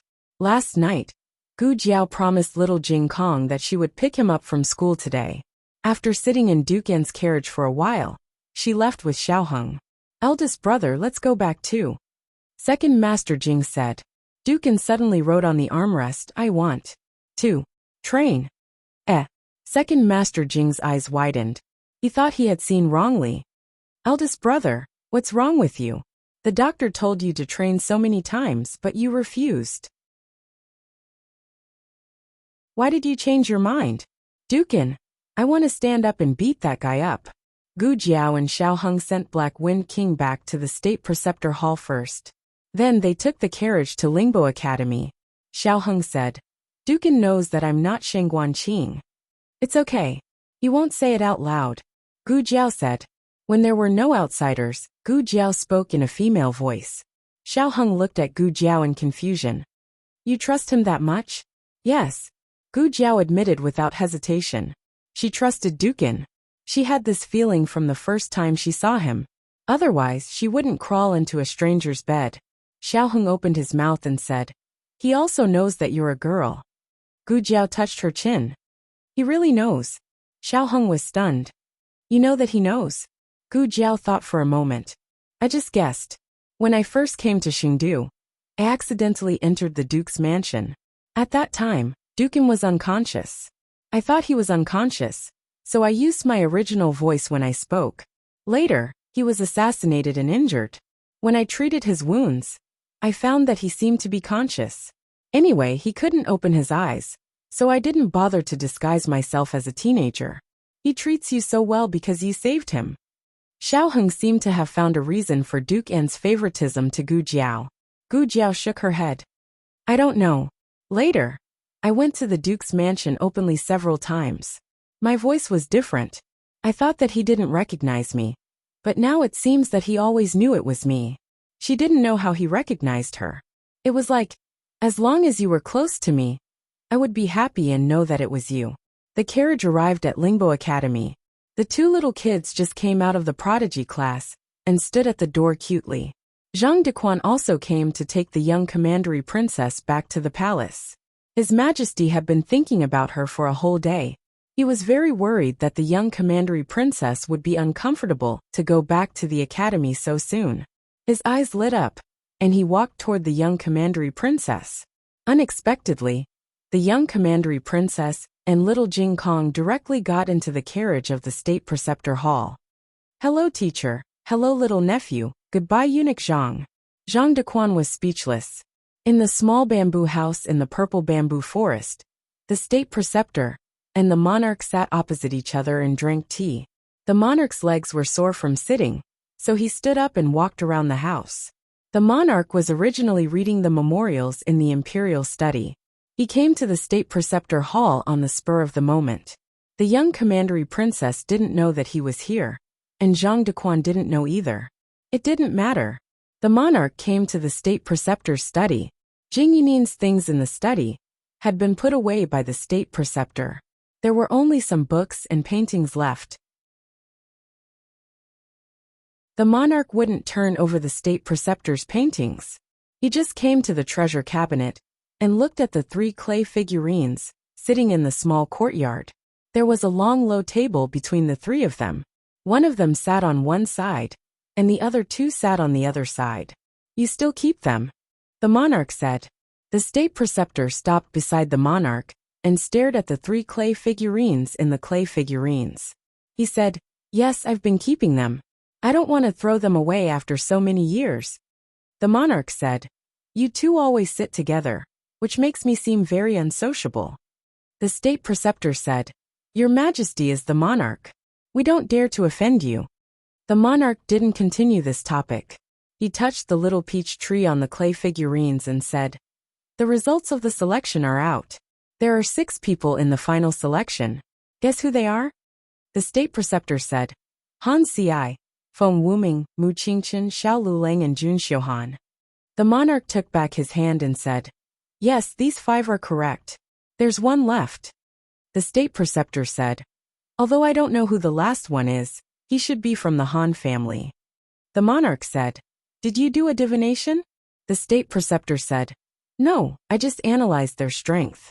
The monarch said, Then who do you think will pass the last test? The state preceptor said, It's hard to say. The monarch looked at him strangely and asked, Why? The state preceptor said, They all have their own advantages. I don't know the rules of the last round, so I can't make a conclusion. The monarch came to the window and looked at the endless purple bamboo forest. He said faintly, Feng Wuming and Jun Xiuhan are from the Canaan Academy. Although Feng Wuming is a monk, he learned the art of war before he became a monk. The Canaan Academy pays a lot of attention to the art of war. The state preceptor's expression didn't change at all. He said, The Canaan Academy has produced 6 scholars and 4 scholars. The Canaan Academy has not only cultivated many excellent generals for the Yan Kingdom, but also sent more scholars to the imperial court. The monarch smiled and said, I didn't say it was bad. How did Xiao Lulang become the adopted son of the Angua family? I heard that you were the one who pulled the strings. What's the meaning of this, state preceptor? The state preceptor said, There's no meaning. I just feel that he is a promising talent. Why the Angua family? The monarch asked suspiciously. The state preceptor met the monarch's gaze and said slowly, He cured the crown princess, and took the credit of saving the young princess. He has long been a thorn in the side of the aristocratic families. Other than the Angua family, I can't think of anyone who dares to take over this hot potato. The monarch looked away, and continued to admire the purple bamboo forest. How is the Angua family? The state preceptor said lightly, Not good. He can't speak and can't move his legs. He will be like this for the rest of his life. Your Majesty, you don't have to worry about him. The monarch snorted coldly. It's just the Angua family. I don't have to worry about him. The state preceptor didn't say anything else. The room fell into silence. The monarch suddenly laughed. The state preceptor looked at him strangely. The monarch said with relief, I know how to test the last round. Bring me a pen. The young princess had a pleasant and wonderful night in the Kailan Hall. She didn't remember that she was going back to the palace at all. When the monarch passed by the Kailan Hall, he saw Zhang Dequan standing outside. He frowned. Why are you here? Didn't I ask you to pick up the young princess? Zhang Dequan pointed at the entrance of the Kailan Hall. The two little people were squatting on the ground and piling up sand. The monarch was speechless. The monarch grabbed the young princess and put her on the carriage. Didn't I ask you to stay in the palace? Why are you running around again? The young princess pointed. I am here to look for Uncle Your Majesty. If I don't come to catch you, you can play with that boy until dawn. Do you believe it? The young princess blinked guiltily and leaned toward the monarch. She praised him against her conscience. Uncle, you are very handsome today. The monarch snorted. The young princess continued to pester him, using her invincible cute killer move. Uncle, I like you the most. The monarch snorted. The person who liked Uncle the most was suddenly attracted by the bamboo tubes in the monarch's hand. What is this? Even the bamboo tubes are better looking than Uncle. The monarch was speechless. The little girl's eyes were wide open. Her mouth was also wide open. She was almost drooling. She remembered the bamboo tube rice that she had eaten tonight. Her teacher had personally made it with dates and red beans. It was fragrant and sticky. It was delicious and not greasy. The monarch looked at her drooling, and the corner of his mouth twitched. It's a test, not food. The little girl immediately distanced herself from the test. She straightened her body and said seriously, I don't want to take the test. The monarch was angry and amused at the same time. It is not for you. It is for your teacher and the others. 6 people, 6 test questions. Everyone's task was different. Moreover, they didn't know each other. This would lead to differences in information. They wouldn't even know how they lost. This was not a simple 300-mile ride. This was a strategic game. The one who reached the finish line first might not be the one who would advance.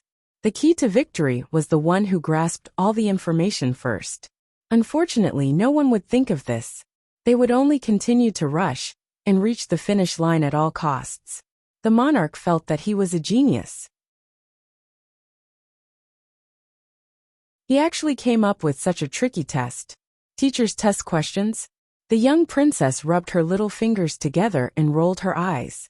She said in a cute voice, Uncle, I want to poop. The monarch frowned. Now. They had already left the teacher's hall. I can't hold it in anymore. She held her breath and said with a red face. The monarch said, Don't be naughty. You are deliberately lying just for fun.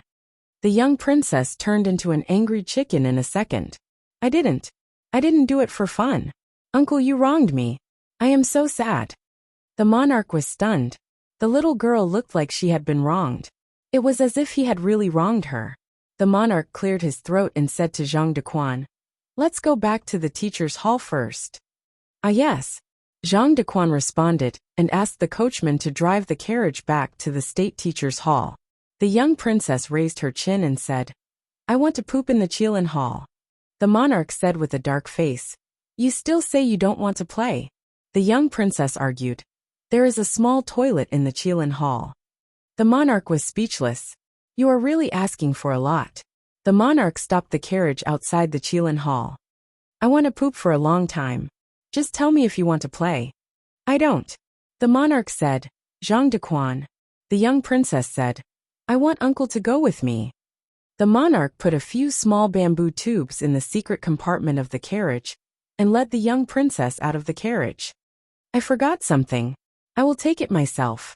She climbed into the carriage and quietly opened the secret compartment. Then, she hid the small bamboo tubes in her bag. The monarch said, Why did you bring a bag to the toilet? The young princess said, I have something to give to Jing Kong. You just want to play. The monarch led her into the Qilin hall. Do you think I can't see through you? The toilet in the Qilin hall was clean and tidy. It was not an ordinary toilet. The young princess came to the door and reached out a small hand to the monarch, gesturing for him to stop. Okay, I will go in myself. Uncle, wait for me here. The monarch didn't know whether to laugh or cry. The young princess entered the toilet and locked the door. Then, she stepped on a small stool and climbed onto the windowsill. She called out softly, Xiaojiu, Xiaojiu. Xiaojiu flapped her wings and flew over. The young princess poured out the 6 questions on the table. There are so many. Which one is the teacher's? I can't read. I can take them all. Chapter 762. The king waited outside for a while and was worried about the little princess. Light Shui. He let out a cry. The little princess stood on the windowsill and looked anxiously at the bamboo tube in little Nine's mouth. I'm still pooping. Don't come in. The king sighed helplessly and continued to wait in the corridor. He hesitated for a while and was still worried. He went to the door and said, Don't fall in. The little princess said, I won't.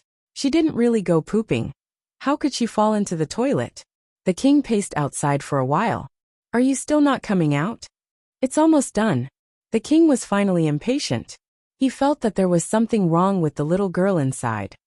I'm coming in, the king said. The king pushed the door open. The little girl even locked the door. Ghost, there must be a ghost. Zhang Dequan. The king called in a deep voice. Zhang Dequan understood. He took the hairpin from his hair and used it to pry open the door. He opened the door, and the king walked in with a serious face.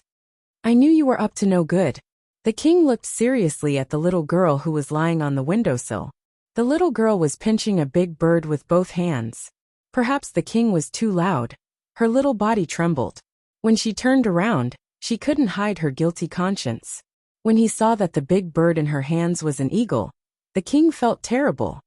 Guards. As soon as he gave the order, Zhang Dequan rushed in with the imperial bodyguards. The imperial bodyguards rushed towards the eagle that had attacked the young commandery princess. The little princess was so scared that she let go. Little Nine flapped its wings and flew away. The young princess pursed her lips and cried, Wah wah. It was not easy for me to catch Xiaojiu. You scared Xiaojiu away. I want Xiaojiu. I want Xiaojiu. She could still call out the name. The monarch walked over and carried the little fellow into his arms. He checked her up and down to make sure she wasn't injured before asking, What little Nine? It's that bird just now. It's called Little Nine. So you're not here to poop, you're here to catch a bird? The young princess let out 2 dry howls and lowered her head to check her fingers. In the king's eyes, this meant that he had guessed right. The little guy was here to catch birds. The king was furious. That's an eagle. It can hurt people. Aren't you afraid of being bitten by it? The Canton princess said in a low voice. Little Nine doesn't bite. Look at her mouth.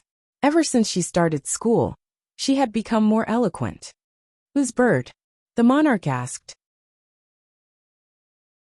The young princess pursed her lips and said, He's from Jing Kong. Uncle, why does he have a bird and I don't? I'm so sad. You'll only be sad if you have a bird. You're a little girl. The king face-bombed. What the hell was going on? The monarch was so angry that he was confused.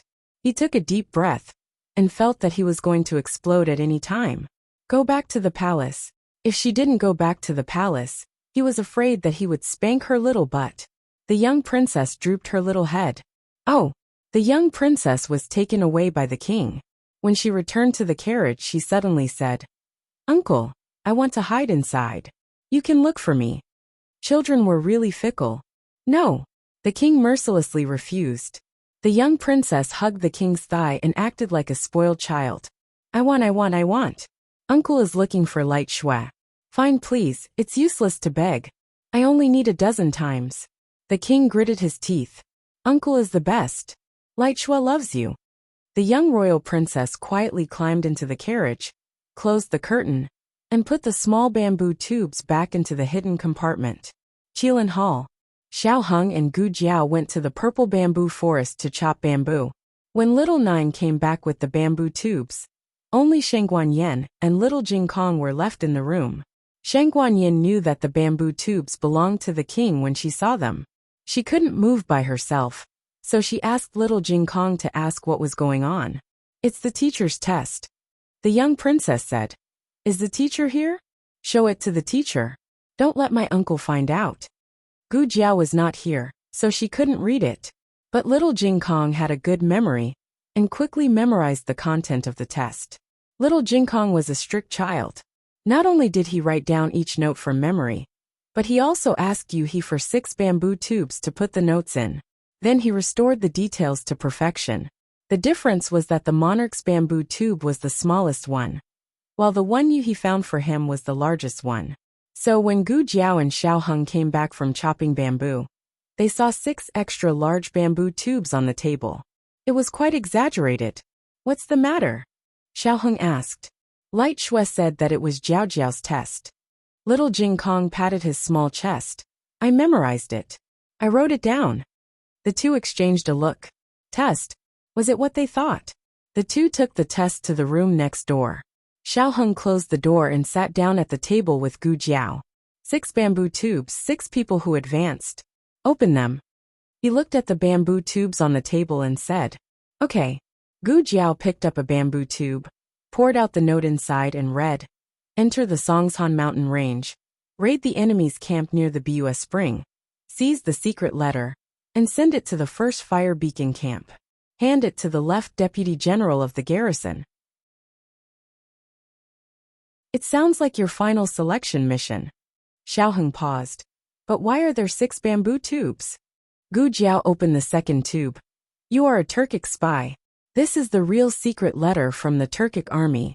Quickly take the only secret letter to the first fire beacon camp and hand it to the right deputy general of the rebel army. What do you mean? Gu Jiao asked. Xiao Hung said. The secret letter that was plundered from the enemy's camp was a fake one. If he didn't see this bamboo tube, he probably wouldn't know that he took a fake secret letter. In that case, even if he reached the end, the mission would be a failure. Gu Jiao frowned. What a thief. In that case, this mission of escorting the real secret letter is more advantageous. We don't have to fight the enemy, and we don't have to worry about taking a fake secret letter. Xiao Hung felt that things weren't that simple. Let's take a look at the third one first. Gu Jiao opened the third tube. This time the situation changed. Enter the Pine Mountain Range and ambush the enemy's camp near Huangshipo. Steal the secret letter and deliver it to the second fire beacon camp. Personally hand it to the left deputy general of the rebel army. Gu Jiao opened the fourth tube. You are a Turkic spy. This is the real secret letter from the Turkic army. Quickly take the only secret letter to the second fire beacon camp and personally hand it to the right deputy general of the rebel army. Oh, is this a dungeon run with an NPC at a different location? What? Xiao Hung didn't understand the last 2 words. Gu Jiao explained. It's just that the location and characters are different. The format of the mission is the same as the first group. One person will go to the enemy's camp to steal the fake one, and the other will escort the real one. Let's take a look at the last 2 too, Xiao Hung said. He guessed that it was a different story. As expected, the last 2 targets were the third fire beacon camp. The ambush location was the Purple Grass Lake in the Pine Mountain Range. Gu Jiao concluded. There are a total of 3 groups in this competition. Each group has a cavalry and a spy. But how are we going to determine the winner? For example, Gu Chongqing, Fifth Master Han, the three of us all picked the spy and safely delivered the secret letter to the rebel army. Then, who among us will be the one to advance? Xiao Heng shook his head thoughtfully. It's impossible for us to complete the mission at the same time. We can only fail at the same time. Gu Jiao was surprised. What do you mean? Xiao Heng opened the note. If you look at the spy carefully, quickly bring the only secret letter. This only one is the key to the entire mission. You clearly have 3 spies, so why do you say there is only one letter? Gu Jiao thought for a moment. Because the destinations are different? For example, there is only one secret letter to the first fire beacon camp. Then there is no need to emphasize this only one. Xiao Heng boldly analyzed. I think this only one refers to destroying the secret letters of the other 2 spies, and turning your secret letter into the only one. As he spoke, he opened another piece of paper that belonged to the cavalryman. And the cavalryman's mission has the word they. Since the secret letter from the enemy camp is fake, they should be referring to the 3 spies. Gu Jiao understood what he meant. So, the cavalry's mission is to snatch the 3 secret letters. And the spy's mission is to destroy the secret letter in the other people's hands. In this way, there will be a fierce battle between the 6 of them. Xiao Heng sighed. 3 to snatch and 3 to destroy. How is it just a fierce battle? It's a battle to the death. Gu Jiao thought of a possibility. She frowned and asked, what if they all fail? For example, the secret letters are all destroyed. Xiao Heng's expression became serious. Then the winner will be the king. The king didn't want anyone to win from the beginning. He first used the power of the 10 aristocratic families to get everyone to agree to the proposal of selecting the commander of the Black Wind Cavalry. Then, he used the rules of the selection to eliminate all the cavalry. In this way he could say in a dignified manner, it's not that I don't want to give you a chance, it's that you don't have the ability. Then, I can only temporarily take back the Black Wind Cavalry. Gu Jiao said, just like how he took back the military power of the Mu family. The king of the Yin kingdom's thoughts were deeper than the sea. Xiao Heng said, this time, it's not only a battle with the aristocratic families, but also a battle with the king of the Yin kingdom. Fortunately, we know the exam question and have a big advantage. Gu Jiao said seriously, I won't let him have his way. She would not let the aristocratic families have their way either. She must take back the Black Wind Cavalry of the Xianyuan family. The 3-day deadline arrived as promised. Gu Jiao and the other 5 went to the cavalry camp of the Han family early in the morning. This round, the Ministry of War, Ministry of Rights, Honglu Temple, and Rearguard Commandery worked together to invigilate the exam. The invigilator from the Rearguard Commandery was Wang Su. No one from the Wang family advanced this time. So Wang Su had placed his hopes on Mu Qingchen. However, when he saw Gu Jiao, he suddenly felt that it would not be bad if Gu Jiao advanced. The 2 did not communicate at all, and pretended not to know each other, even if they saw each other. After the group gathered, they went to the entrance of the Mount Song mountain range. The Minister of War announced the rules of this round of the exam. Generally speaking, the sparring was to stop at a certain point and not harm one's life. Those who violated the rules would have their results revoked and would be punished according to the law. Then, they entered the small bamboo hut one by one to draw lots. On the surface they were drawing lots, but in fact they were drawing lots for the exam. Wang Su and the minister of Honglu Temple sat in the small bamboo hut. It was a relatively closed space, so no one except the cavalry and the 2 invigilators knew about the task on the paper. Gu Jiao was the last to enter the small bamboo hut. After she came out, the Minister of War sounded the gong. The 5 of them rode into the mountain range, and soon separated from each other. Gu Jiao was the only one who walked at a leisurely pace. It looked more like she was riding a donkey than a horse. The invigilators were anxious for her. Why don't you go? Are you reluctant to part with us or what? It wasn't that Gu Jiao was reluctant to part with them. Gu Jiao waited until the others were far enough away, before spurring her horse to chase after Gu Chongqing. Gu Chongqing had been waiting for her for a long time. Seeing her come over, he urged his horse over and said, they've all left. It's very safe here. What did you draw? Gu Jiao asked. Gu Chongqing handed his paper to her. Gu Jiao looked at it and said, "Oh, you drew the cavalry from the 1st Fire Beacon Battalion. I'm a spy from the 1st Fire Beacon Battalion." Gu Chongqing smiled. "It's nice that we're from the same battalion. It was fate that brought him and his sister together." Gu Jiao. "Oh, as long as you're happy." Gu Chongqing didn't care that he was a cavalry, and his sister was a spy. Anyway, he could betray them at any time for his sister. Gu Chongqing said in a good mood. "I saw that everyone was going in different directions, so I guessed that their destinations might be different. But I didn't expect that even their identities would be different."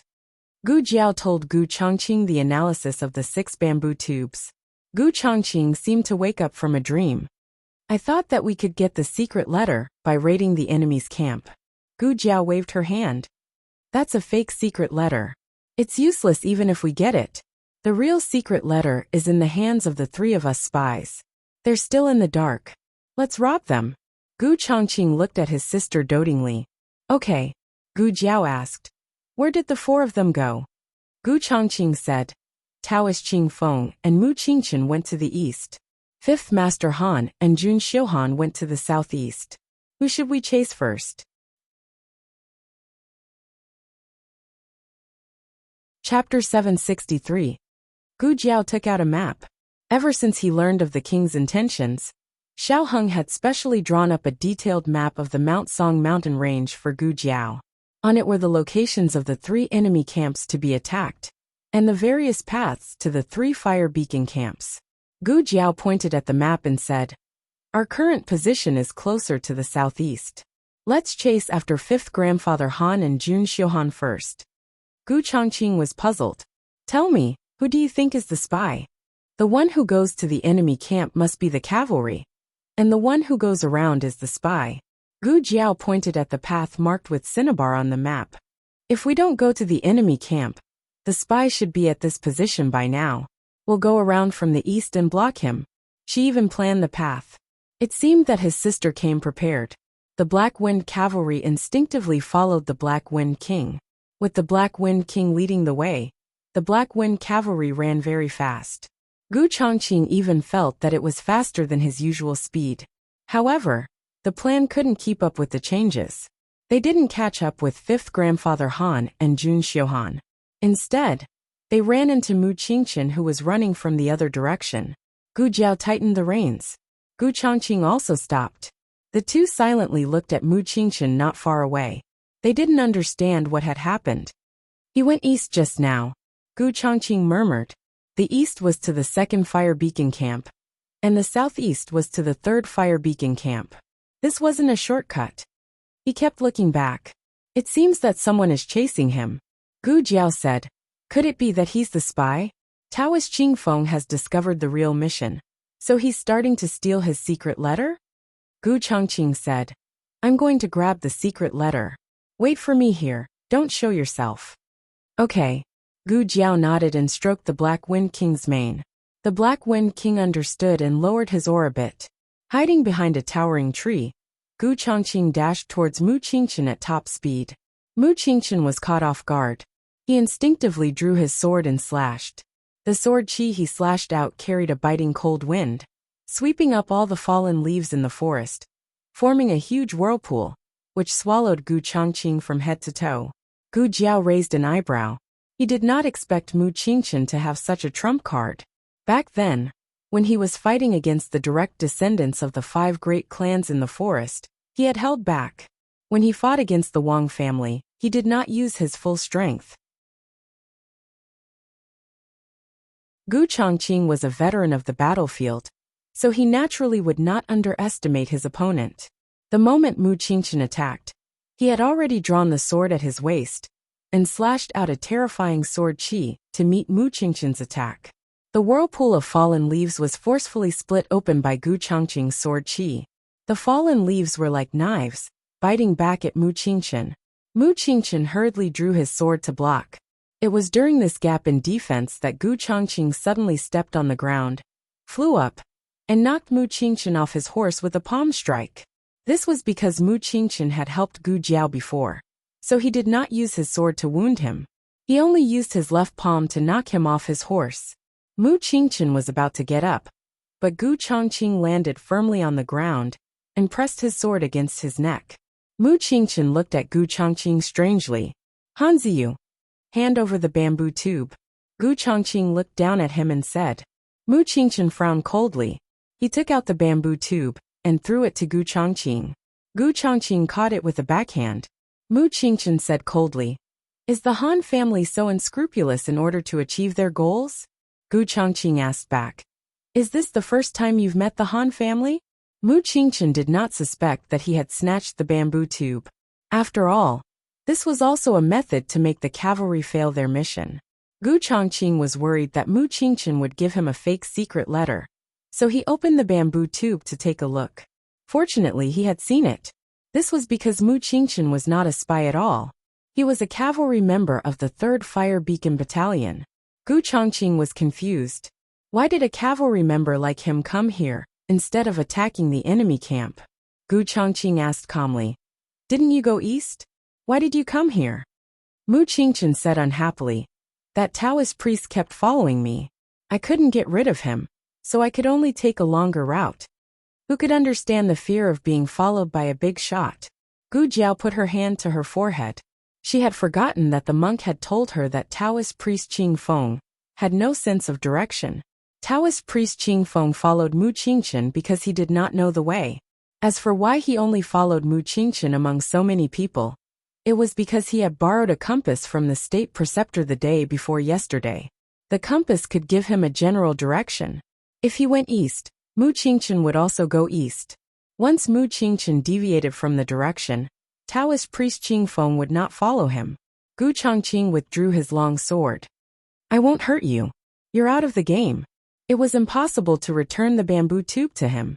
That would expose the hidden mission. Gu Chongqing got back on his horse. He took a long detour before returning to Gu Jiao's place. At this time, Mu Qingchen had already left on his horse. "Are we going to find Taoist priest Qing Feng next?" Gu Chongqing asked. Gu Jiao thought for a moment. Taoist priest Qing Feng is too difficult to deal with. Let's go find 5th Grandfather Han and Jun Xiuhan first and make an ally. Okay. Gu Chongqing agreed without hesitation. He had never thought of himself as the leader of this selection. He respected all of his sister's decisions and was willing to pay any price. The two of them followed the shortcut on the map and arrived at the location of the 2nd Fire Beacon Camp's surprise attack, Huang Shipo. At this time, this place had not been conquered by the cavalry yet. The two of them directly showed up and wiped out the enemy camp. These soldiers were all NPCs in the examination room, not the real enemy. Gu Jiao and Gu Chongqing were careful. They did not hurt anyone and only tied them up. Then the two of them began a long wait. "Do you think it will be Jun Xiuhan or 5th Grandfather Han?" Gu Jiao asked. "Who do you think it will be?" Gu Chongqing asked. 5th Grandfather Han, Gu Jiao said. "Speak of the devil." The sound of hurried horse hooves could be heard. The person on the horse was really 5th Grandfather Han. Gu Jiao hurriedly hid with Black Wind King. After 5th Grandfather Han rode his horse to the scene, he looked at the messy temporary camp and then looked at Gu Chongqing. He frowned and asked, "What happened?" Gu Chongqing said, "I was ordered by the Crown Prince to help 5th Grandfather pass. I saw that 5th Grandfather was heading southeast, so I planned to take a shortcut to meet up with 5th Grandfather, who knew that I would hear fighting halfway, so I came to take a look." "What's your mission?" 5th Grandfather Han asked. Gu Chongqing threw his bamboo tube to him. 5th Grandfather Han opened Gu Chongqing's bamboo tube. The contents were similar to his, but the difference was that Gu Chongqing wanted to raid Jade Moon Pool and head to the 1st Fire Beacon Camp. Gu Chongqing said without changing his expression, "I'm guessing that the selection this time was to see who could reach the designated camp first. Priest Qing Feng's horse couldn't beat 5th Grandfather's horse, so he could only snatch 5th Grandfather's letter and prevent 5th Grandfather from completing the mission." 5th Grandfather Han frowned. "You're saying that Priest Qing Feng raided this place?" Gu Chongqing lied through his teeth. "Yes, when I came, I saw him leave here with a letter in his hand. Where did he go?" Fifth grandfather Han asked in a low voice. Gu Chongqing pointed to the east. That way. Fifth grandfather, I'll go with you. Gu Jiao rubbed his chin. So smooth. It wasn't that fifth grandfather Han was stupid, but that fifth grandfather Han didn't have God's view and didn't know about the hidden mission. Gu Chongqing even gave him his bamboo tube, so what else could he suspect? Purple grass pool should be nearby. Why can't I find it? Priest Qing Feng circled the area 5 times with the compass. On the 6th lap, fifth grandfather Han appeared with a murderous aura. The black demon horse raised its front hooves and bit at Priest Qing Feng's white horse like a ferocious beast. Taoist Qing Feng leaped into the air and protected his horse. He then slapped the black demon horse's head with his palm. How could fifth grandfather Han let him do as he wished? Fifth grandfather Han's palm met the wind from Qing Feng's palm. Powerful internal energy collided. If fifth grandfather Han wasn't riding the black demon horse, he would have suffered internal injuries from the shockwaves. He couldn't exhaust the black demon horse too early. He still had to rely on it for the 300-mile raid later. Fifth grandfather Han got off his horse. Fifth grandfather Han's silver hair was like the moon, and his cold eyes shone. Hand over the letter. Otherwise, I'll make sure you don't walk out of here alive. Priest Qing Feng was a spy, so he did have a secret letter in his hands. He thought fifth grandfather Han wanted to steal his secret letter. He said, "Come and get it if you can." In fifth grandfather Han's ears, Priest Qing Feng was admitting that he had stolen Huang Shipo's secret letter. He attacked Priest Qing Feng with a killer move. Neither of them used any weapons, but their bare-handed fight turned the forest into a smoke-filled battlefield. Gu Jiao and Gu Chongqing followed behind. The two of them rode on their horses and watched the fight between Priest Qing Feng and fifth grandfather Han from afar. The two of them fought fiercely, and it was hard to tell who had the upper hand. The birds in the forest were so scared that they fluttered their wings and flew away. The ferocious beasts also let out fearful roars and fled in all directions. Is Han Xi's martial arts that high? Gu Jiao sighed. She was almost on par with Priest Qing Feng. Gu Chongqing said, "I'll go help." Gu Jiao nodded. Okay. Gu Chongqing rode his horse and stopped it near the two of them. He tried his best to prevent the innocent horses from being affected by the internal force. Fifth grandfather, I'll help you. Gu Chongqing drew his long sword and joined the fight. Priest Qing Feng's aura suddenly surged. Gu Chongqing frowned. What a powerful internal force. Priest Qing Feng rose into the air. The aura around him flowed, as if it had formed a huge invisible 8 trigrams plate behind him. In the array, he slammed his palm down and knelt on one knee. The wind from his palm hit the ground hard. In an instant, sand and stones flew and leaves filled the sky. Taoist Qing Feng seemed to be in a passive position in the fight just now, but he actually had absolute control. Gu Chongqing and fifth master Han both fell into his array. Gu Chongqing was in the east, in the Li position, while fifth grandfather Han was in the west, in the Kim position. In his array, he was the king. He shouted, "Li can break." His powerful inner strength was infused with the boundless Tao will of heaven and earth. Like countless invisible blades, they attacked Gu Chongqing and fifth master Han with the power of mountains and rivers. Both of them were sent flying. Gu Jiao frowned and galloped over. She stood in front of Taoist master Qing Feng and said, "I hate it when the Han family bullies others. 2 of you ganging up on one person. What kind of hero are you?" "Priest.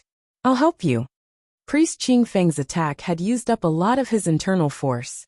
He needed some time to recover. It was not that Gu Jiao could not take advantage of the situation. However, if he recovered and came after her, she would be done for. Therefore, she had to be smart. Fifth grandfather Han immediately stood up after falling to the ground. He was more resilient than Han Yi. Just as fifth grandfather Han was about to attack Gu Jiao, Gu Chongqing also stood up with a hand on his chest. "Fifth grandfather, you don't have to deal with this immature brat. I'll deal with him." The brother and sister fought fiercely on the field. They looked fierce, but they did not use much strength. Gu Jiao's back was facing Priest Qing Feng. She put her hands together and blocked Gu Chongqing's long sword. Gu Chongqing gave her a look. Gu Jiao nodded slightly. Die! Gu Chongqing hit Gu Jiao's shoulder with his palm. His powerful internal force sent her flying, and she fell toward Priest Qingfeng.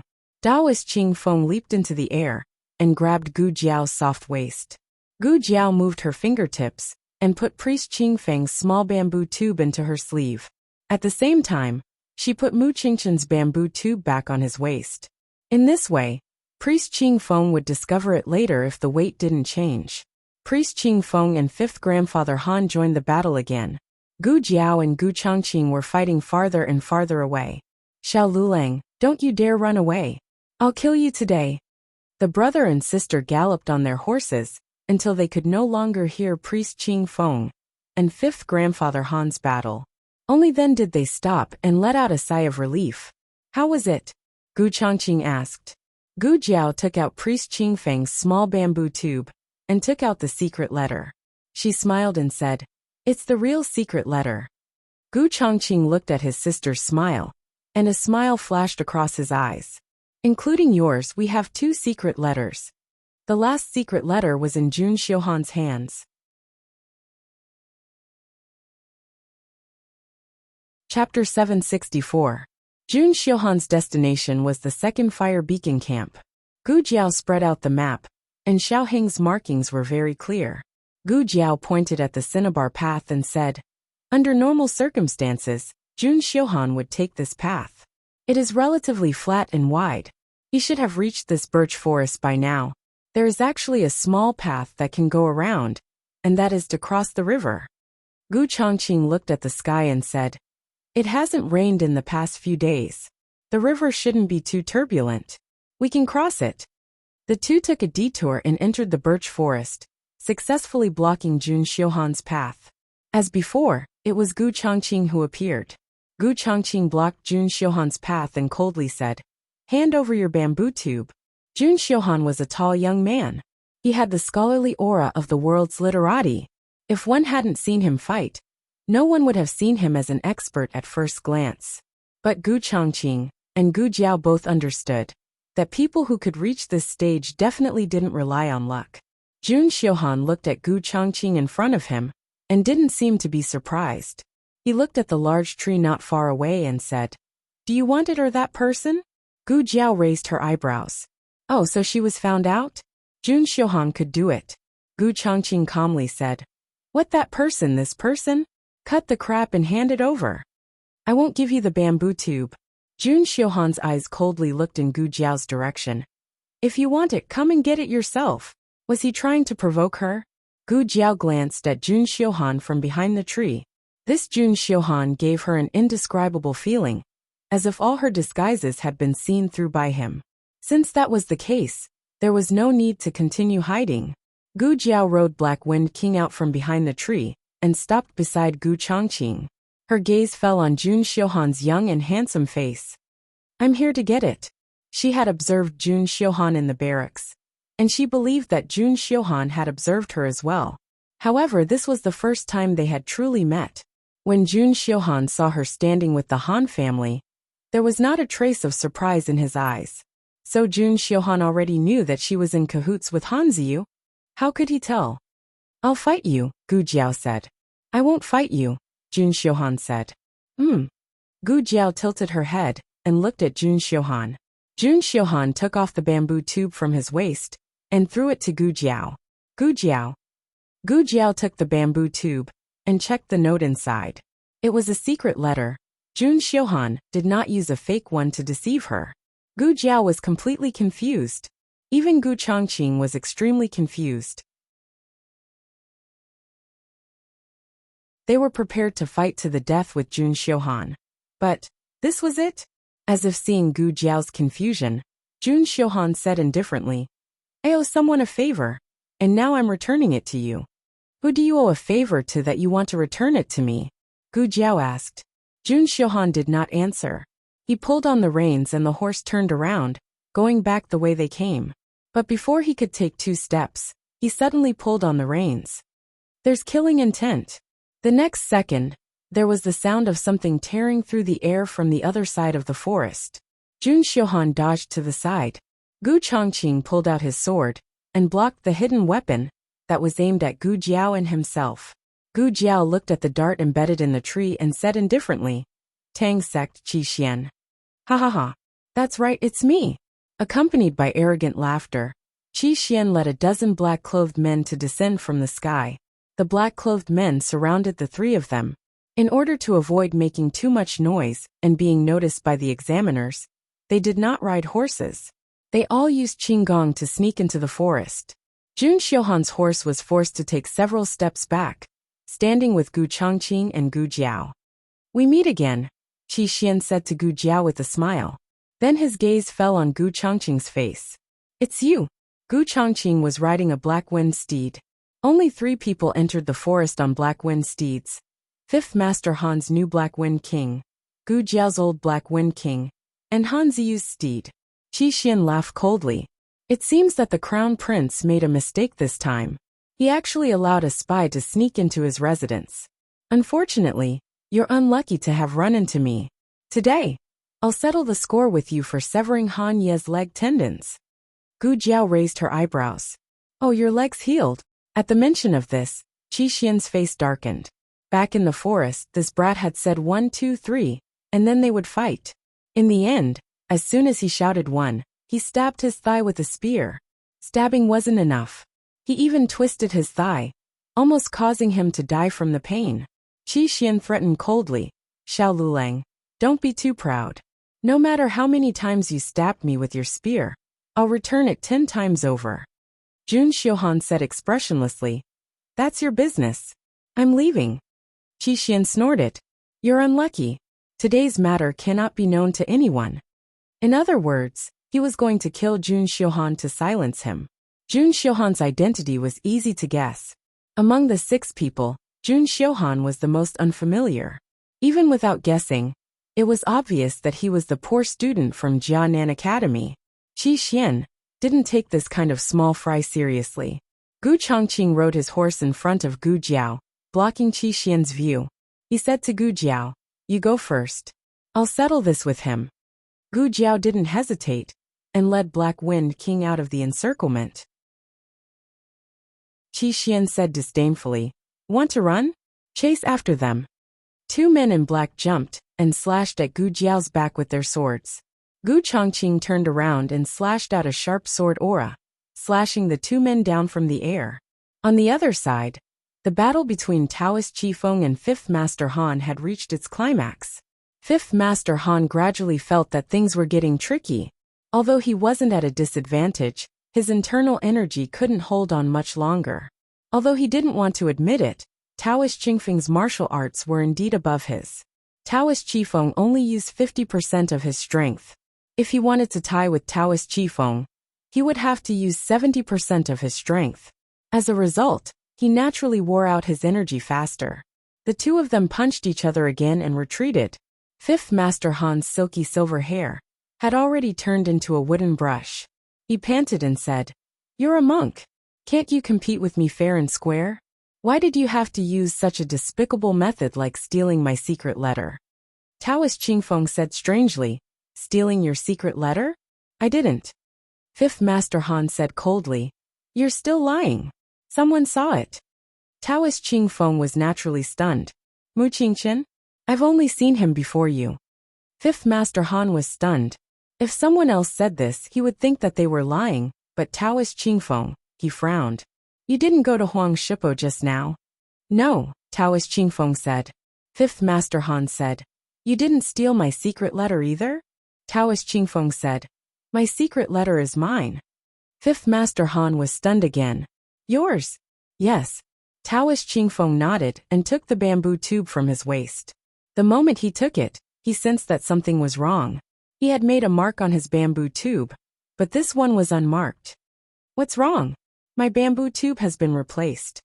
5th Master Han walked over to him suspiciously. Taoist Qifeng opened the bamboo tube. The note inside had already been taken away by Gu Jiao. It was empty. 5th Master Han pondered for a moment, and reached out to Taoist Qingfeng. "Give me the bamboo tube. I have a way." Taoist Qingfeng gave it to him without hesitation. 5th Master Han frowned. "Aren't you afraid that I'll take your bamboo tube and run away?" Taoist Qingfeng glanced at him. I can take it back. Fifth Master Han couldn't refute. This is a military messenger tube.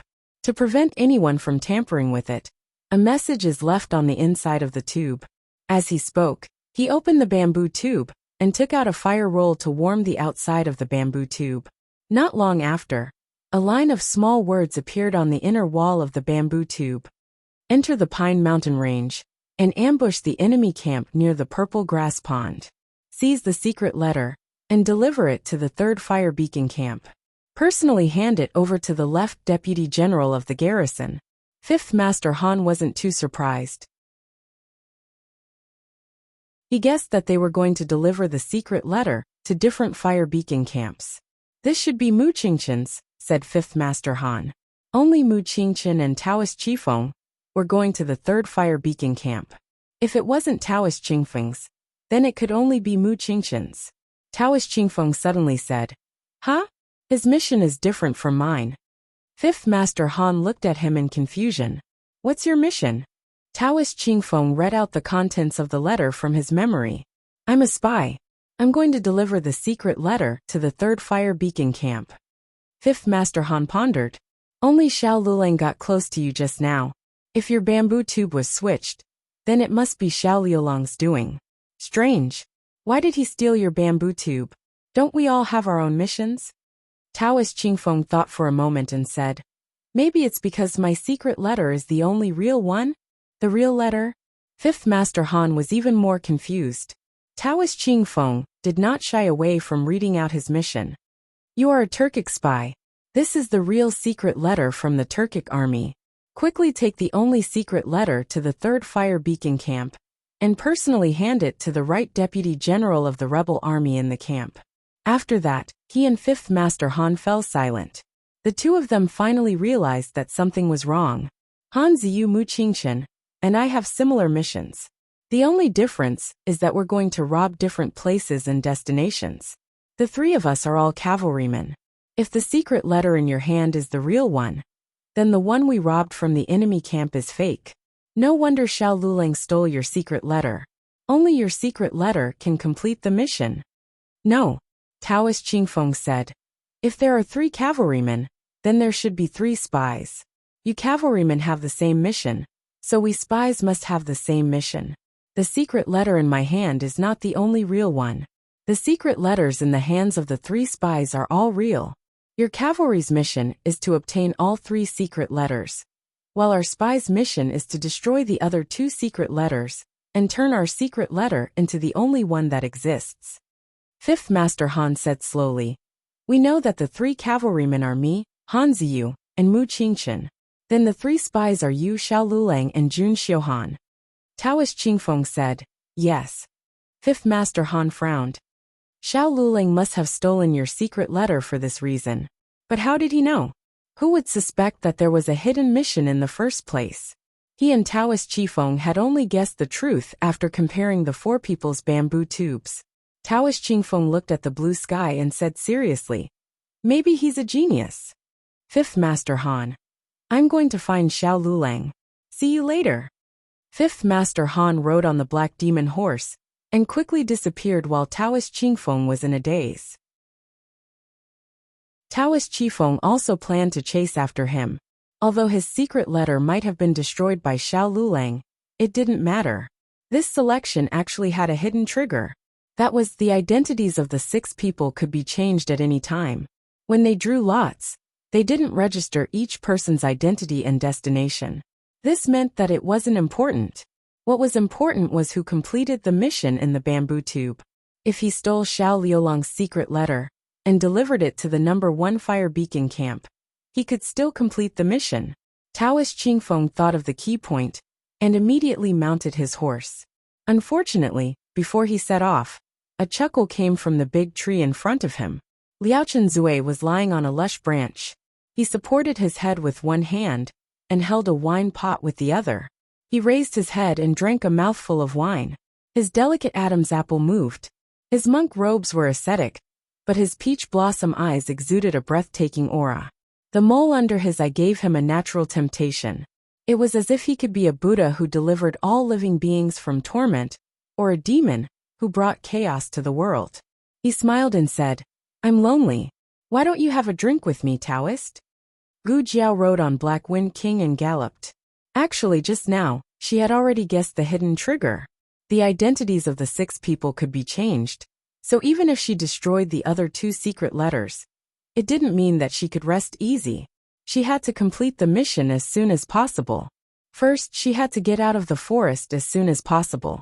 It would be much safer once she was on the official road. Nobody would dare to openly assassinate her.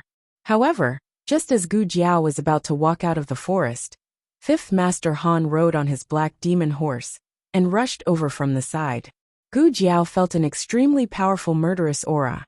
Her eyes turned cold as she suddenly pulled out the red tasseled spear on her back and blocked Black Wind King's head.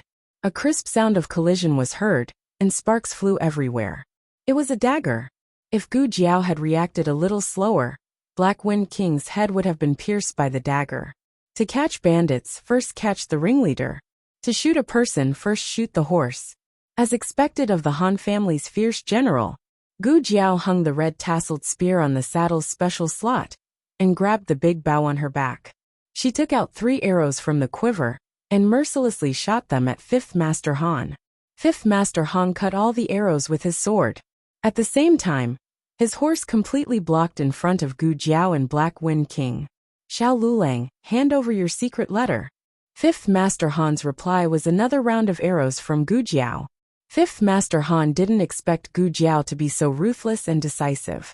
She didn't waste any words and just attacked. 5th Master Han was shocked by the killing intent in the youth's eyes. He narrowed his eyes and swung out a sharp sword aura, instantly shattering Gu Jiao's arrows into pieces. Gu Jiao raised her hand and pulled off the cloak on her body. The youth was wearing red battle clothes and black iron armor. She jumped down from the horse's back. 5th Master Han felt the youth's powerful aura, but in the next second, he was shocked by the braided red tasseled spear in the youth's hand. Where did this weapon come from? It was so eye-catching. Although it was eye-catching, the strength of the spear shocked 5th Master Han once again. 5th Master Han's black demon horse trembled. 5th Master Han frowned and blocked Gu Jiao's red tasseled spear with his sword. Then, he jumped off his horse and slashed at Gu Jiao with his sword. Gu Jiao blocked the sword, and both her arms were slightly numb. No wonder she could fight Taoist priest Qing Feng for so long. It wasn't that Taoist priest Qing Feng went easy on her, but this guy was really strong. 5th Master Han said coldly, Xiao Lulang, you're no match for me. According to today's rules, I can't kill you, but I have 100 ways to torture you. So, you'd better hand over the secret letter obediently, or else you'll suffer. 5th Master Han was already very difficult to deal with. If Taoist priest Qing Feng came, she had no chance of winning. She had to end this quickly. Gu Jiao didn't hesitate anymore. She looked coldly at 5th Master Han. Under his confused gaze, she took off the safety talisman on her neck. Boss catch. She threw the safety talisman to Black Wind King. Black Wind King caught it with his mouth. What's this kid doing? 5th Master Han looked at Gu Jiao strangely.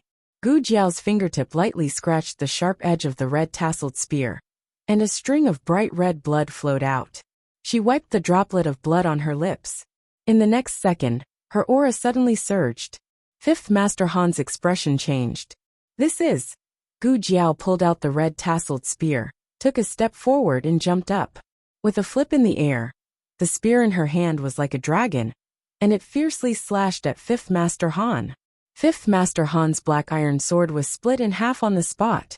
She knelt on one knee, one hand on the ground, and the other hand holding the red tasseled spear behind her back. Her eyes were bloodshot. She was no longer the handsome young man. She was a killing god, a demon, and an Azura. 5th Master Han threw away his long sword, changed his palm into a fist, and attacked Gu Jiao's vital point.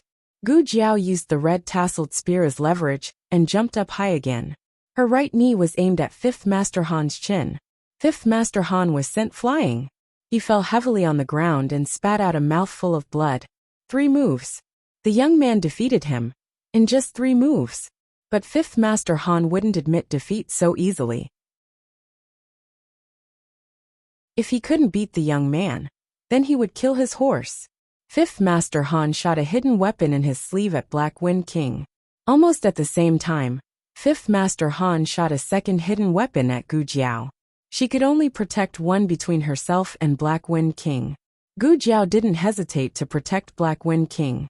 The hidden weapon flashed past Gu Jiao's temple. The hidden weapon didn't hurt Gu Jiao, but the poisonous powder on it entered Gu Jiao's eyes.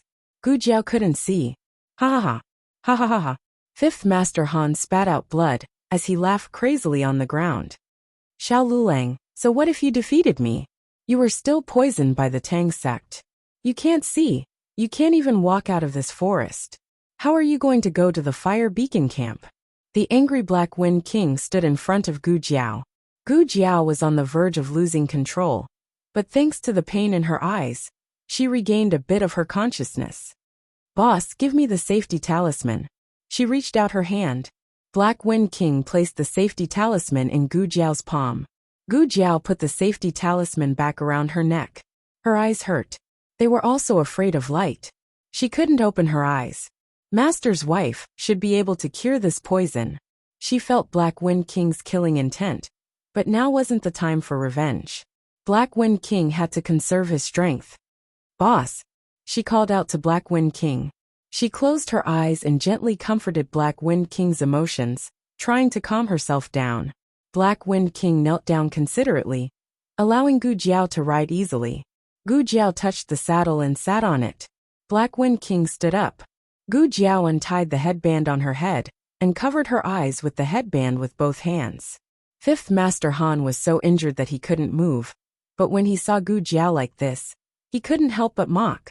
What? You still want to deliver the secret letter in this state? Can you see the road? Gu Jiao held the reins and straightened her back. I can't see, but boss can. Fifth Master Han sneered. Boss, you mean this old Black Wind King?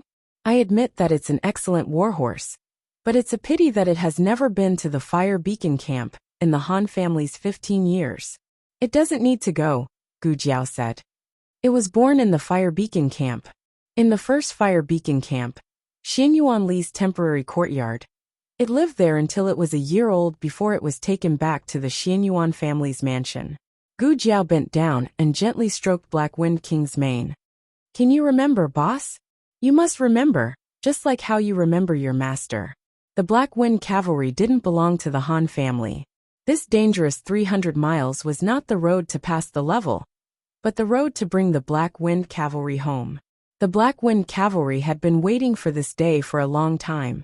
Bring the Black Wind Cavalry home, boss. Fifth Master Han sneered.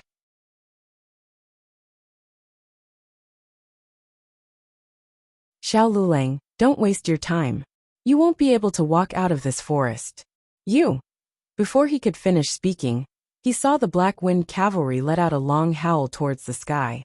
It suddenly raised its front hooves, and like an arrow leaving a bow, it rushed towards the northeast with Gu Jiao. That direction was the first fire beacon camp. Fifth Master Han was so angry that he wanted to vomit blood. Xiao Lulang, it's useless. Your horse is already old. It can't run 300 miles. It has to rest every 30 miles. Taoist Qingfeng will catch up to you. The Han family will also catch up to you. Lightning flashed and thunder roared. Torrential rain poured down like a pillar. Black Wind King galloped through the hail like rain. It had already galloped for 100 miles without stopping. It wanted to bring the Black Wind Cavalry home. And it also wanted to bring Gu Jiao home.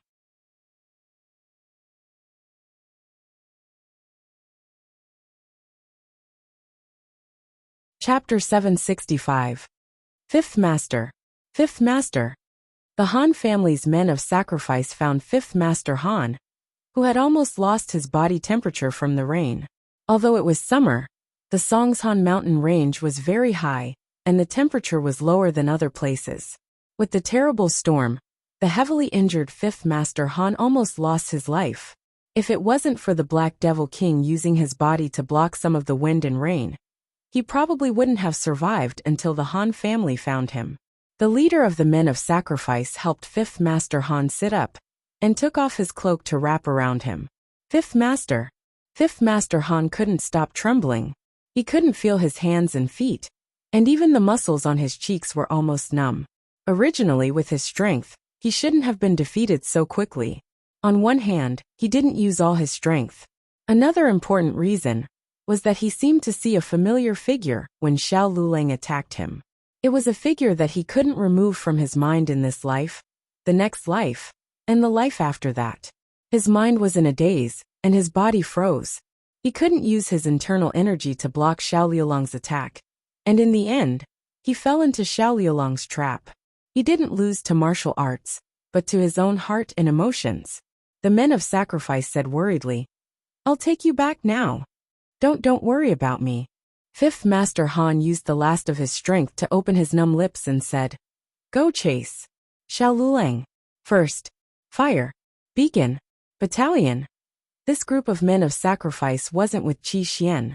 Qi Xian led Han Ye's men, and he was secretly helping the property management under the orders of the family head. They didn't know that Qi Xian was also here, but they had one thing in common, and that was that they didn't ride horses. "Go ride my horse." Xiao Luleng was eager to end the battle. He had used all his strength to attack Xiao Luleng, and his body was already exhausted. Moreover, he could not see. As long as the Han family's men of sacrifice could catch up with him, they would be able to severely injure him and take back the secret letter. The leader of the men of sacrifice instructed his companions, "You guys, take the fifth lord and hurry. I'll chase after Xiao Luleng first." When he caught up, he would deliver the secret letter to Fifth Lord and escort him to the first fire beacon camp. "Yes," the few of them answered. "Wait." Fifth Grandfather Han stopped him. The suicide soldier said, "Fifth Lord, do you have any other orders?" Fifth Grandfather Han said, "I have a bottle of medicine for the dark demon horse. If it can't run anymore, give it one pill to recover its stamina." "Yes." The kamikaze soldier took out the medicine bottle and turned around to ride the Black Demon King. The Black Demon horse was very uncooperative at first, and the kamikaze soldier fell a few times before he could ride it. This was the result of Fifth Han's carrot and stick approach. However, once the kamikaze soldier took over, the Black Demon King's speed could only be described as lightning. The kamikaze soldier rushed toward the first fire beacon camp without stopping. On the other side, the battle between Taoist Qifeng and Liao Chen was coming to an end. Liao Chen didn't want to kill anyone today, so he didn't have much killing intent when he attacked. He also held back some of his strength. However, Taoist Qingfeng's every move was deadly. Liao Chen was forced to retreat until his back hit a tree.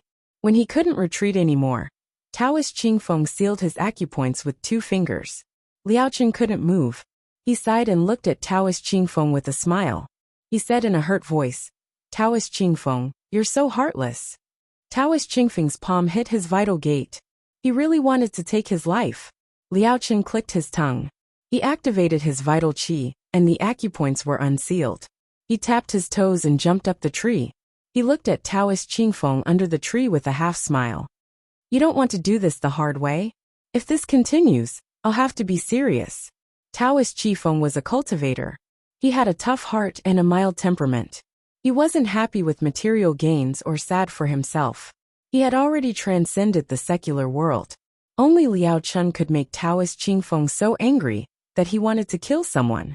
However, Taoist Qingfeng suppressed his desire to kill Liao Chen today. After all, he had more important things to do. He raised his head and looked at Liao Chen with his beautiful eyes. "Come down. I'll drink with you." Liao Chen curled his lips and landed gracefully. Taoist Qifeng took out a rope from his sleeve and tied Liao Chen up. Liao Chen was speechless. Taoist Qifeng hung Liao Chen under the tree and turned around to mount his horse. Liao Chen swayed under the tree like a small silkworm. He looked at Taoist Qingfeng's back and curled his red lips. He said with a smile, "If you dare to leave, I'll tell the world that you're the thief who was watched by thousands of disciples at Baiyun Taoist Temple on a moonlit night a few years ago." Taoist Qifeng was about to explode. It was raining cats and dogs. The Black Demon horse kept chasing in the rain. It was very young and had a lot of stamina. It also had better endurance than ordinary war horses. It ran tirelessly, leaving the Mount Song mountain range far behind. The lightning didn't stop it. It was like the bravest warrior, chasing after its enemy, without caring about the consequences. It's not enough. The man of sacrifice grabbed the reins and wiped the rain off his face. They had already run for nearly 100 miles. But the black demon horse still didn't show any signs of fatigue. He had never seen such a powerful warhorse. However, it still needed to be faster. The man of sacrifice took out the pills that Fifth Master Han had given him and fed one to the black demon horse. The black demon horse quickly recovered its stamina and sped up a little. Finally, after passing through a small forest, the man of sacrifice heard the sound of hooves coming from ahead. The man of sacrifice was delighted. It was Xiao Lulang. It must be Xiao Lulang. The sky was already dark. The entire world was covered in a heavy downpour. Running on a rainy night was actually a very dangerous thing to do. The cavalry's line of sight was obstructed, so they mostly relied on the warhorse's senses. Normally, warhorses would slow down. Firstly, the cavalry would request it. Secondly, warhorses had an instinct to avoid danger. However, the Black Wind King didn't slow down. It was like a bolt of lightning in the rainy night. The man of sacrifice heard the sound of hooves getting farther and farther away. He clenched his teeth. Damn it! We were about to catch up. Why does it feel like the distance has widened again? Hiya! Hiya! The man of sacrifice raised his speed to the maximum and finally caught up to the Black Wind King. This time, the distance between them was unbelievably close. The man of sacrifice unsheathed the long sword at his waist. He only needed one slash to deal a heavy blow to Xiao Lulang. The Black Wind King galloped, all the muscles on its body taut. Just as the man of sacrifice slashed down, it suddenly swerved to the right and charged into the fork in the road ahead. The man of sacrifice slashed down. Because he didn't expect the Black Wind King to suddenly change directions. He didn't even have time to pull the reins and stop. The Black Devil horse was too fast. In the blink of an eye, it was already 100 feet away. If it turned around and chased after the Black Wind King, it would be even harder to catch up. Forget it. You've left the fork, so you'll have to return to the main road. I'll wait for you in front. However, the Black Wind King didn't give him the chance to stop him. When he returned to the main road, he was only a horse's length away, but the Black Wind King had already run ahead. I didn't catch up again. The man of sacrifice was so angry that he didn't feel good. Wasn't it an old horse? How could it run so fast? However, it wasn't all smooth sailing ahead. There were other guards from the Han family guarding the road. When they heard the sound of galloping hooves, they drew their longswords and lined up to block the road. They were ready for battle. The Black Wind King didn't hesitate at all. As if it was breaking through mountains and rivers, it broke through the blockade of the Han family guards. 2 of the Han family guards were sent flying. It was too fast. It was too strong. This wasn't the Black Wind King they knew. The Black Wind King wasn't this strong. One of the bodyguards looked in the direction where the man and the horse had left and shouted, "Cut the rope for me." The cable bridge was in front. The guard guarding the bridge on the other side pulled out his sword and cut the ropes at the end of the bridge. The wooden bridge broke, and the broken parts hit the cliff with a loud noise. There was a distance of 10 feet between the 2 cliffs. No horse could cross it. However, the guards were surprised to find that the Black Wind King didn't slow down. What is it trying to do? It can't be trying to cross it, right? It's courting death. Are the soldiers stupid? Why aren't they stopping it? Hey! A guard shouted at Gu Jiao's back. Your horse is going to jump off the cliff. Stop it before it's too late. They couldn't let Gu Jiao jump. They hadn't gotten the secret letter from Gu Jiao yet. If Gu Jiao fell off the cliff, 5th Master Han wouldn't be able to complete his mission. Stop. You'll die. They sincerely wanted to stop Gu Jiao from falling off the cliff and dying. Gu Jiao couldn't see, but she could still sense. She heard the sound of the bridge breaking and felt the cold wind from the abyss. However, she didn't stop the Black Wind King. The Black Wind King accelerated. She wiped the blood from the corner of her mouth and grabbed the reins. She clamped the horse's abdomen and stood in the stirrups. The Black Wind King's muscles tensed as it leaped. Almost at the same time, the Black Demon horse and the loyalists arrived. The bridge is broken. The bridge is broken. Don't go. The Han family guard shouted. The loyalists pulled on the reins and stopped the carriage with the black demon horse at the edge of the cliff. They were able to stop the carriage because of the loyalists and the black demon horse's instinct to avoid danger. The black demon horse retreated a few steps. This was a distance that even the black demon horse couldn't cross. No one dared to look down. The Black Wind King and the cavalrymen were about to fall off the cliff. Ah! A guard shouted. Look! It crossed the cliff. It surpassed its instincts and overcame its fear of the cliff. It crossed a distance that no warhorse had ever been able to challenge. It was the Black Wind King, without a doubt. The guards at both ends of the bridge were stunned. For a moment, they didn't even know how to react.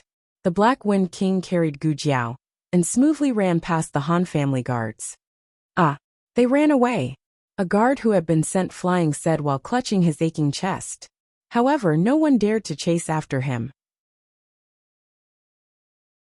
The youth's unreserved trust and the Black Wind King's unwavering struggle showed them the most precious thing on the battlefield. They didn't know what kind of spirit this was, but they felt their hearts being sprinkled with hot blood. They didn't want to chase. At least not now. Fifth Master Han was right. The 3 moves that Gu Jiao used to defeat him had cost her almost all of her strength. She had never used such an overdraft fighting style in any battle before. But even so, she couldn't kill Han Ci. Han Ci was too strong. Blood flowed up her throat and spilled out from the corner of her mouth. At first, she could still swallow it, but later, she didn't even have the strength to suppress the sweet taste in her throat. Blood flowed all over the Black Wind King's back. She persevered with her willpower. The Black Wind King's situation wasn't much better. A normal horse would have to rest after running at full speed for 20 to 30 kilometers. But cavalry could only travel 70 to 80 kilometers a day. If they forced their way through, they could travel over 100 kilometers, but they still had to rest. Only when the horse ran to its death would it travel over 100 kilometers day and night. 200 kilometers, 250 kilometers, 260 kilometers. The Black Wind King approached his limit again and again. He was so tired that he wanted to collapse, but he gritted his teeth and persevered. At dawn the rain stopped. The first rays of dawn pierced through the thin clouds in the east, passing over the peaks of the mountains and shining on the empty and quiet camp. Every day, the soldiers were awakened by the beating of the war drums. But today, they were awakened by the sound of hurried horse hooves. They thought it was an enemy attack, but when they came to the entrance of the camp, they saw a black warhorse and a blindfolded youth.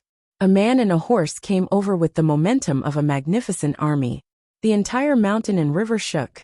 Gu Jiao successfully handed the bamboo tube to the left deputy general of the garrison. The deputy general looked at the blindfolded youth and couldn't help but wave his hand at the youth. The youth didn't respond. The deputy general of the garrison was stunned. He couldn't see? Then how did he run 300 kilometers to get here?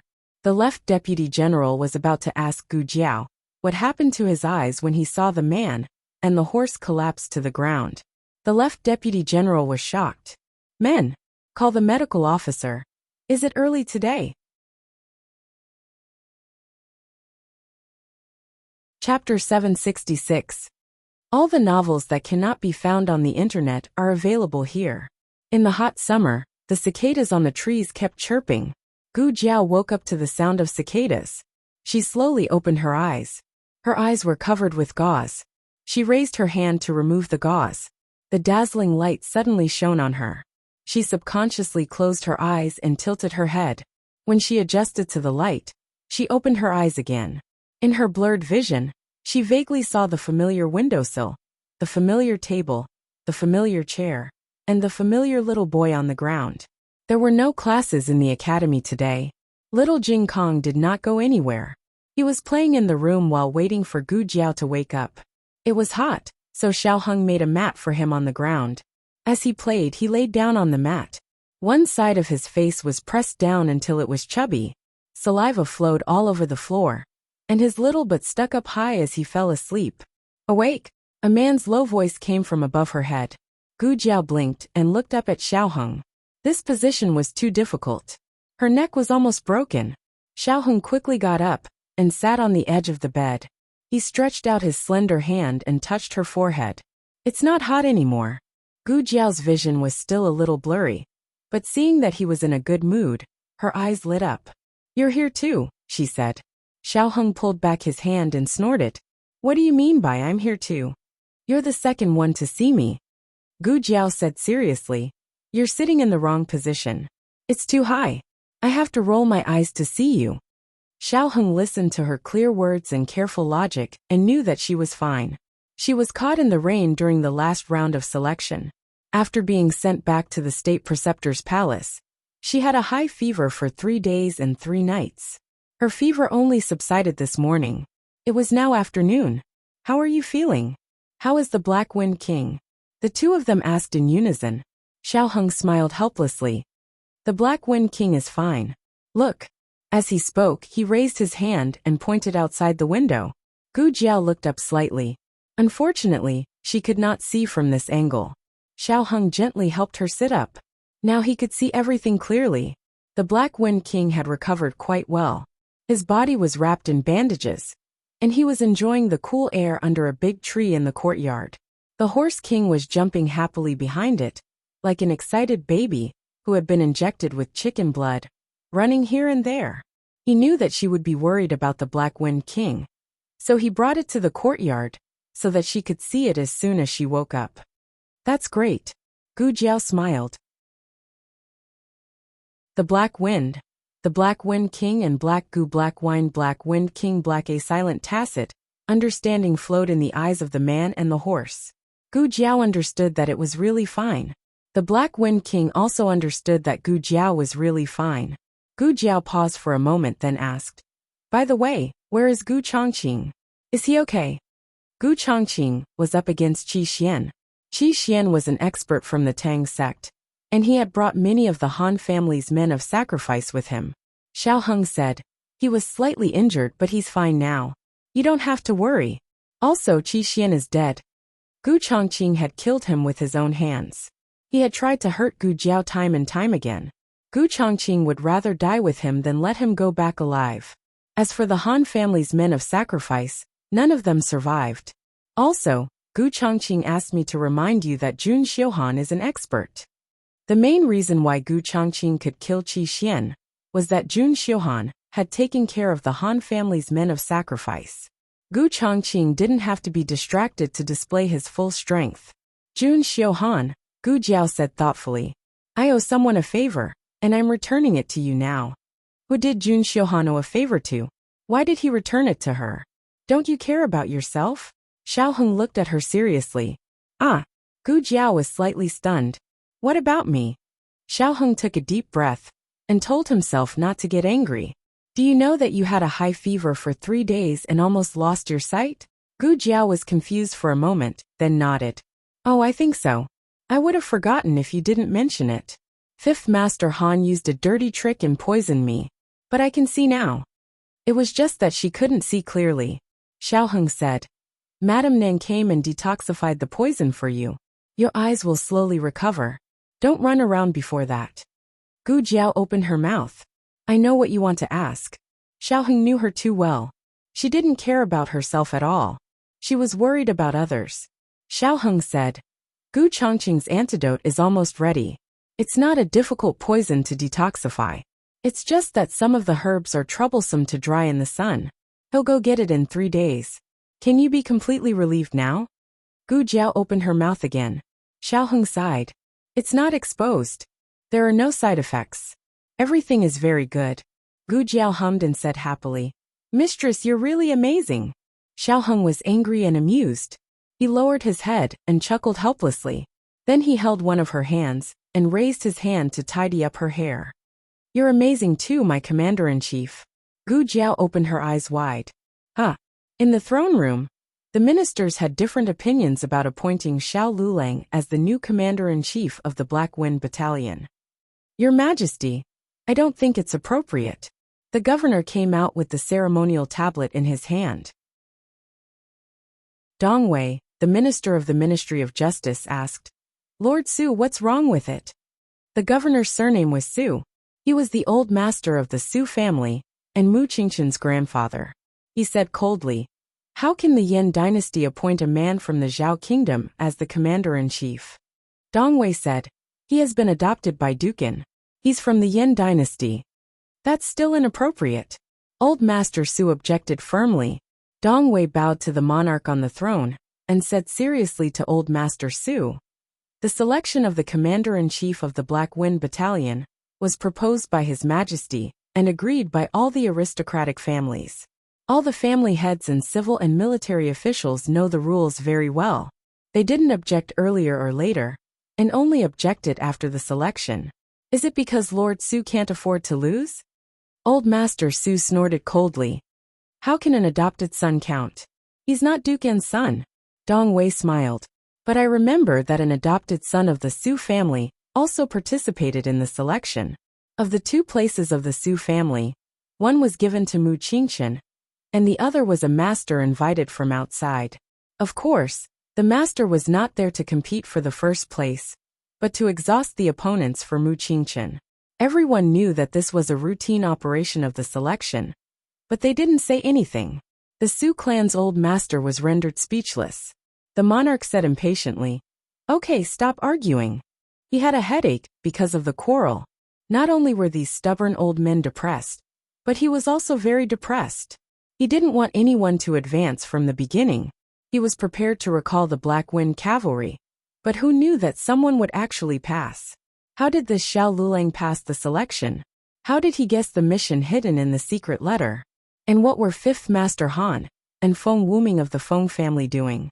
They couldn't even stop a brat from the Zhao country? He would rather the Feng family take away the military power than let the Duke An's mansion take advantage of it. However, he was the monarch of a country. His words were golden, and he couldn't change them.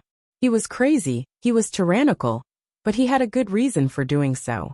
He was only good at using the heaviest punishment to measure the lightest mistake, but it didn't mean that he would punish people if they didn't make a mistake. Those were all private operations that couldn't be done in public. Hanlei, the monarch said irritably. This minister is here. Hanlei took a step forward while holding the ceremonial tablet. The monarch's heart was bleeding. He held back his anger and reluctantly said, "Send the Black Wind Battalion's commander flag, commander seal, and token to Xiao Lulang of the Duke An's mansion." Hanlei painfully said, "Yes." After the Mu family lost 200,000 soldiers, the Han family also lost 50,000 Black Wind cavalry. Gu Jiao got up from the bed. There were no female disciples in the state preceptor hall. These days, Sheng Guanyan's palace maid changed her clothes for her. Today, the palace maid was not here, so Xiao Heng had a rare opportunity to take care of his wife. Gu Jiao sat on the bed. Xiao Heng stood behind her and tied her hair. She was dressed as a teenager, so her hair was gently tied with a hairband. But her hands, Gu Jiao bitterly looked at her 2 big bare paws wrapped with thick gauze. Isn't it too exaggerated? Xiao Heng said. The state preceptor personally tied it for you. He said it wasn't exaggerated. Gu Jiao curled her lips. What Xiao Heng didn't say was that her hand had been holding the reins for too long. Her palm was bruised and bloody. After it dried, it stuck to the reins. The doctor didn't know where to start and cut the reins. She and the horse were sent to the state preceptor hall for the state preceptor to treat. The reason why she was sent to the state preceptor hall was because the state preceptor said that he was willing to provide treatment for the selected cavalry. If she was injured, she should be sent to the state preceptor hall. Gu Jiao fainted at that time and couldn't remember anything. Fortunately, she fainted, otherwise it would be very painful. Little Jinkong had already been carried to the bed. He changed to a sprawled position and continued to sleep soundly. One side of his face was still imprinted on the mat. Gu Jiao looked at him, then at Black Wind King and Horse King in the courtyard. Then, she looked at Xiao Heng, who was treating her gently. The room was very quiet, and the cicadas were very noisy. But somehow her heart was very happy and peaceful. She lifted the thin blanket on her body with her big bare paws wrapped in gauze, and got out of bed. Just as she took a step, her legs went soft, and she fell down with a plop. Xiao Heng hurriedly reached out to catch her, but she fell too fast, and the inertia was too great. He couldn't catch her. so he had to jump forward, hold her, and fall down with her. He fell heavily on the cold and hard floor. Are you okay? He hugged her tightly and asked. Gu Jiao lay on his body and shook her head. I'm fine. How about you? Are you hurt? Am I very heavy? Xiao Heng was still in a protective position. He held her waist with one hand and covered her head with the other. He smiled gently. I'm not in pain. Also, you're not heavy either. Gu Jiao asked strangely. Why are my legs so soft? She didn't expect it at all. Xiao Heng said softly. You used too much strength. You didn't rest for a day and night. You've been riding a horse all this time. It would be strange if your legs didn't go soft. Gu Jiao rested her head on Xiao Heng's strong chest and said with a long sigh. My legs don't feel like they belong to me. I can't even move my toes. Husband, you're really amazing. Xiao Heng, who didn't drive but was hit by the car, was speechless. Yu He, who just came to the door with the medicine, was also speechless.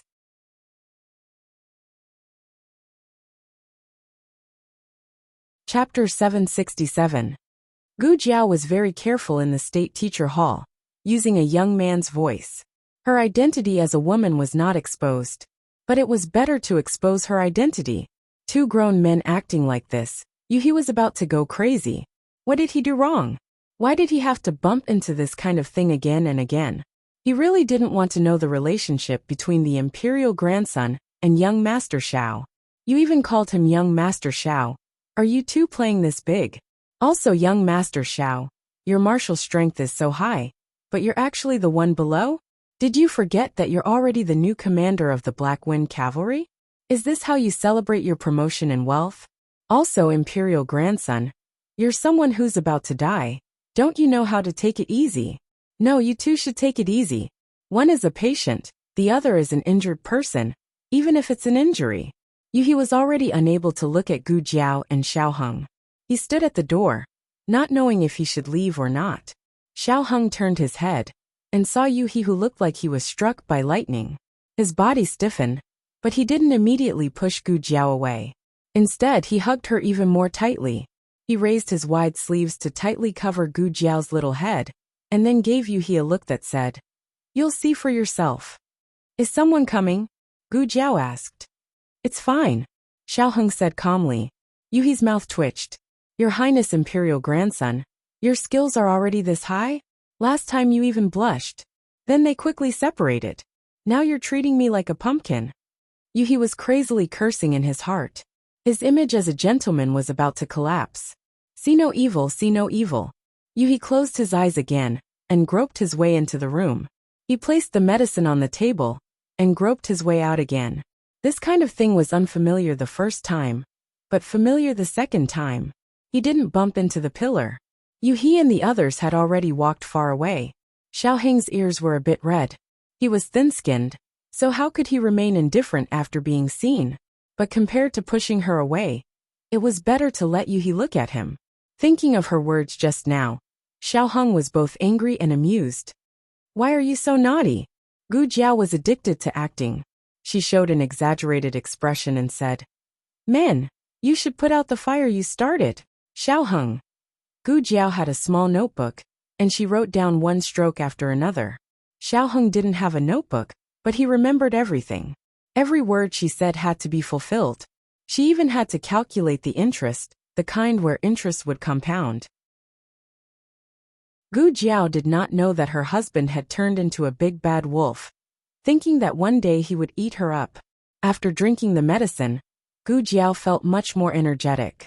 Her legs were not as sore as before, and she was able to walk a few steps. Xiao Heng felt sorry for her and brought a wheelchair over for her. Sit on this, Xiao Heng said. Gu Jiao thought for a moment and sat on it. It was her first time sitting on it, so it was strange. Where are you going? I'll push. Before he could finish his words, Xiao Heng saw someone using a big bear paw wrapped in gauze to push the wheelchair and race down the corridor. Xiao Heng. Gu Jiao raced all the way to the courtyard.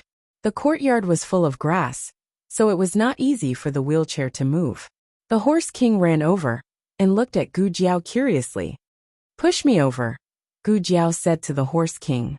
The Horse King went behind Gu Jiao put its head on the back of the wheelchair, and pushed Gu Jiao in front of the Black Wind King. Gu Jiao looked up and stretched out her hand. Boss! The Black Wind King raised one of his hoofs. One person and one horse friend shook hands. Hoofs. Both the Black Wind King and Gu Jiao needed to rest. The Black Wind King obediently stayed in the courtyard. But Gu Jiao was not so obedient. She used the reins to tie the Horse King. She didn't have a sled dog, but she had a wheelchair horse.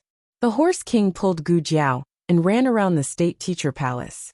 Half an hour later, the State Teacher Palace's wheelchair was broken.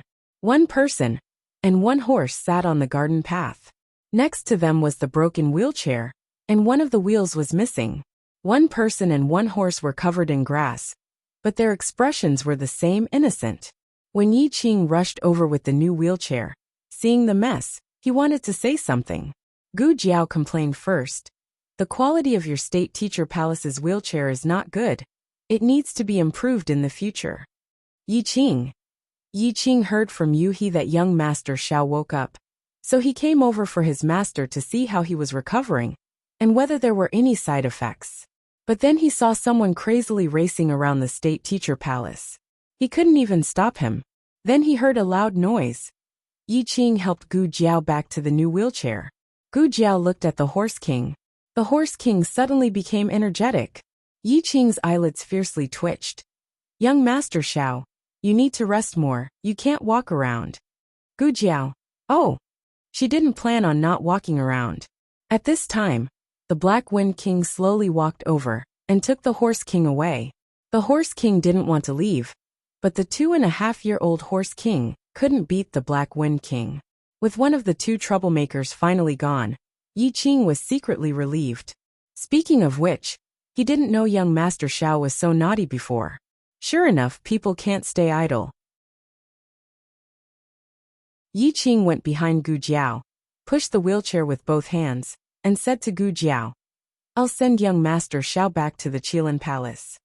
Gu Jiao hurriedly said, Wait, I'm not going back to the Qilin Palace yet. Where is your master? Yi Qing truthfully said, Master is in the purple bamboo forest. Gu Jiao, and take me to your master. Master may not necessarily see you. He's busy right now. Forget it, I'll send you to the purple bamboo forest first. So you and little Shi don't get together and cause trouble. Yi Qing pushed Gu Jiao in the direction of the purple bamboo forest. Gu Jiao raised her hand to cover her eyes. Is your eyes uncomfortable? Yi Qing noticed her movements. Gu Jiao said, Under the strong light for too long, it's a bit prickly. Yi Qing called out to a passing disciple. Senior brother. The disciple respectfully saluted. Go get an umbrella. Yi Qing ordered. Yes. The disciple quickly went to the nearest courtyard to get an umbrella. Senior brother here. Yi Qing took the umbrella, opened it, and held it with one hand and pushed the wheelchair with the other. He had martial arts, so pushing with one hand wasn't hard at all. Gu Jiao secretly sighed. Yi Qing was quite considerate and good-looking. Did he have a girlfriend? Should I introduce one? The two entered the purple bamboo forest. The disciple in the small bamboo house was currently sweeping the front yard. The front yard seemed to have an endless amount of fallen leaves. Every time Gu Jiao came, she would see this disciple sweeping the yard. Senior brother. The disciple saw Yi Qing, put down the broom, and respectfully saluted. Then he also greeted Gu Jiao. Young Master Xiao. Is Master done? Yi Qing asked. Not yet. The disciple said. Yi Qing hesitated, but still said to the disciple. Go tell her that young Master Xiao is here. Yes.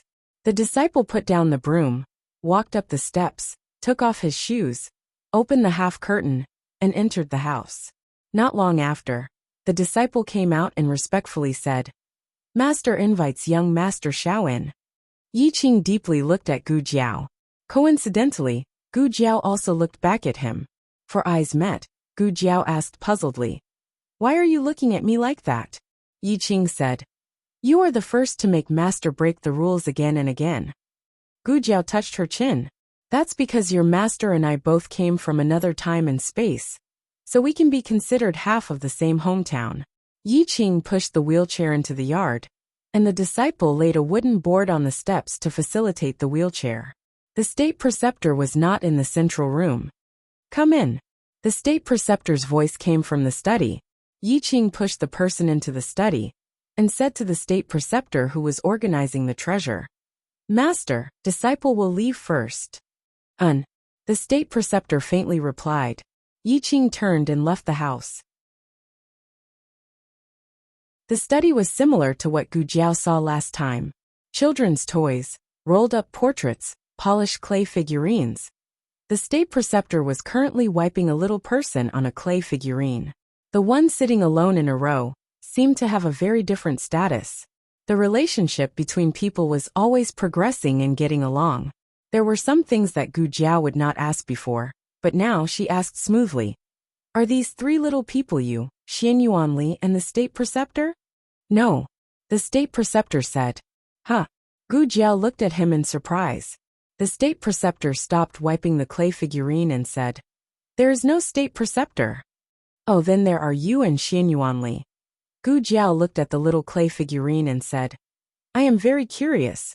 Who is the person who can sit with you and Xianyuan Li? It seems that his status is very different. A very important person, a teacher and a friend. The state preceptor said. Gu Jiao raised her eyebrows. The evaluation was a bit high. The state preceptor put the clay figurine back on the shelf and put down the rag in his hand. He turned and looked at Gu Jiao. You seem to be recovering well. Gu Jiao said. It's okay. My legs are a bit weak, my eyes are a bit sensitive to light, and I can't use my hands. Other than that I am fine. The state preceptor nodded. These will slowly recover, provided that you stay in the house and don't run around. It seemed that the state preceptor had also heard the news of someone racing in the state preceptor hall. Gu Jiao decisively changed the topic. I came here today to talk to you about something. Speak. The state preceptor said. Gu Jiao said seriously. It is about what you promised me last time. You said that as long as I win the Black Wind Cavalry, you will tell me the whole truth. It is time for you to fulfill your promise. The state preceptor picked up a scroll and slowly opened it. It was a portrait of Jing Yining. He looked at the portrait and said, Last time you asked me what my relationship with Jing Yining was. But I think that you did your best not just to know my relationship with Jing Yining. You want to know more about Jing Yining. Gu Jiao also glanced at the portrait. That's right. I am very curious about Jing Yining. The state preceptor raised his eyes and looked at her with a complicated expression. Have you ever thought about why you are curious about a stranger? This question stunned Gu Jiao. Yes, why did she like Jing Yining? The state preceptor said. You are Jing Yining. Gu Jiao was slightly stunned. The state preceptor did not keep her in suspense and did not beat around the bush. He simply put the facts in front of her. You are Jing Yining, and Jing Yining is you. Gu Jiao blinked and said, How is that possible? The state preceptor put the portrait back and said, Think about your medicine box and your experience. What is impossible? Gu Jiao was silent. The medicine box did have the ability to tear time and space. As for whether she was Jing Yining or herself in her previous life, there was no doubt about the answer. She got the medicine box during a mission in her previous life.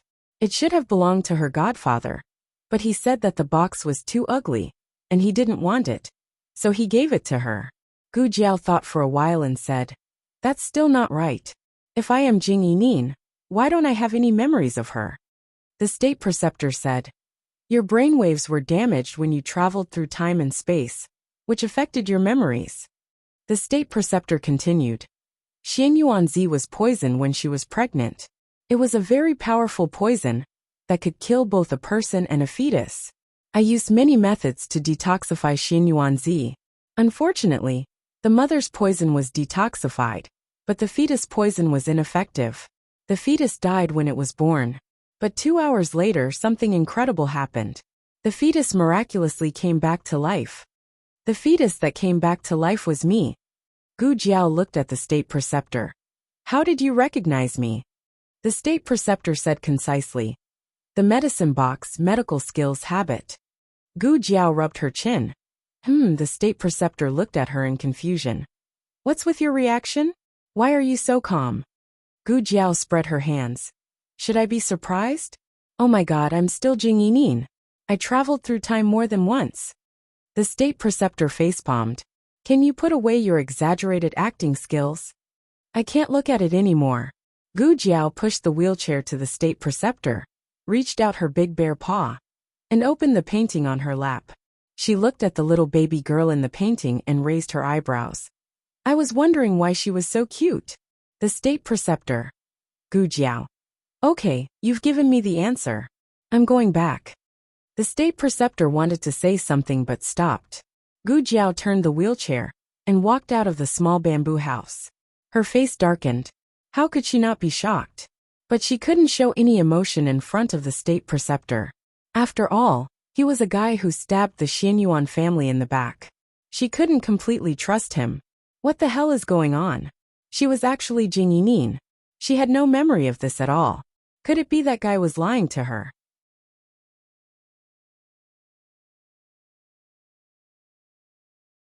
Chapter 768. It's not impossible. He put all kinds of things of Jing Yinin in the study, and pretended to be very concerned about Jing Yinin. Then, he tricked her by telling her that she was Jing Yinin. He used this to win her over, and make her work for the state preceptor hall. This guess is very reasonable. Moreover, that guy was obviously holding back. He still had things he didn't say. Whether she was Jing Yinin or not, she would verify it herself. She didn't have to believe him just because he said it. It wasn't because she didn't want to guard against him that she didn't believe a word he said. The disciple of the small bamboo house wanted to send Gu Jiao off, but Gu Jiao refused. She wanted to be alone. When she pushed the wheelchair out of the purple bamboo forest with her clumsy bare paws, Xiao Heng, who had been waiting outside for a long time, quickly walked over. I'll do it, Xiao Heng said. Oh. Gu Jiao let go of the wheelchair and put her bare paws on her lap. She was thinking about something when she came out and forgot to take an umbrella. The sun was so strong that it hurt her eyes. Suddenly, the light above her head dimmed. Xiao Heng opened an oil paper umbrella over her head. Xiao Heng said softly, Master's wife said that your eyes might be a little afraid of light these days. Gu Jiao's heart warmed. Her husband was so considerate. She reached for the umbrella. I'll do it myself. You can push the wheelchair. Xiao Heng rejected her hand. I still have this bit of strength. Gu Jiao thought of the young and powerful body she felt when she pressed down on him. It was indeed not as thin as it was before. Did you secretly train behind my back? Not only did he have abs, but he also had small pecs. There were also smooth lines on his arms. They weren't exaggerated and were just tight. Xiao Heng didn't even lift his eyelids. He was calm and didn't seem to use any strength. How is that possible? I don't even have enough time to study. The wheelchair was really heavy. It was indeed strenuous to use one hand. But I can't let my wife know that I can't do it. A man can't not do it. From tonight onwards, I'll have an extra hour of training every night. Xiao Heng used all his strength to push Gu Jiao back to the Qilin Hall. Just as he reached the entrance, he ran into Duke Ngua and Second Master Jing, who were coming out from inside. While Gu Jiao was unconscious, Nguagong came to visit her every day. The fact that Gu Jiao was his adopted son had long been known to everybody, so he didn't have to hide it. Besides, he could also visit the crown princess in passing, but he had to be more cautious. After all, he and the crown princess were the remnants of the Xianyuan family. He had just finished greeting the crown princess when he heard that Gu Jiao had woken up and was out for a walk.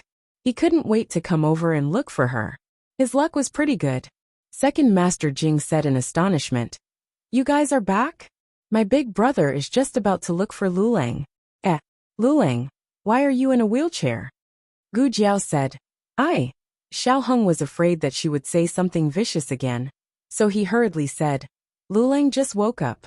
His body is still very weak. In addition, the weather is so hot. It's easy to get heatstroke if you walk too much. That's true. Second Master Jing accepted this explanation. Duke Ngua's anxious gaze fell on Gu Jiao. He dipped his fingertips into the wet cloth on the armrest and wrote on it, How do you feel? Second Master Jing looked at Duke Ngua's words and said to Gu Jiao, My big brother is asking how you feel? Gu Jiao said, I'm pretty good. Dukingwa continued to write. Do your eyes still hurt? It still hurt a little, but Gu Jiao didn't want to worry Dukingwa, so she said, it doesn't hurt anymore. Let's go inside and talk. Xiaoheng said, it's hot here. The few of them went to Gu Jiao's room. Xiaoheng could tell that Gu Jiao had something to say to Dukingwa. He could be jealous of small things, but when it came to big things, he wouldn't pester endlessly. He said to Second Master Jing, Little uncle, I have some books here. I need to go to the library. Can you accompany me? Second Master Jing looked at the scorching sun that could melt people. He coughed lightly and said, I want to accompany Big Brother. Dukingwa, no, you don't want to. In the end, Second Master Jing was dragged away by Xiaoheng. Xiaoheng really borrowed a lot of books from the library. It was enough for Second Master Jing to carry them several times. Why do I have to carry them? Second Master Jing looked at Xiaoheng, who was empty-handed with a face full of resentment. Xiaoheng sighed. I'm a sickly person. I don't even have the strength to truss a chicken. How can I be as mighty and majestic as little uncle? Not to mention moving a few books. You can even move a mountain if you ask you to. Second Master Jing. You're quite realistic. Xiaoheng. After Xiaoheng and Second Master Jing left, only Gu Jiao and Dukingwa were left in the room. Originally, little Jing Kong was there, but before Xiaoheng went to find Gu Jiao, he took the sleeping little guy to Shangguanyan's place. The afternoon wind didn't have a trace of coolness. The entire Qilin Hall was like a big steamer under the scorching sun. Ice cubes in the room didn't help. But magically, the two's hearts were very calm. This was a very comfortable way to get along. In order to facilitate the two's communication, Gu Jiao's wheelchair was next to Dukingwa's right side. She could clearly see what Dukingwa wrote. Dukingwa dipped his fingertips in water and wrote, You seem to have something to say to me. Gu Jiao didn't deny it. She just decided to investigate Jing Yinin's matter, and Dukingwa came to her. She shouldn't miss this opportunity. She turned her head to look at Dukingwa's handsome side face and asked, Can you tell me about Jing Yinin? Dukingwa couldn't move his body, but he could blink his eyes. Gu Jiao saw his eyelashes tremble slightly. He should be a little surprised. But even if he was surprised, he didn't ask Gu Jiao, Why did you suddenly ask about Yinin? He trusted Gu Jiao without reservation. He was willing to satisfy all her curiosity, and didn't question whether she had other purposes. He wrote, What do you want to know about Yinin? A father's longing for his child was infinite. If it was about Yinin, he could talk about it for 3 days and 3 nights without any details. Yes, where should I start to understand? First, IQ. Is Yinin smart? Gu Jiao asked. Of course. Dukingwa wrote while showing an incomparably proud look. Yinin is the smartest child in the world. Nonsense. Second Master Jing's head suddenly grew out of the window. This was a guy who was lazy halfway through moving books and came back. Yinin is 2 years old and still can't speak. So stupid. Dukingwa was so angry that his whole body trembled. He wrote in a mighty and domineering manner. Yinin could say mom when she was 1 year, 7 months and 13 days. Gu Jiao. Sure enough, beauty was in the eye of the beholder and genius was in the eyes of the parents. Dukingwa continued to write. Don't listen to him. Yinin is very smart. It's just that she learned it late. After she learned it, she could recite a lot of poems. No child her age could recite more than her. So was this a competition? This didn't seem like something she would do. She hated reciting poems so much. Even if she remembered them, she wouldn't recite them. Gu Jiao imagined herself, who had the intelligence of an adult, shaking her head and competing with a row of little kids in reciting poems in a childish voice. She was so shocked that her body trembled. This was definitely not her. Yinin, is she close to your parents? Gu Jiao unconsciously omitted Jing Yinin's surname. Very close. When Dukingwa mentioned his daughter, his eyes were gentle and doting. She's very clingy to me and her mother. She follows us everywhere. When we let her sleep by herself, she won't. She always hugs her little pillow and sneaks into our bed in the middle of the night. Gu Jiao also imagined herself saying, My bed says it doesn't want to sleep with me today. Then she ran to Dukingwa and his wife's room and threw her chubby self onto their bed. This kind of childish behavior couldn't be her. Gu Jiao cleared her throat. She doesn't like to talk much, right? She also rarely calls her parents. Dukenguo wrote. No, Inine likes to talk a lot. She always talks about her parents. Mom eat. Dad hug. Inine doesn't want to sleep yet. She needs a kiss before she can sleep. But Inine is so cute. Who can bear to reject her? It was cute and cute, tilting its head to one side. Gu Jiao had goosebumps. Why was the image in her mind so clear? She was just imagining it. There was no need to be so clear, right? Dukenguo wrote on the armrest. Inine's mother and I always felt that having Inine was the greatest gift from the heavens. Gu Jiao looked at the words on the armrest and suddenly fell silent. Being loved by Dukenguo and Xianyuanzi while growing up must be a very happy thing. Surnamed Gu. Take your daughter away. I don't want to see her again. Mom. I don't want you anymore. Don't call me Mom anymore. Mom. I'll be good. I won't cry. I won't eat. Open the door. Mom, I'm so cold. It's so dark here. I'm scared. Mom. This was her childhood. This was a night that would never be redeemed. Chapter 769. When Xiaoheng and Second Master Jing returned all the books and returned to Qilin Hall, Dukin and Gu Jiao's conversation was about to end. Second Madam had been unwell for the past few days, so Second Master Jing had to return early. He pushed his eldest brother to bid farewell to Xiaoheng and Gu Jiao. In the corridor, Xiaoheng watched the two brothers leave and sighed.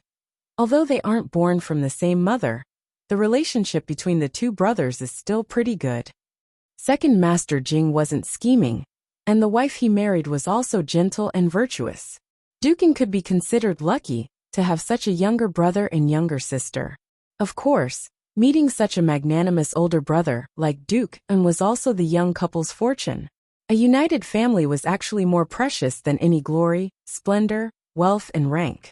Xiaoheng saw that Gu Jiao didn't say anything, so he walked into the room and saw Gu Jiao sitting in the wheelchair, quietly staring at the scene in the courtyard in a daze. Xiaoheng took an orange from the fruit bowl on the table and sat down on the stool beside her. What are you thinking about? He peeled the orange as he asked. I'm thinking about who I am, Gu Jiao said. Xiaoheng already knew that Gu Jiao wasn't the former Gu Jiao's mother. She came from a very distant place, but she never had such doubts before. Why are you suddenly asking this? Did the state preceptor say something to you? He asked. She felt something was wrong when she came back from seeing the state preceptor. Afterwards, she wanted to talk to Dukin alone. Combined with her question, Xiaoheng guessed that the state preceptor said something to her. Perhaps it was related to her origin. Gu Jiao was silent. Xiaoheng didn't force her. He smiled and handed the peeled orange to her. Actually, it's not important who you used to be. What's important is that you are you. Gu Jiao was slightly stunned. Me am I? Yes. Xiaoheng looked at her seriously with all his trust. Name, identity, appearance, body, they're all fabricated. As he spoke, he gently tapped her forehead with his slender finger. This place is the one and only reality. Gu Jiao looked at him strangely. You sound more and more like an enlightened monk. If you think about it carefully, there's a bit of Zen in it. Xiaoheng sighed. Sigh, there's nothing we can do.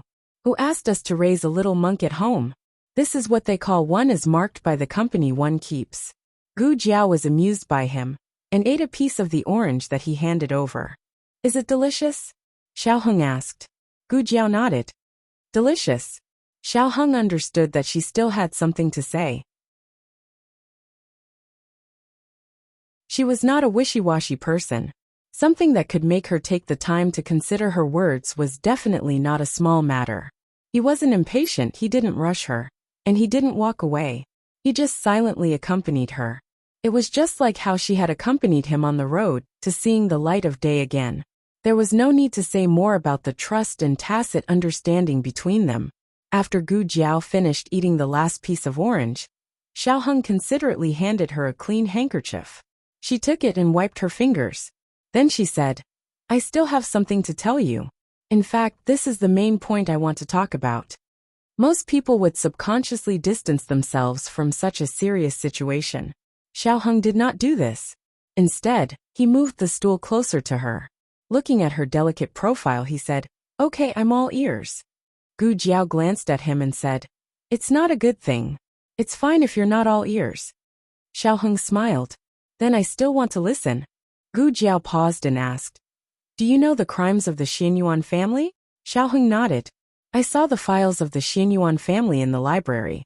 It recorded dozens of serious crimes, colluding with the Great Jin dynasty, betraying the country, ceding border cities, killing loyal people, embezzling money, privately making dragon robes, starting a rebellion.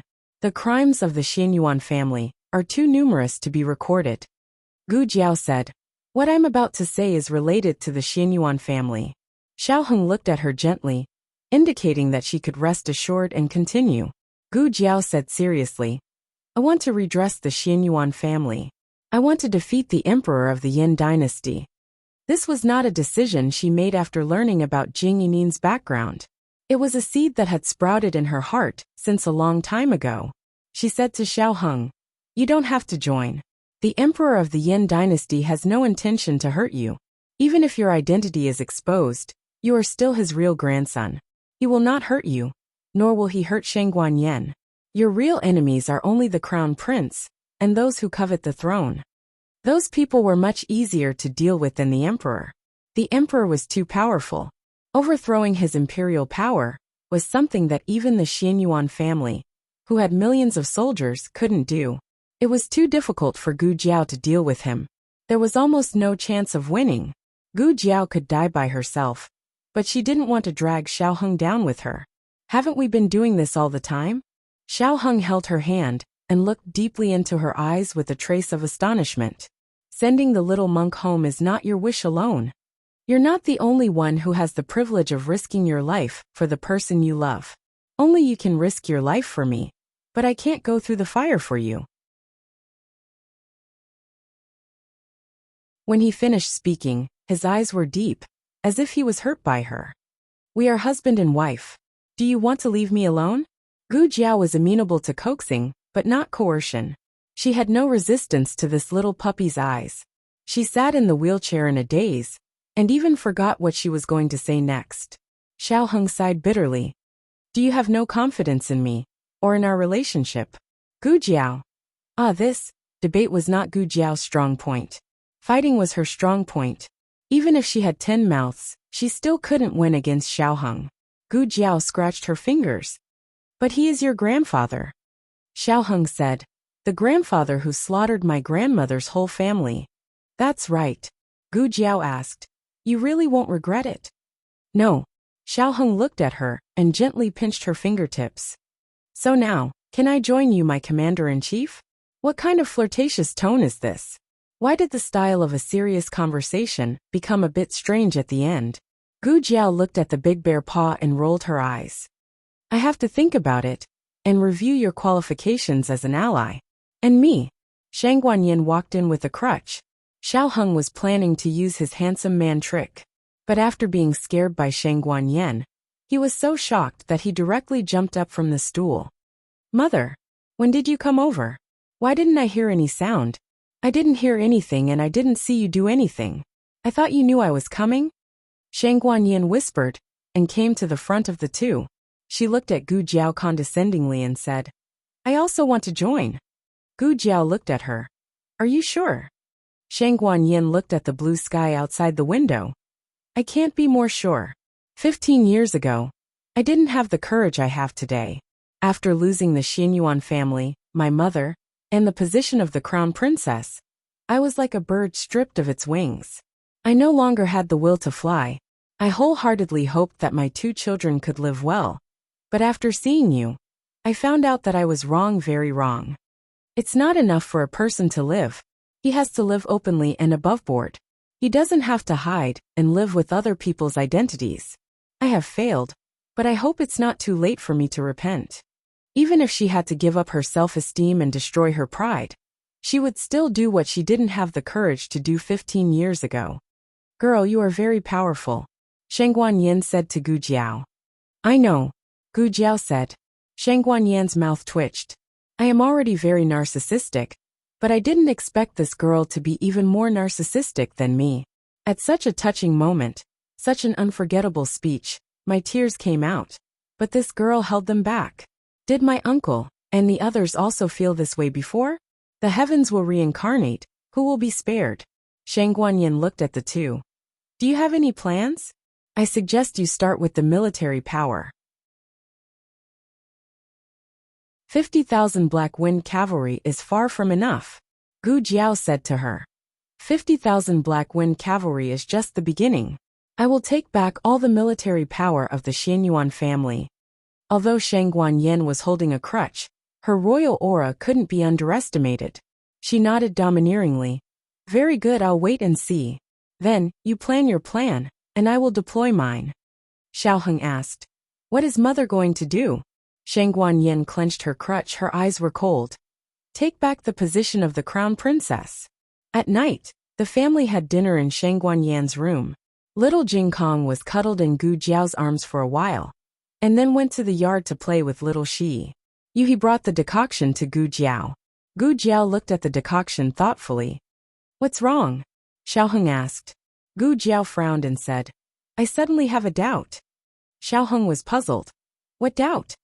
Gu Jiao said, the State Preceptor Hall provides medical treatment for all the children who participated in the selection. Fifth Master Han was seriously injured. Why wasn't he sent to the State Preceptor Hall? He was directly taken back by the Han family. Is he seriously injured? Xiaoheng didn't know about this. The Han family didn't announce Fifth Master Han's injury to the public, so he thought Fifth Master Han was only slightly injured. Gu Jiao recalled, I injured him with my own hands. At that time, he didn't even have the strength to stand up. With such a serious injury, it would be safer for him to come to the State Preceptor Hall for treatment, right? Xiaoheng frowned. If that's the case, then things are a bit strange. Gu Jiao touched her chin. Han Ci must have a secret. Chapter 770. The Han family. As night fell, the servants lit up the candles in Fifth Master Han's courtyard. The lanterns in the corridor were also hung up one by one. Fifth Master Han was meditating in the room. Old Master Han was sitting in the hall beside him. Han Lei and Third Master Han were also there. Han Lei had his hands behind his back and was pacing around the room with a frown. Third Master Han said helplessly, Big brother, can you stop pacing around? You're making me dizzy. Han Lei said rudely, If you don't want to stay here, go back. Third Master Han glanced at the old man who had his hands on his cane and his eyes closed. He muttered to himself, I want to go back, but if I don't care about Fifth Master, won't the old man strangle me to death? After an unknown amount of time, a long breathing sound finally came from Fifth Grandfather Han's room. Han Lei's eyes lit up. It's Fifth Master. Old Master Han slowly opened his old and sharp eyes and said in a deep voice, You two go next door and check on the situation. Yes, father, Han Lei replied. Han Lei and the sloppy Third Master Han went next door. There was no one else in the room except for Fifth Master Han, who was meditating and healing. In the past few days, Gu Jiao wasn't the only one recuperating. Fifth Master Han had also walked around the gates of hell. Han Lei quickly walked to the bed and asked with concern, Fifth brother, how are you feeling? Fifth Master Han took a deep breath and slowly exhaled. He opened his eyes and said, Much better. Han Lei was still a little worried. He looked him up and down and said, Are you really not feeling uncomfortable? Do you want to call a doctor to take a look? Fifth Master Han said lightly, Big brother knows my situation very well. There's no need to call a doctor. It's useless. Han Lei was speechless. Yes, Han Ci's situation was indeed incurable, but there was no need for treatment. He recovered very quickly. This matter started when Han Ci was poisoned when he was young. That year, Han Ci was only 11 or 12 years old. He went out hunting with the elders of the clan and got separated from his family on the way. He was accidentally poisoned. At that time, many of the Han family's guards were poisoned with him. When the elders of the clan came to find them, the guards had all died from the poison. Only Han Ci was lucky enough to survive. The elders asked Han Ci what happened and why she was poisoned. Han Ci remained silent. Since then, Han Si's body had undergone an incredible change. First, his punches and kicks became faster, and then his internal strength became more violent. A martial artist's inner strength was measured by years, but Han Si's inner strength increased every month. All of a sudden, he became the most talented youth in the clan. Logically speaking, such good news should be made known to the world. However, just as the Han family was planning to do so, they unexpectedly discovered a strand of white hair on Han Si's head. They had only seen young people with white hair in novels. They had never thought that it would happen to Han Si. Han Si's sudden talent came at the cost of overdrawing her lifespan. This strange thing happened after Han Si was poisoned, and the Han family guessed that it was the aftereffects of the poison. The stronger Han Si was, the faster she would age. In order to save her life, Han Si could only give up on pursuing higher martial arts realms. The path of a genius stopped here. Even so, Han Si still aged faster than a normal person. If it weren't for Han Ye's accident, the Han family wouldn't have let Han Si take action. Fifth brother. Third Master Han looked at Han Si's hair and widened his eyes in a daze. Han Si originally only had a layer of silver hair on the surface, but now, the inside was much whiter. Fifth Master Han said indifferently, "I'm fine, third brother." Third Master Han fell silent. Han Lei voiced his doubts. "Speaking of which, fifth brother, how did you lose to Xiao Lulang?" Han Si paused and told him the truth. "I was distracted during the fight." Han Lei was shocked. "It's taboo to be distracted. Fifth brother, how could you make such a low-level mistake during the fight?" Han Si was silent for a moment before saying indifferently, "I just thought of someone. Is it that person from the Xinyuan family?" "Fifth brother, you." Han Lei didn't finish his sentence. Han Lei sighed and said earnestly, "Fifth brother, you should let it go. All these years, third brother and I have been hiding things about you from father for you. But don't always make things difficult for us." Han Si said in a low voice, "Thank you, big brother and third brother." Third Master Han waved his hand. "Brothers don't talk about this. It's big brother who doesn't want to hide it anymore. I didn't say anything. I can hide it for a lifetime." Han Lei glared fiercely at this prodigal. Third Master Han shrunk his neck resentfully and didn't dare to say anything else. Han Lei continued to look at Han Si. "But fifth brother, tell big brother the truth. Is Xinyuan Xiaolu really dead?" Han Si looked into big brother's scrutinizing eyes and said seriously, "He's dead. I killed him with my own hands." Han Lei smiled embarrassedly. "Big brother isn't suspecting you. Big brother just feels that you were too close to him back then. After the Xinyuan family's incident, you still secretly hid him. If the guards hadn't discovered it in time, our Han family would have been charged with harboring a traitor." Han Si said. "Big brother also saw the corpse. He is indeed dead." Han Lei was frightened by his younger brother's gaze. He smiled and said, "All right, let's not talk about those unlucky things. You should recuperate well. Strictly speaking, this matter isn't your fault. It's that Xiao Lulang who is too cunning. When we find an opportunity in the future, we'll get rid of him. The Black Wind Cavalry will return to our Han family sooner or later." Han Si didn't continue the previous topic. He said, "I heard that Qi Xian is dead." At the mention of this, Han Lei became angry. "Qi Xian even hid the fact that he went to assassinate Xiao Lulang from me. He almost got into big trouble. It doesn't matter if he's dead, but it won't be good if he implicates our Han family." Han Si didn't understand and asked, "How did he die?" Han Lei replied, "His organs were pierced by a long sword and he died. None of the guards he brought with him survived. They were all killed by the long sword.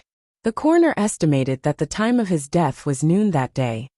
Han Si recalled and said, "At noon, I was fighting with Daoist Qing Feng." "No. What's wrong?" Han Lei looked at him. Han Si frowned. "At noon, Xiao Lulang should be being chased by Long Outyan. One was Long Outyan, and the other was Qi Xian. How could Xiao Lulang escape unscathed? There's something wrong with Long Outyan. He killed Qi Xian." Han Lei exclaimed, "He's from the Crown Prince's residence. Why did the Crown Prince kill Qi Xian?" Han Si clenched his fists. Of course the Crown Prince wouldn't kill Qi Xian. Long Outyin is a spy. He purposely got close to the crown prince. Brother, quickly informed the crown prince to kill Long Outyin. The crown prince's residence. Gu Chongqing was playing chess with the crown prince in the pavilion. The crown prince had just placed a white chess piece when Gu Chongqing's black chess piece caught up and cut off the crown prince's path. The crown prince was shocked. I didn't expect that not only are you good at martial arts, but you're also so good at chess. I only learned a little from my sister. It's enough to torture you. Are your injuries okay? The crown prince asked with concern. It's just a small injury. It's not a problem, Gu Chongqing said. The crown prince said regretfully. I thought that with you taking action, you could help the Han family. Who would have thought that Xiao Liulong's luck would be so good? Gu Chongqing said. It's my fault. The crown prince shook his head. You can't be blamed for this. Even Han Ci lost to Xiao Liulang. I'm afraid it'll be hard for you to gain an advantage over Xiao Liulang. That's right. Last time I asked you to investigate the identity of this fake Xiao Liulang. How did it go? Gu Chongqing's expression didn't change as he said. He's very cautious. I didn't find too many useful clues. The crown prince frowned. I'm afraid only Nangongli knows who this fake Xiao Liulang is. It's a pity that Nangongli died. If he didn't die, the fact that his sister was Gu Jiao would have been exposed. It was good that he died, Gu Chongqing calmly said. Your Highness, I can assassinate the deposed crown princess and the imperial eldest grandson to clear the way for your Highness. I ask your Highness to allow me to redeem myself. The crown prince quickly raised his hand to stop him. Don't. The situation has been too tense recently. Let's wait for this period of time to pass. The two continued to play chess. Suddenly, a guard hurriedly walked over and whispered a few words into the crown prince's ear. The crown prince frowned and waved his hand to have him withdraw. Then the crown prince said to Gu Chongqing, Who else does this prince need to deal with? We'll play another day. After saying this, the crown prince brought his servant to the study. Gu Chongqing returned to his own courtyard. Little Nine fluttered his wings and landed on his windowsill. Little Nine had only been brought here once, so he remembered the location. These days, it was inconvenient for him to visit Gu Jiao, so it was Little Nine who sent him messages. He opened the note. It was written in Xiao Hing's handwriting. Seeing that Gu Jiao had woken up and was recovering well, his worried heart relaxed. There were also 2 flower seals on the note. It was obvious that it was stamped by little Jing Kong. This childish little seal appeared on Xiao Hing's serious handwriting. It wasn't hard to imagine an adult and a child arguing endlessly with a sullen face. Gu Chongqing couldn't help but laugh. Dong dong dong. There was a heavy knock on the door. It was very urgent. Gu Chongqing clenched his hand and used his internal energy to turn the note into powder. He threw it out the window and said, Come in. With a creak, the door was pushed open. It was the little mute slave from the courtyard who came to deliver dinner. The little mute slave was only 10 years old this year, and was still a child. He was accidentally saved by Gu Chongqing from the crown prince's residence's steward. Since then, he had been following Gu Chongqing. He put the box of food on the table, and anxiously gestured to Gu Chongqing for a while. Gu Chongqing didn't understand. I taught you how to write. Can you write? The little mute slave grabbed the writing brush and scratched her head. She racked her brains for a long time before she finally wrote 2 words on the paper that were missing a few strokes. Danger, danger. Gu Chongqing thought for a moment and asked the little mute slave, Are you saying that the crown prince's residence is in danger? The little mute slave nodded and anxiously pointed to the door. He anxiously ran a few steps. This time Gu Chongqing understood. The little mute slave wanted him to quickly escape. Gu Chongqing stood up, grabbed the sword on the table, and rushed out the door. However, as soon as he stepped over the threshold, a long sword with a cold gleam pierced towards him, stabbing into his chest.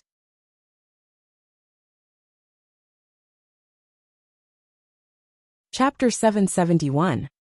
Gu Chongqing's body stiffened as he looked at the shadowy man in front of him in shock. The man was wearing a black robe and a black cloak. His face was hidden in the darkness, only revealing a pair of eyes that were colder than a sword. The man's long sword pierced through Gu Chongqing's chest. Then the man coldly pulled out the long sword, and the blood that splashed out was blocked by his sword. Gu Chongqing was like a puppet that had its strength sucked out, as he fell to the ground in a daze. The little mute slave was too scared to move. The man didn't even look at the little mute slave as he ordered the guards behind him. Dispose of the body. Yes. The guards complied. One of them squatted down and reached out to touch Gu Chongqing's neck. He really was dead. The crown prince's palace couldn't accommodate such an unlucky thing like a corpse. Several people found a dilapidated cart and threw Gu Chongqing's body onto the cart. The sky that had been hot all day suddenly thundered. It looked like it was going to rain. The guards covered the body with a straw mat and walked out from the back door of the crown prince's palace. Lightning flashed and thunder roared in the sky. Along the way, they met many pedestrians who were in a hurry to find shelter from the rain. Ah, how unlucky. Why is it us again? One of the guards driving the cart said. Another guard said, it's not bad to come out for a walk. Don't you feel bored staying in the palace all the time? But we have to go to the mass grave. There are rotten corpses there. Sometimes you can see broken limbs. If you're unlucky, you may come back infected with a bad disease. You're making me scared. After half an hour, several people came to the mass grave that exuded the smell of death and decay. The corpses here were not buried on the spot, but were mostly abandoned. The smell of the breeze was nauseating. The shadows of the trees and the cawing of crows made people feel cold. Quickly throw it back. This place is so fucking scary. Then stop here. Don't get too close. The two of them stopped the carriage near the mass grave and jumped off to move Gu Chongqing's body.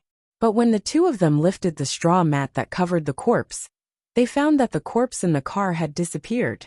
Their expressions changed, and their first reaction was to look under the carriage.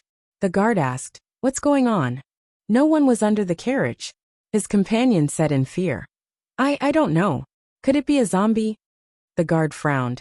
Not good. Quickly inform His Highness.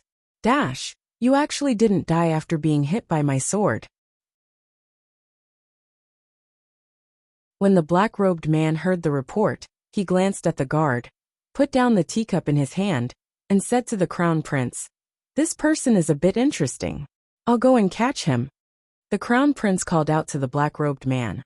Wait, he was hit by Mr. Sword and is severely injured. I don't think he can run far. Just leave the search to the embroidered uniform guards.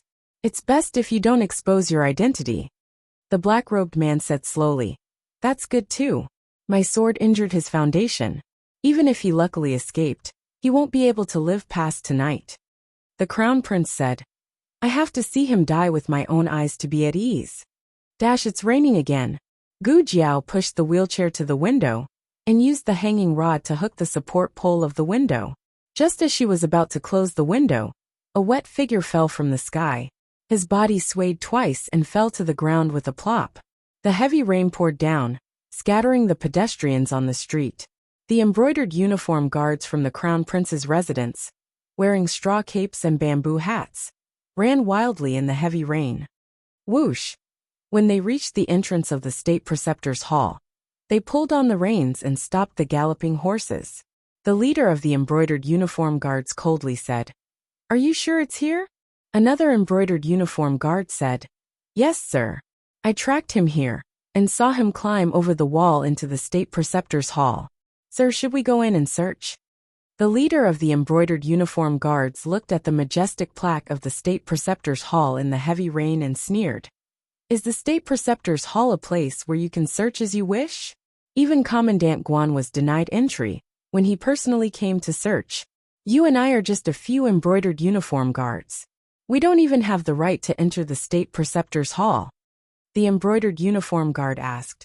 Then what should we do?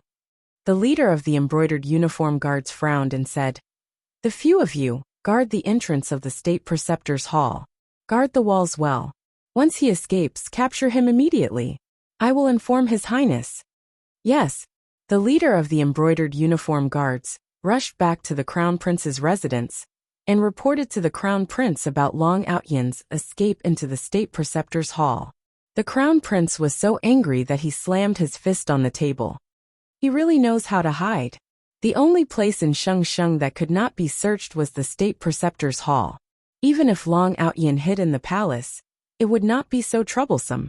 After all, it was easy to find a reason to search the palace, but not the state preceptor's hall. Say that an assassin entered? The state preceptor's hall will say that we will find the assassin ourselves, and that there is no need for the crown prince to worry. The crown prince gritted his teeth and said, "He knows too many secrets. We cannot let him fall into the hands of the state preceptor's hall. Men, prepare the carriage. I want to go to the state preceptor's hall." Half an hour later, the crown prince's carriage arrived at the state preceptor's hall. "Your Highness." The disciple of the state preceptor's hall came forward to greet him. The crown prince opened the window and said to the disciple, "I want to see your state preceptor."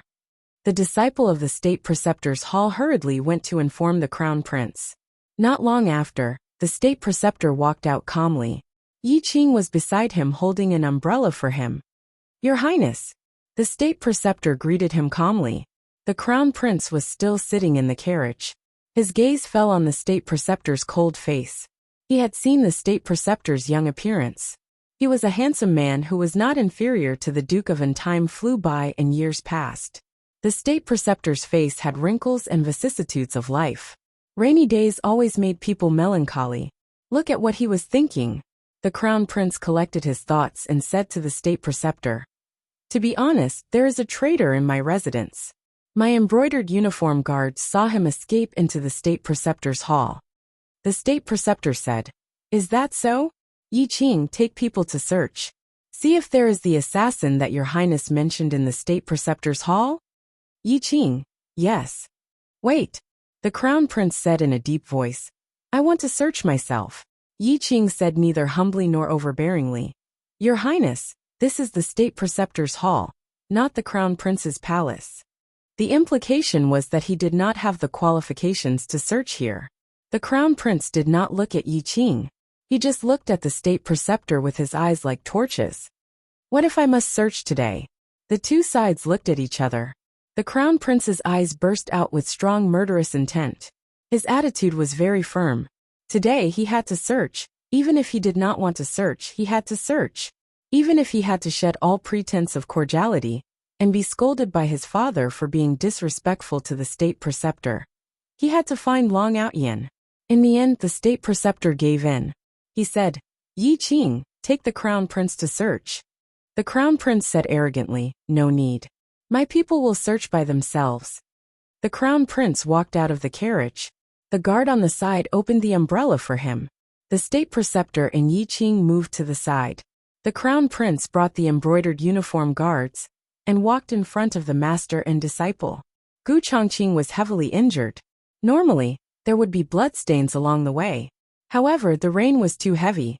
The traces on the ground had already been washed away by the rain. The crown prince's embroidered uniform guards were everywhere. They practically turned the state preceptor's hall upside down. They even went to the purple bamboo forest and the third floor of the library. The state preceptor asked, "Your Highness, did you find anything?" The crown prince frowned and asked the leader of the embroidered uniform guards in a low voice, "Did he really enter the state preceptor's hall?" "He did," the leader of the embroidered uniform guards said. At this time, an older and more experienced embroidered uniform guard said, "Your Highness, there is still a place that has not been searched." The crown prince said, "Where?" He said, "Qilin Hall. You can't go in." At the entrance of the Qilin Hall, two embroidered uniform guards were stopped by the state preceptor's hall disciple on duty. The embroidered uniform guards coldly said, "We are under the order of the crown prince to search for assassins." The disciple of the state preceptor hall said, "We don't have any assassins here. His Highness Zhangsun and the commander are resting. Don't disturb their rest." The embroidered uniform guard sneered. "Ridiculous. A mere imperial grandson dares to stop the crown prince's people. A mere dog of the crown prince's palace dares to criticize the imperial grandson?" Sheng Guanyan's voice came from the back of the hall. Although she was holding a crutch, her eyes were sharp and her aura was fierce. Her whole body was exuding a powerful imperial aura. The candlelight in the hall was dim, only illuminating her slender and straight figure. However, a flash of lightning suddenly flashed across the sky, illuminating the entire state preceptor's hall. At that moment, everyone saw Shang Guanyan's dignified face. Everyone's heart thumped. They seemed to see the crown princess who was shouting at Chengdu come back. Shang Guanyan held her crutch and walked out of the ascension ceremony. She came to the door. The powerful crown princess aura instantly made people feel the pressure from the soul. The two embroidered uniform guards unconsciously took a step back. Third sister, long time no see. How have you been? The crown prince came from the back with a cold face. Behind him were more than a dozen embroidered uniform guards. Unlike Shang Guanyan, who was alone. But even so, there was no trace of fear in Shang Guanyan's eyes. Imperial father is not here. There's no need to act like a brother and sister. The crown prince smiled sarcastically. Third sister, you admit it? Your amnesia is fake. Shang Guanyan said without fear. If you have evidence, then go to the emperor and report me. The crown prince smiled and said, Third sister and I are brothers. How can I do such an unreasonable thing? In fact, if third sister wants to go back to Chengdu, you don't have to go through so much trouble. As long as third sister tells me, I will take third sister back. Shang Guanyan sighed. Alas, you still like to eat sweet potatoes. The crown prince frowned. Before he could react to this sentence, he saw the embroidered uniform guard next to him was holding back his laughter. What are you laughing at? The crown prince frowned and asked. The embroidered uniform guard whispered. Your highness, if you eat too much sweet potatoes, you will fart. She is saying that you like to fart. The crown prince. After so many years, third sister really hasn't changed at all. She is still so irritating. Shang Guanyan spread out her hands. Unfortunately, you have changed. You have become a lot older. Those who know you say you are my younger brother. Those who don't know you think you are my uncle. The crown prince was so angry that he fell backwards. In these years, he has indeed experienced a lot of vicissitudes of life. Unlike Shang Guanyan, who was a salted fish in the imperial tomb, who was carefree. The crown prince clenched his fists. Third sister, you don't have to change the topic. Today I came to catch the assassin. Third sister, you are blocking me. Could it be that third sister is harboring the assassin? Yes. If Long Outyan has nothing to do with the crown princess, why would he hide in the state preceptor's hall at a critical moment? It turned out to be you, Shang Guanyan. Shang Guanyan's eyes flashed and she bluffed. Do you have evidence? If you don't have evidence, don't slander me. The crown prince narrowed his eyes. Do you have a guilty conscience, Shang Guanyan? He coldly said. Today I came to catch the assassin. I don't have time to quarrel with you. If you don't want to get hurt, you better get out of the way. Shang Guanyan said. What if I don't? The crown prince smiled coldly. Then I can only offend you. Someone come. Pull my third sister away. Stop. Xiaoheng shouted. He walked out of the corridor and walked through the lobby to the door. His tall body blocked in front of Shang Guanyan. A disciple of the state preceptor's hall pushed Gu Jiao out behind him. The crown prince looked at Xiaoheng and then looked at Gu Jiao in the wheelchair. His eyes gradually became cold. Wang Su had already probed. The one who lived in the state preceptor's hall was the real imperial grandson. But why did he always feel that something was strange? Xiaoheng faintly glanced at the crowd and said to the crown prince, Isn't the crown prince's hand stretched too far? My mother was ordered to recuperate in the state preceptor's hall. If you dare to let those servants touch my mother with dirty water, you're not afraid that imperial grandfather will blame you. The crown prince snapped. Shang Guanqing, don't use imperial father to suppress me. As the crown prince, it's natural for me to catch the assassin. Even the state preceptor agreed. If you know what's good for you, then obediently get out of the way. Otherwise, I will also arrest you. Xiaoheng didn't show any fear. Then you can try. The crown prince narrowed his eyes. Do it. As soon as his voice fell, a genie guard rushed to Xiaoheng's lapel and grabbed it. Gu Jiao in the wheelchair looked cold. She took off the gauze on her right hand and supported herself on the armrest. Like a small cannon, she hit the genie guard. She grabbed the neck of the genie guard and knocked him out of the Qilin Hall. He fiercely fell on the bluestone floor. With a loud bang, the rainwater on the ground splashed 3 feet high. The water droplets could be seen. The man didn't even have the chance to fight back. He spat out a mouthful of blood and fainted on the spot. Everyone was stunned. The heavy rain fell on her body. Her black hair was wet. She was wearing a young man's long gown, but her thin body emitted a terrifying power. She turned her head in the heavy rain and looked at the crown prince and the genie guards with a ferocious gaze like a blood wolf. I see, who dares to touch him?